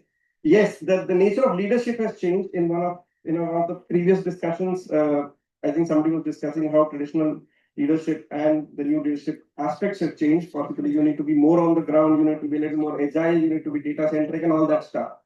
But there is no way that you can take the human piece out of it, and we're pretty convinced of it. I'm not expecting in 2035 robots are doing the panel. We're still going to be humans. Thank you. Thank you. I think both of our leaders have spoken a lot about the technical aspects of it. So I will focus more on human because I truly believe nobody can replace humans. And coming back to your statement, Ashma, that how that decade or that era will look like, where 4 generations will be working together. Any word from you at your end, if any of you can take a lead and say that feel or that presentation, how does it going to be looking like? Anyone? So in that generation, we're gonna be working with the old school people, the millennials who are a blend of the psychometric things of our older generations and the next gen people because we are dealing with them right away. And current era's Gen Z will become little older Gen Zs because they are going to bear the next Gen Zs. So this cycle will go on forever. So if you ask me in one word how that era is going to be looking like, Ashna, it will be collaborative if we look at it very positively. Humans will never go away. Artificial intelligence, in the name, also it suggests it's artificial. It is a blend of codes. It is blend of something which is not organic. Who is organic? We the humans, right? So anybody, if I understand where this question comes from, a lot of people have a fear of losing control on the jobs, on the careers, because AI is going to replace a lot of things. Yes, it is going to replace a lot of things, but not all. How you are making yourself compatible with artificial intelligence by learning the new technologies, which is coming into that keyword, is something which is going to differentiate you. In the previous segment, we talk about the differentiators. One, the thresholds, bare minimum, anything that can be done by robots will be there, getting done by the robots. Differentiators will always going to be humans. Thank you so much. Thank you asking us such a wonderful question. I'll start with this human AI synergy. So what does the synergy means? If you ask me chat GPT or anything which is an AI, you can have an n number of pages answer. But for me as an logical, simple. Synergy is simple. 1 plus 1 is greater than 2. Clear? So what is AI going to help us? It's going to help us 1 plus 1 is greater than 2. So when I'm working, I may have generated one result, but when I'm using the tool of AI, which is also helping me one, so I will have a result of more than 2. It could be anything. It could be 11,000 or whatever n number. So if we go back and see human interventions when Mrs. Khan is saying now. So earlier we go back in old school of thought, the HR department used to be personal management. Okay. So industrial scenario, industrial revolution, if you go back and on. So personal department becomes the HR because we start understanding human as a resource. Earlier पहले क्या होता था केवल आदमी आता है काम करता है चला जाता है ठीक है इंडस्ट्री में then we start thinking human as a resource because in my time only it was changed from personal management to human resource. So how many of you are bankers son or daughter? किन के घर में आसपास में bankers हैं? Anybody? Okay, go and ask. Way back of almost 25 or 30 years back, go back and ask about the computerization, which was happened, and the most impacted field was a bank. We all were whoever is neighbor or relative and all. अब तो bank में यार computer आ जाएंगे हमारी जरूरत क्या है? That was a common scenario, and I go with the logical because for me the logics come before innovations. Logic है तो innovations are. So I just ending my opinion. So these are the examples which has been over period of decades we have seen. It's not about mixing the 3 generation, 4 generation, 5 generation, whatever. And what my all colleague has said, the human is going to be always there. Thank you.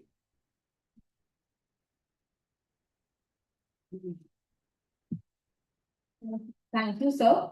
So the common opinion that has come out is that humans are safe and they are not going anywhere.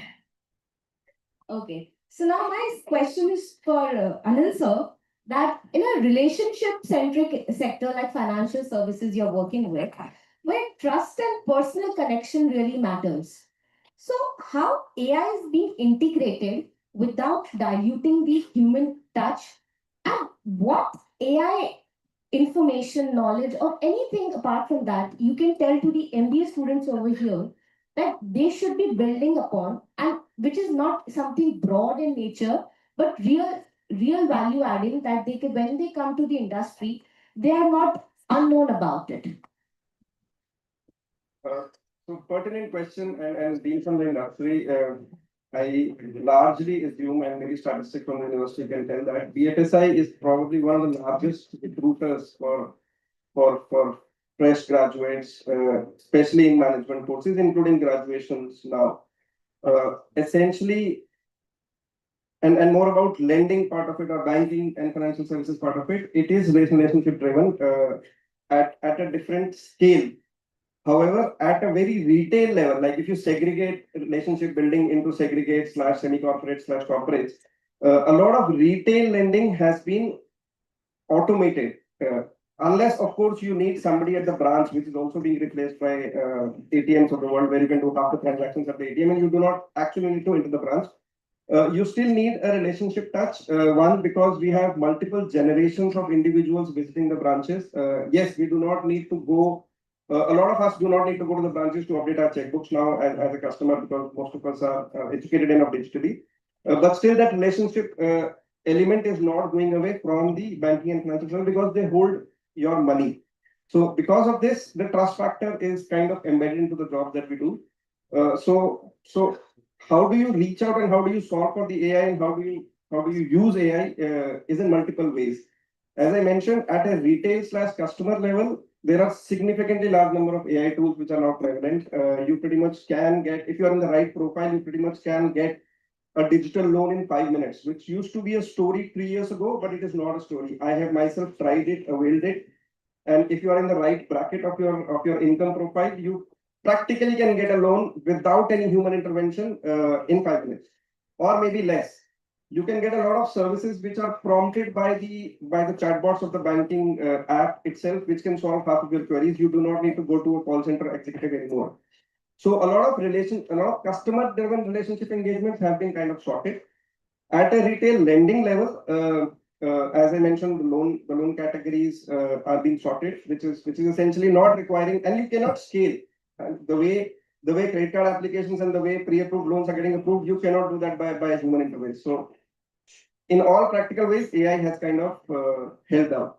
Now, what has generated that help is essentially a lot of data analytics, which goes behind the assessment, behind creating those credit models. So when it comes to learning the right skill sets, and I also see in a lot of MBA colleges, business analytics, business finance, and data analytics are probably one of the most cherished skill sets which are required. Now, these themselves could be very large terms, but if you break down the AI tools, people are not expecting you to learn ChatGPT and come to office, but people are definitely expecting you, can you churn an insightful information out of 10,000 rows of Excel sheet? Again, people are not expecting you to probably write an SQL program code for that. You must still have that learning skill attached to you, but still, can you assimilate and generate insights out of data? Now, break that down into any kind of skill certification that you may find on the multiple platforms. Some of it probably university could be giving. But if you can handle data very well, if you can churn insights from numbers, you are probably one of the right guys for the BFSI sector. And the jobs are absolutely abundant. I see MBA colleges, fresh graduates in NCR sector. A lot of KPMG graduates have business analytics profiles. So huge amount of opportunities there if you can churn data well. And any certification which is related to data analytics, business finance are probably the most relevant one that one should embed into their certification and skill sets. Besides whatever that you again, you add data analytics to financial analytics, which means if you're finance guys and you can do financial modeling, which is a specific course in itself. These are small modules which can be learned online. Probably your finance professors can tell you better. But going beyond the core finance job, if you can do financial modeling, which is again data driven, huge amount of that. So very, very specific, drilled down skill sets can help you be more employable, is how I see in BFSI. That's how it's it. I hope that answers to some extent. Sure, sir. It actually answers a lot of queries because students are these certifications valid? So now I think they all have a good answer that these certifications are very well valid and one must pursue if they are in any of these industries and finance, of course. So thank you so much, sir. Next question is for Ruchi ma'am. Since you come from a tech industry, that AI talent development is a big need. So what strategies are you using to upskill employees and avoid tech skill debt in your organization? Well, that's a very huge question. Tech skill gap is always there. No matter how quick you are there to adopt to the new skill, upskill yourself or cross-skill yourself, the next moment you see there is a new skill coming. But yes, we have to run fast for it. We have to work quickly on it, be on our feet, thinking on our feet. What specifically we do at my organization is we are basically a data AI company. And we are using a lot of our services in consulting and also in BFSI. So we primarily focus on hiring interns or trainees from colleges.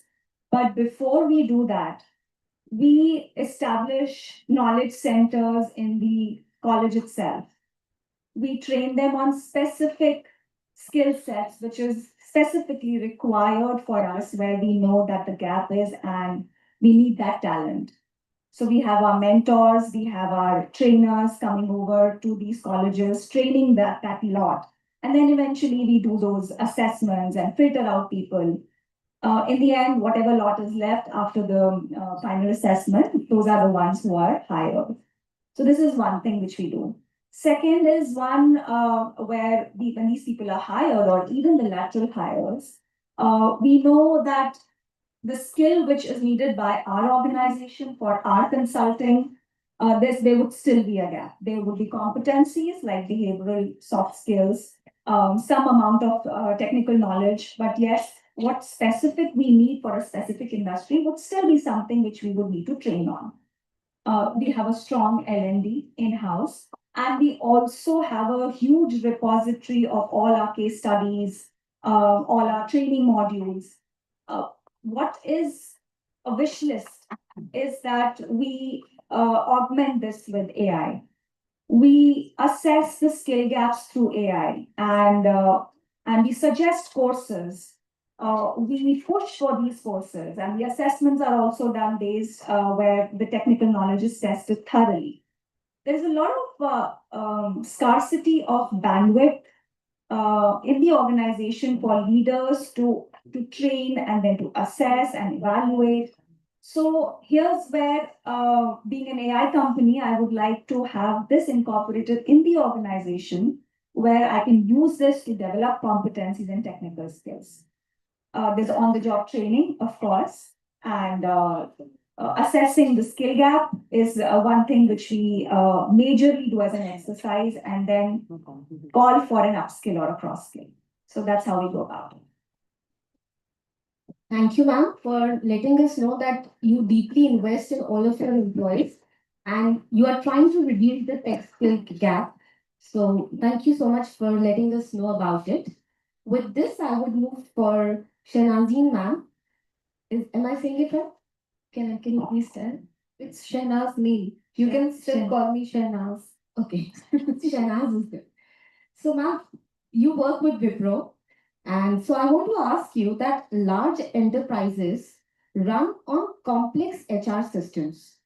So, how do you see AI improving personalization at scale in employee experience?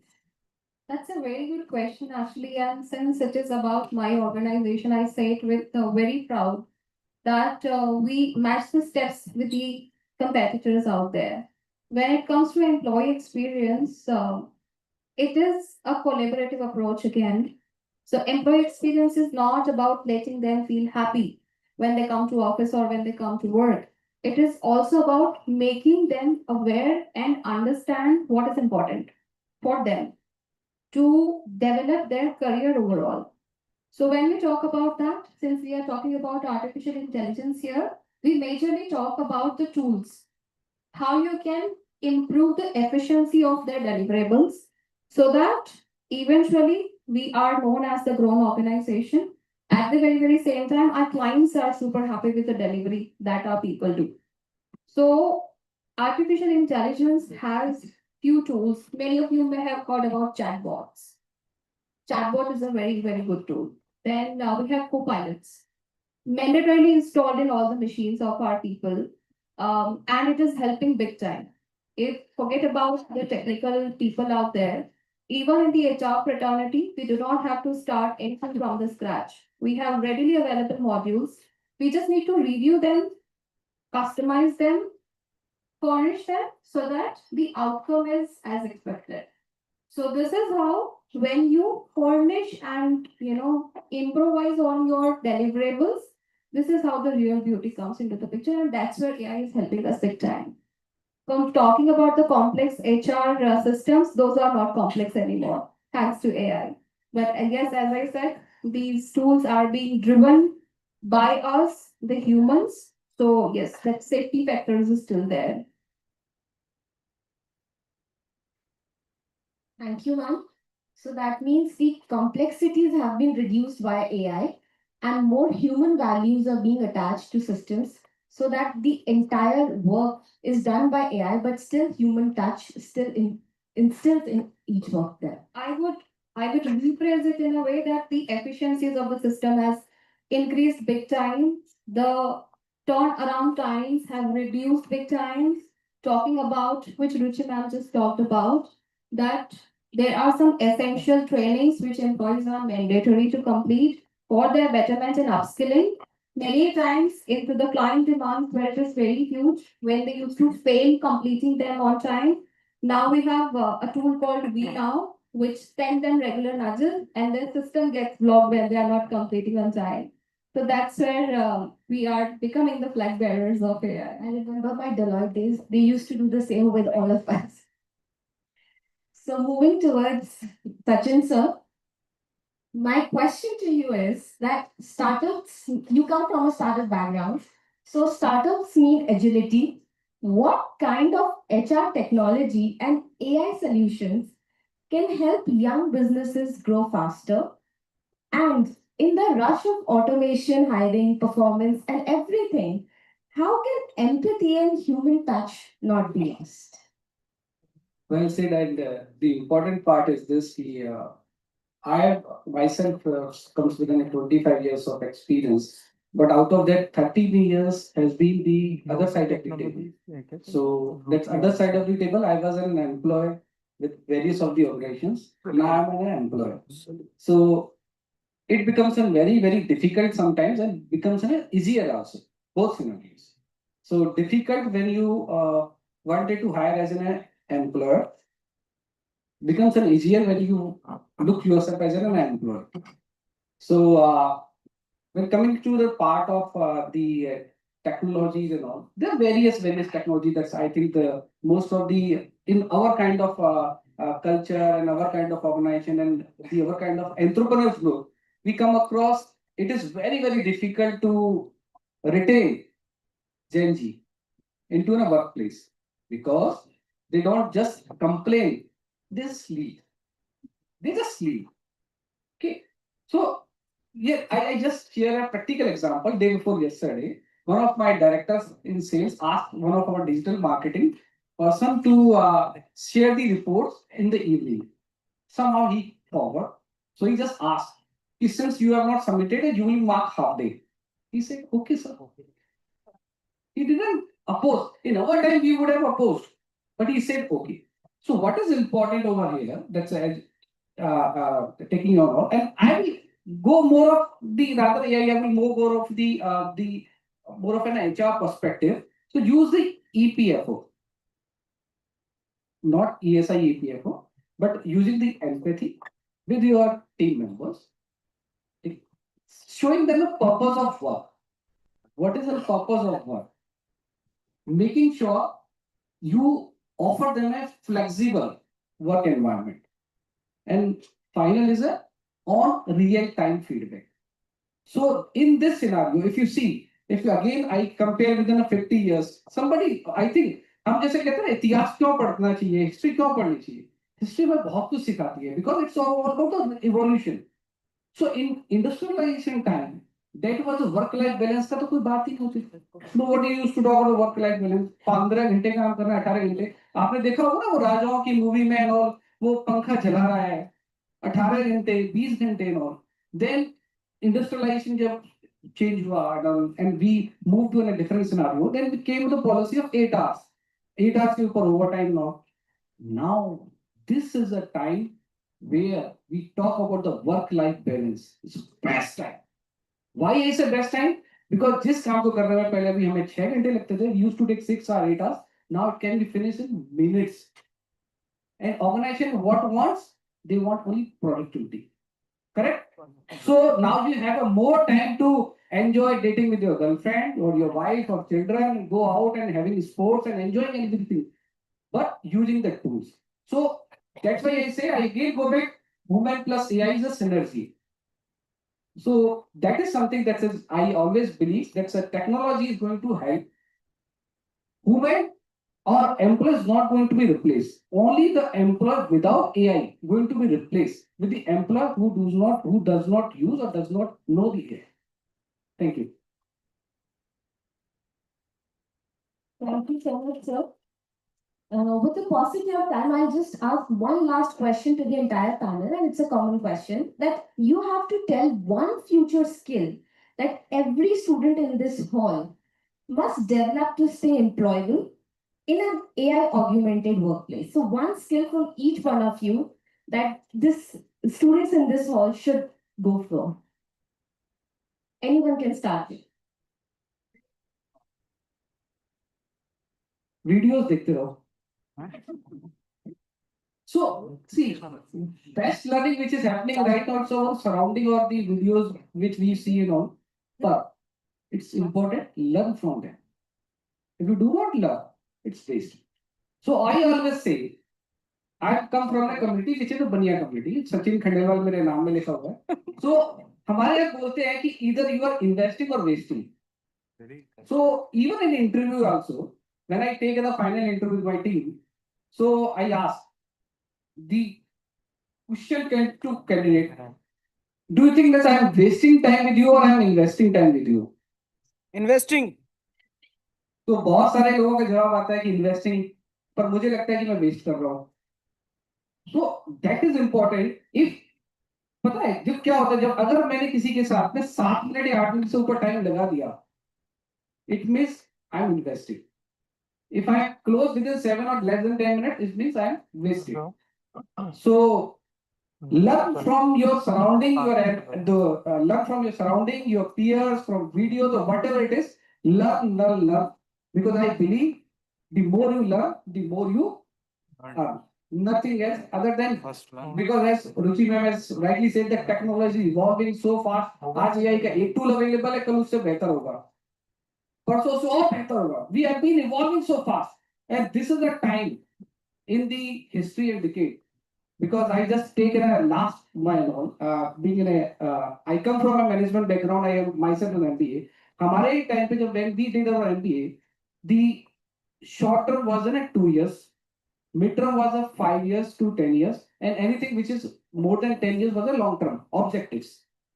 Today, the long term objective is 2 years, the midterm is 6 months to 1 year, and anything beyond 3 months is considered a short term. Very simple. तो 2 साल से ज्यादा की तो कोई सोचता ही नहीं. So don't think so much of learn from your surrounding, your peers, your videos, or whatever the skill set you come across. Thank you. I'll go next. I will summarize in one jargon of what Sachin sir just said. Convert your crisis into opportunity. So even if you think, oh my God, AI is there, it is going to eat me out. Even if I don't like it, I don't want to learn it. There is no other scope. Please, even if you are scrolling reels, this is the action for us nowadays.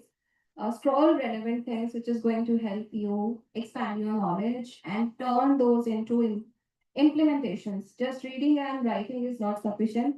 Turning them into reality is something that you need to vouch for. Now, coming back to your original question, one word which we always should carry, forget about the generations, alpha, beta, whatsoever it is, ethics, foundation.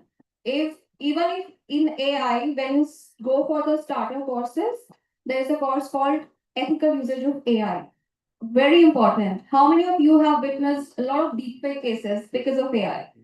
With AI, everything is possible, right? Today, my face can be poured onto anybody's body, or myself can be mimicked into a lot of ways if somebody has my personal information available.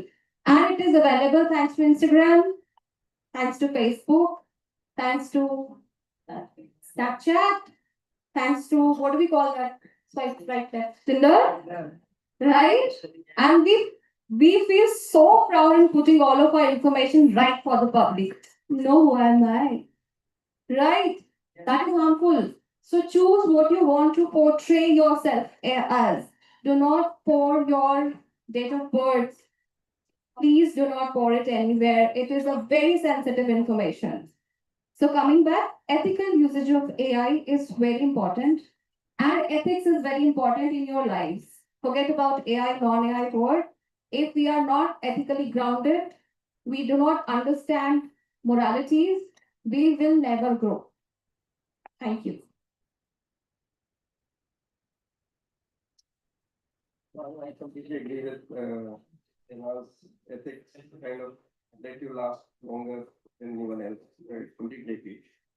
In terms of my favorite word about sustaining and first being employable to sustaining employments for long periods of time. I discussed about multiple skill sets that you can learn. There are enough and more tools which will keep evolving. Everybody in the panel has said so. So learning them is something that is kind of unavoidable. But what I think is kind of irreplaceable is organizations are made of people, structures, and teams. So for me, anybody who's adaptable to work in a team structure can take people along and then build a solution which kind of succeeds for all. Is the guy who's going to last the longest. He's also going to be the guy who, even if he's switching institutions, people. So if you would have seen or heard trends, people don't move by themselves as they grow. They take their teams along. Institutions move like that. So if you're a team person, if you're a person who can get along well, adapt your so-called high mighty attitudes, and then work with others who are probably less capable to you, I think that's going to last you the longest. That's how I feel. Besides being ethical, of course. Thank you.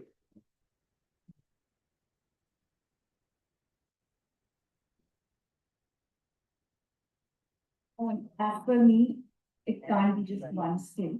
But if I have to put it that way, I would agree with Sachin sir and Anand sir.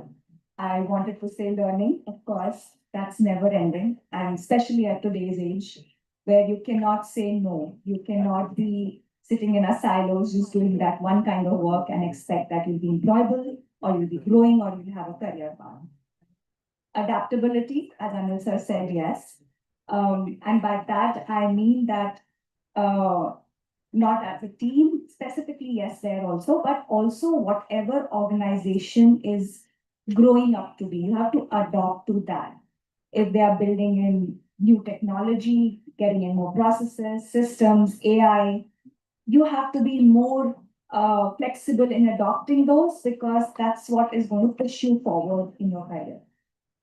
Also, you have to have that strategic thinking or a larger view of the organization or the task or the role which you are doing. We just do not have to go with the rat race or blindly follow if somebody is doing an AI or transforming or digitalization. You have to have a very, very bird's eye view of what organization is looking at, where it is heading towards, and what is needed from you there. Having a very small intent of my role is not going to take you again much longer. But having a very larger bird's eye view saying that, okay, this is what the ultimate goal of the organization is and how I can add value to that is also going to give you a greater push. Thank you. Thank you for the point and all the panelists. So the final conclusion is that you have to be a constant learner, adaptable, ethical, and having a bird's eye view to stay relevant in the next 10 years or further so. So AI or any other technology that keeps coming and going, we humans are irreplaceable. So with this, I would like to end this discussion with a very thoughtful thought that is let AI handle the process and let humans elevate the purpose. So thank you everyone and I will hand over to the Elena.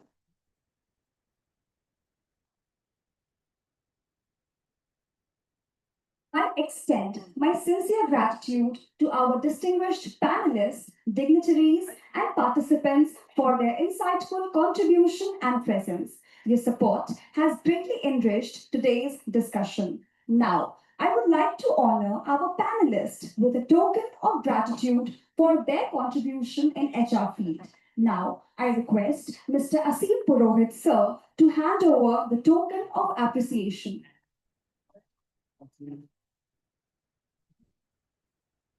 So the fourth one is Sachin Tendulkar, sir.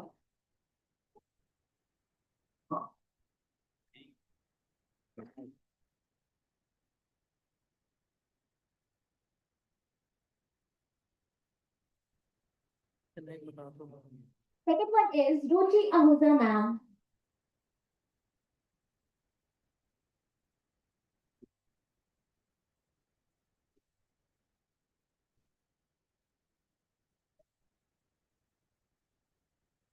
Third one is Anil Verma, sir.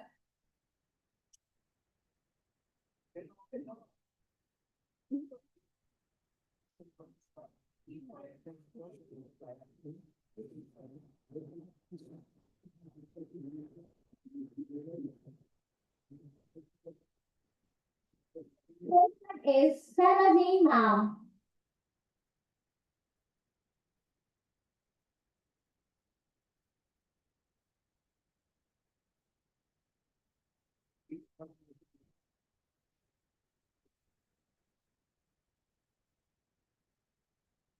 Thank you so much, sir. Now, I request our MCs, Tanisha and Aniket, to kindly take over and lead the final segment of this conclave, the valedictory session ahead. Thank you. Thank you.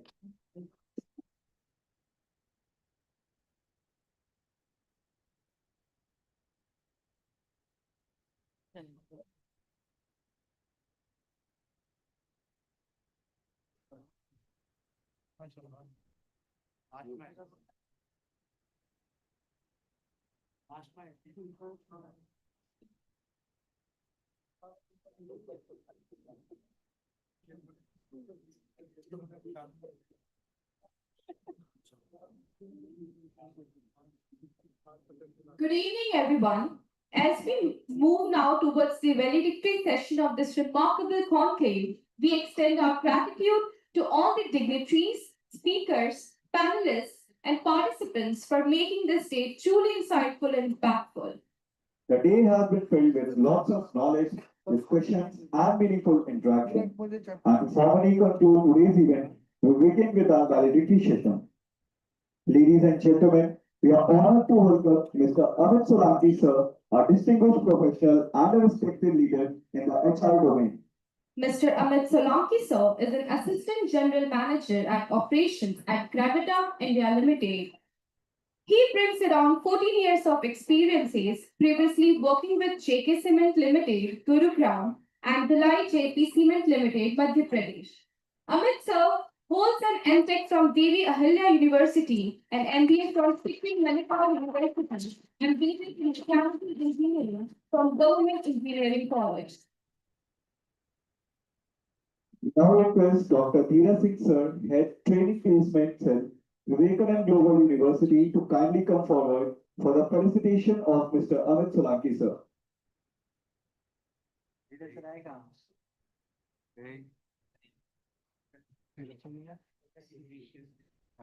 I request Sudhanshu, sir, to please come up on the stage for the felicitation of Mr. Amit Solanki, sir.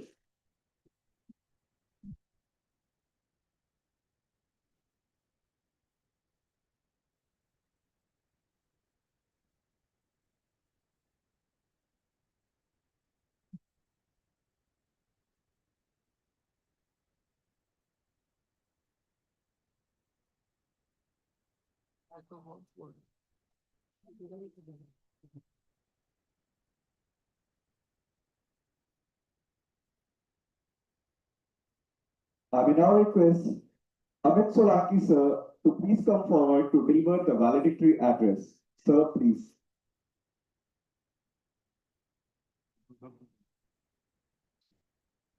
Hello.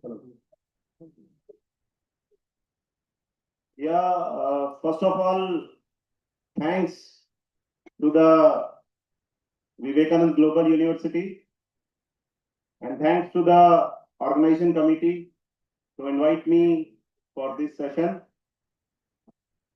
This is really a great session, and definitely the students who are sitting here learning a lot of things, especially in the AI, digitalization, automation in HR, and the way the working in the HR function year on year, especially if you're looking the COVID time, when if you look at the before COVID and post COVID, the totally function change in the HR, especially when you look that there is a number of interview session, number of discussion, number of relative communication pre and post COVID, because I am belonging in the manufacturing sector.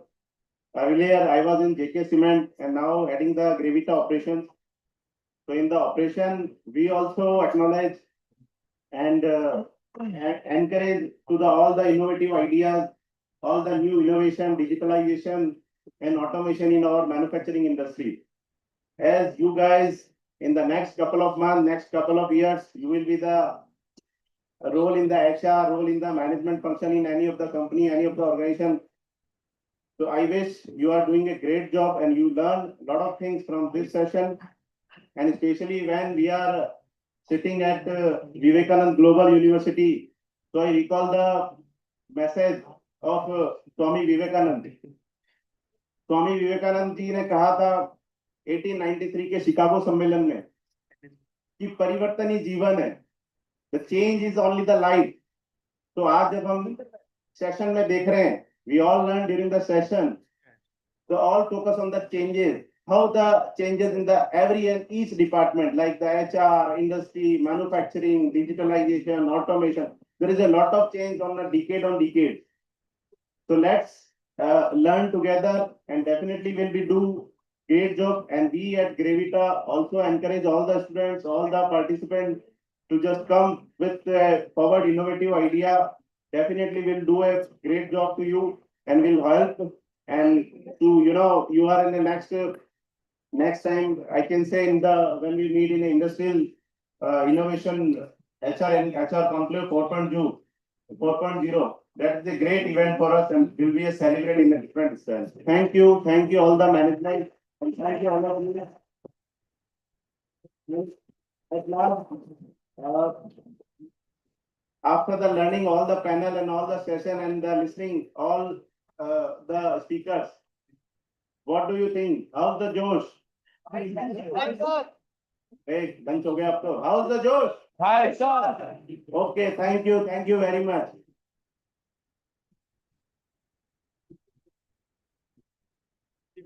Thank you so much, sir, for sharing such insightful words. Moving ahead, we now begin the HR Felicitation Awards segment. For this, we invite on stage Mr. Asim Purohit, sir, Professor of Practice, Department of Management Studies, Vivekananda Global University, for the HR People Felicitation.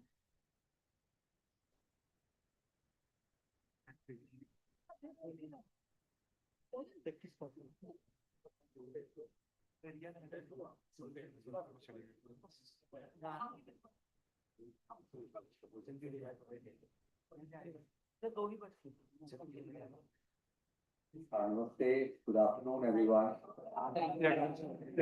So we have come to the exciting part of today. It's exciting particularly for those who are going to be receiving the awards, but it's also exciting for us because we can also aspire to be receiving awards like that next time around or someday.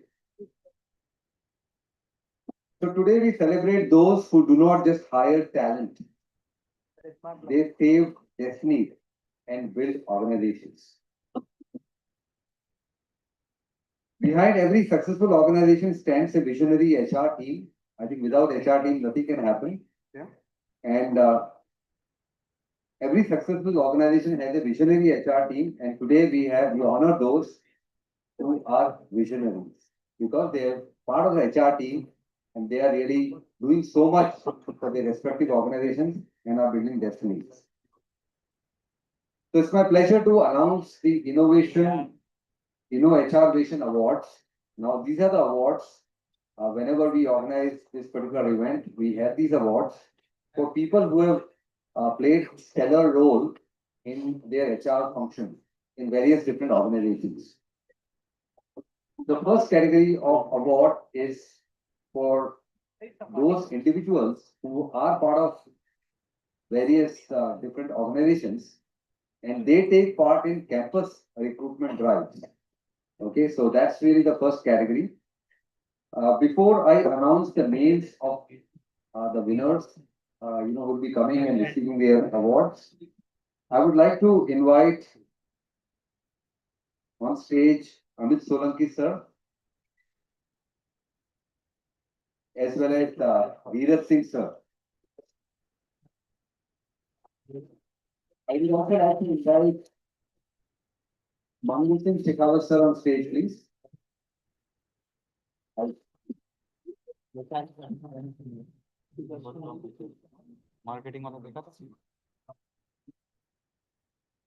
All right, so let's go ahead with this. The first person I would like to invite who's receiving HR Vision Award is Chirag Singhal from MetaCube. He's the head of campus relations. It's Chirag Singhal. Let's take a round of applause for him, please.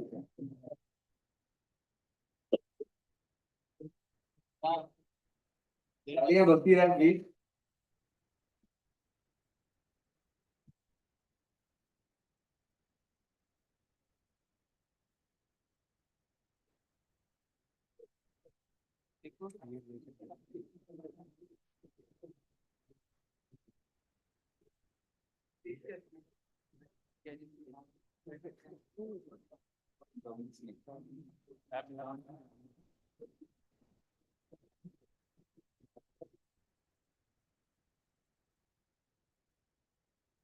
Congratulations, Chirag sir. The next awardee is Nirvika Sharma from Skill Group AI Technologies. She's lead talent and people operations. Nirvika Sharma.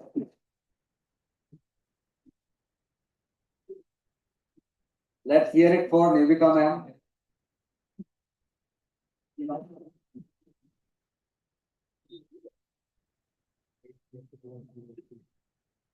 तालियां बजती रहे please.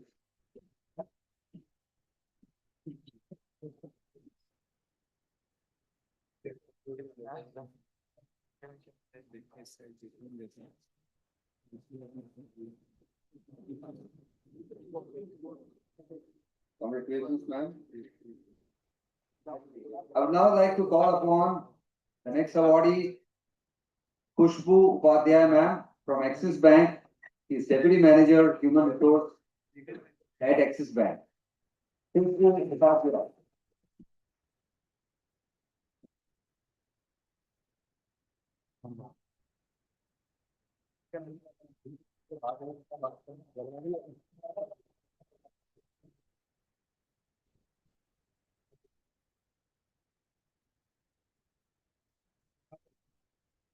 Congratulations, Khushbu, ma'am. The next awardee is, you guessed it right, Rohan Khandelwal, sir. Rohan Khandelwal from Genpact Senior Management Research.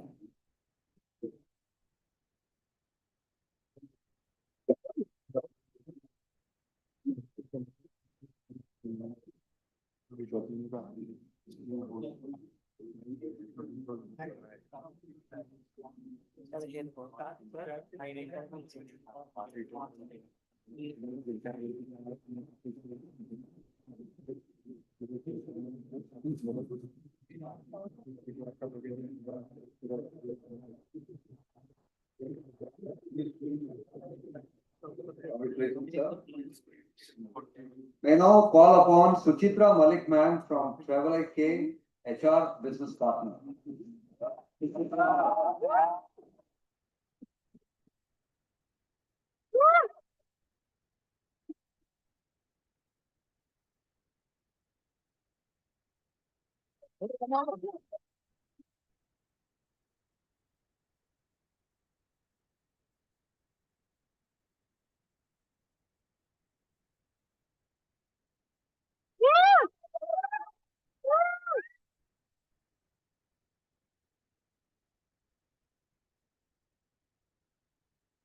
How much of addition? On the behalf of Sujina. Lastly, in this category, I would like to invite Neeraj Bansal, sir, Aditya Birla Life Insurance Executive Agency Partner.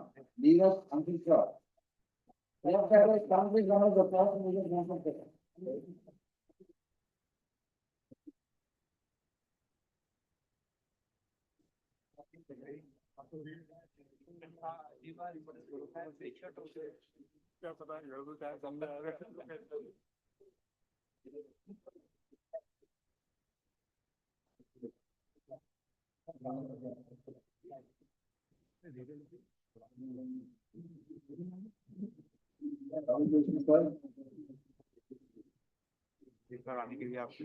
We now have three distinct categories of the other awards.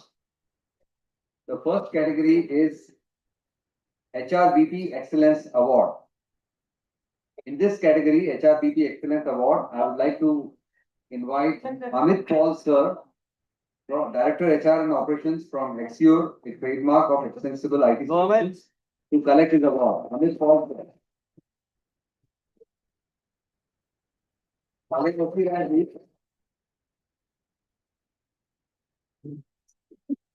जैसे सबने जैरिन के लिए बजाई थी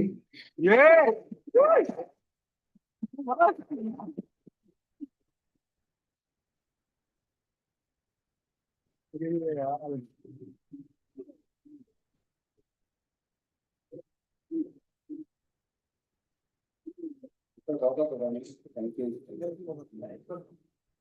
next awardee is Seena Punjabi ma'am. Round of applause for her, please. She's from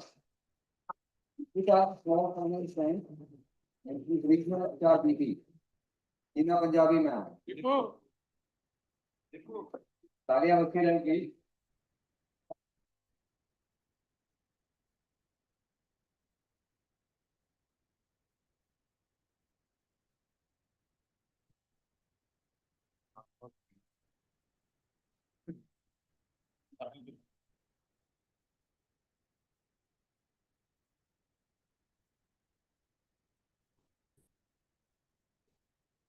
Congratulations, Hina ma'am.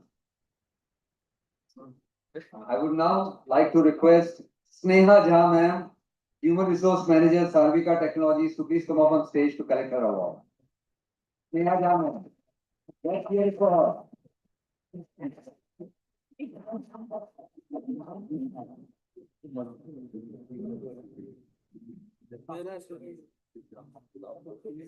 तालियां बजती रहे.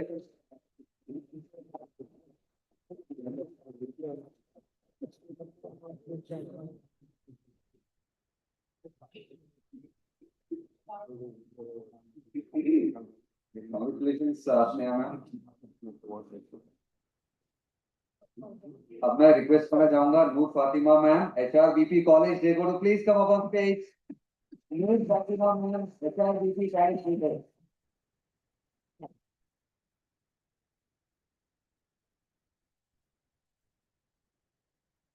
वैसे ही बजाने जैसे गैरिंग के लिए हो जाएगी.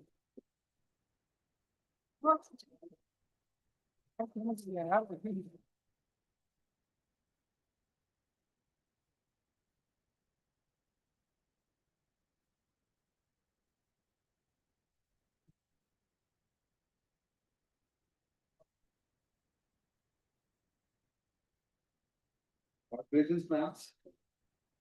The next category of awards are pertaining to talent acquisition, excellence awards.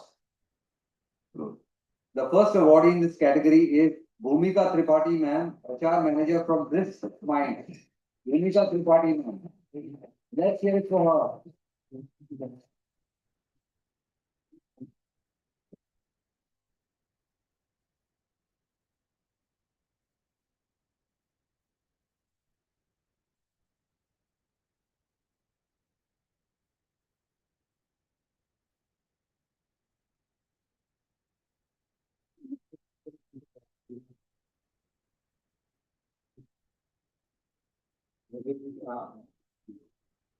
I now request the next awardee, Deepali ma'am, HR manager, Ramada by Vindhyam, to please come up on stage. Deepali ma'am. Let's hear it for Deepali ma'am.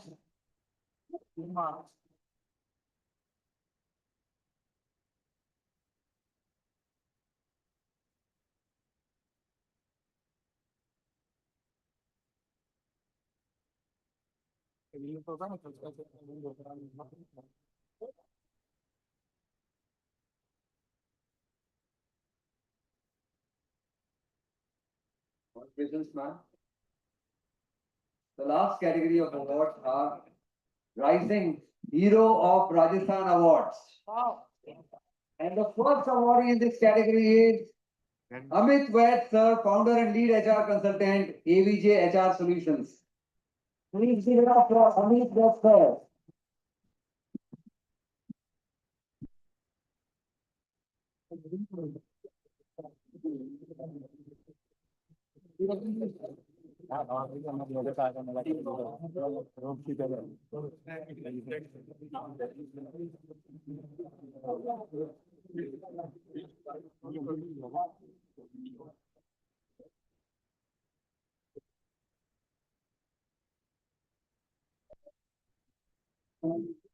Congratulations, sir.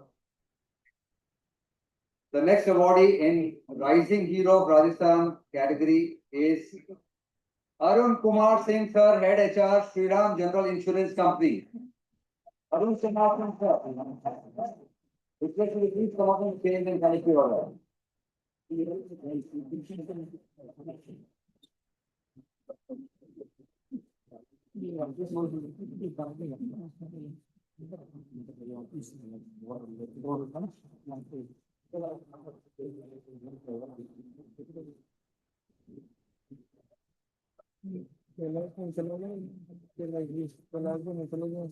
Congratulations, sir.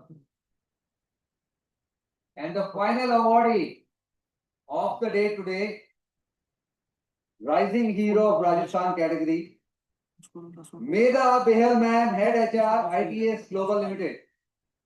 Medha Behel Ma'am.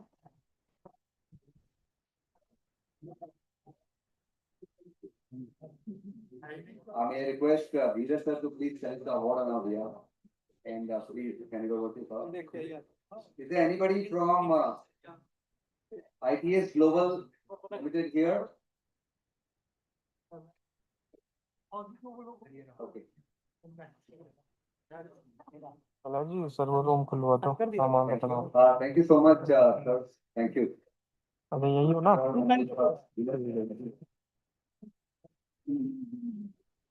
It's time for me to hand it back to the master ceremony.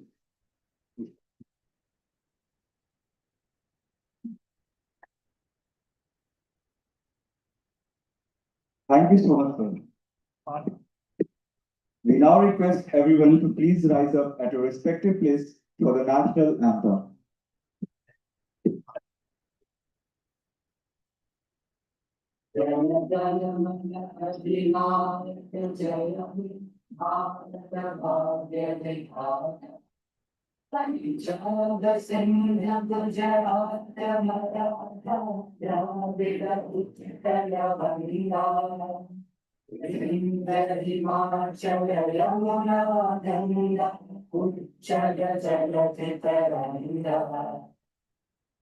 शुभ नामे जागे तब शुभ आशीष मांगे गाए तब जय गाता जन गण मंगल दायक जय हे भाग्य विधाता जय हे जय हे जय हे जय जय जय जय हे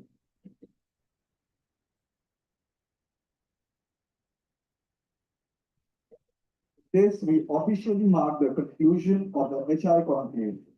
A big thank you to our esteemed guests, faculty members, industry professors, panelists, and the dedicated organizing team. We appreciate your presence and participation.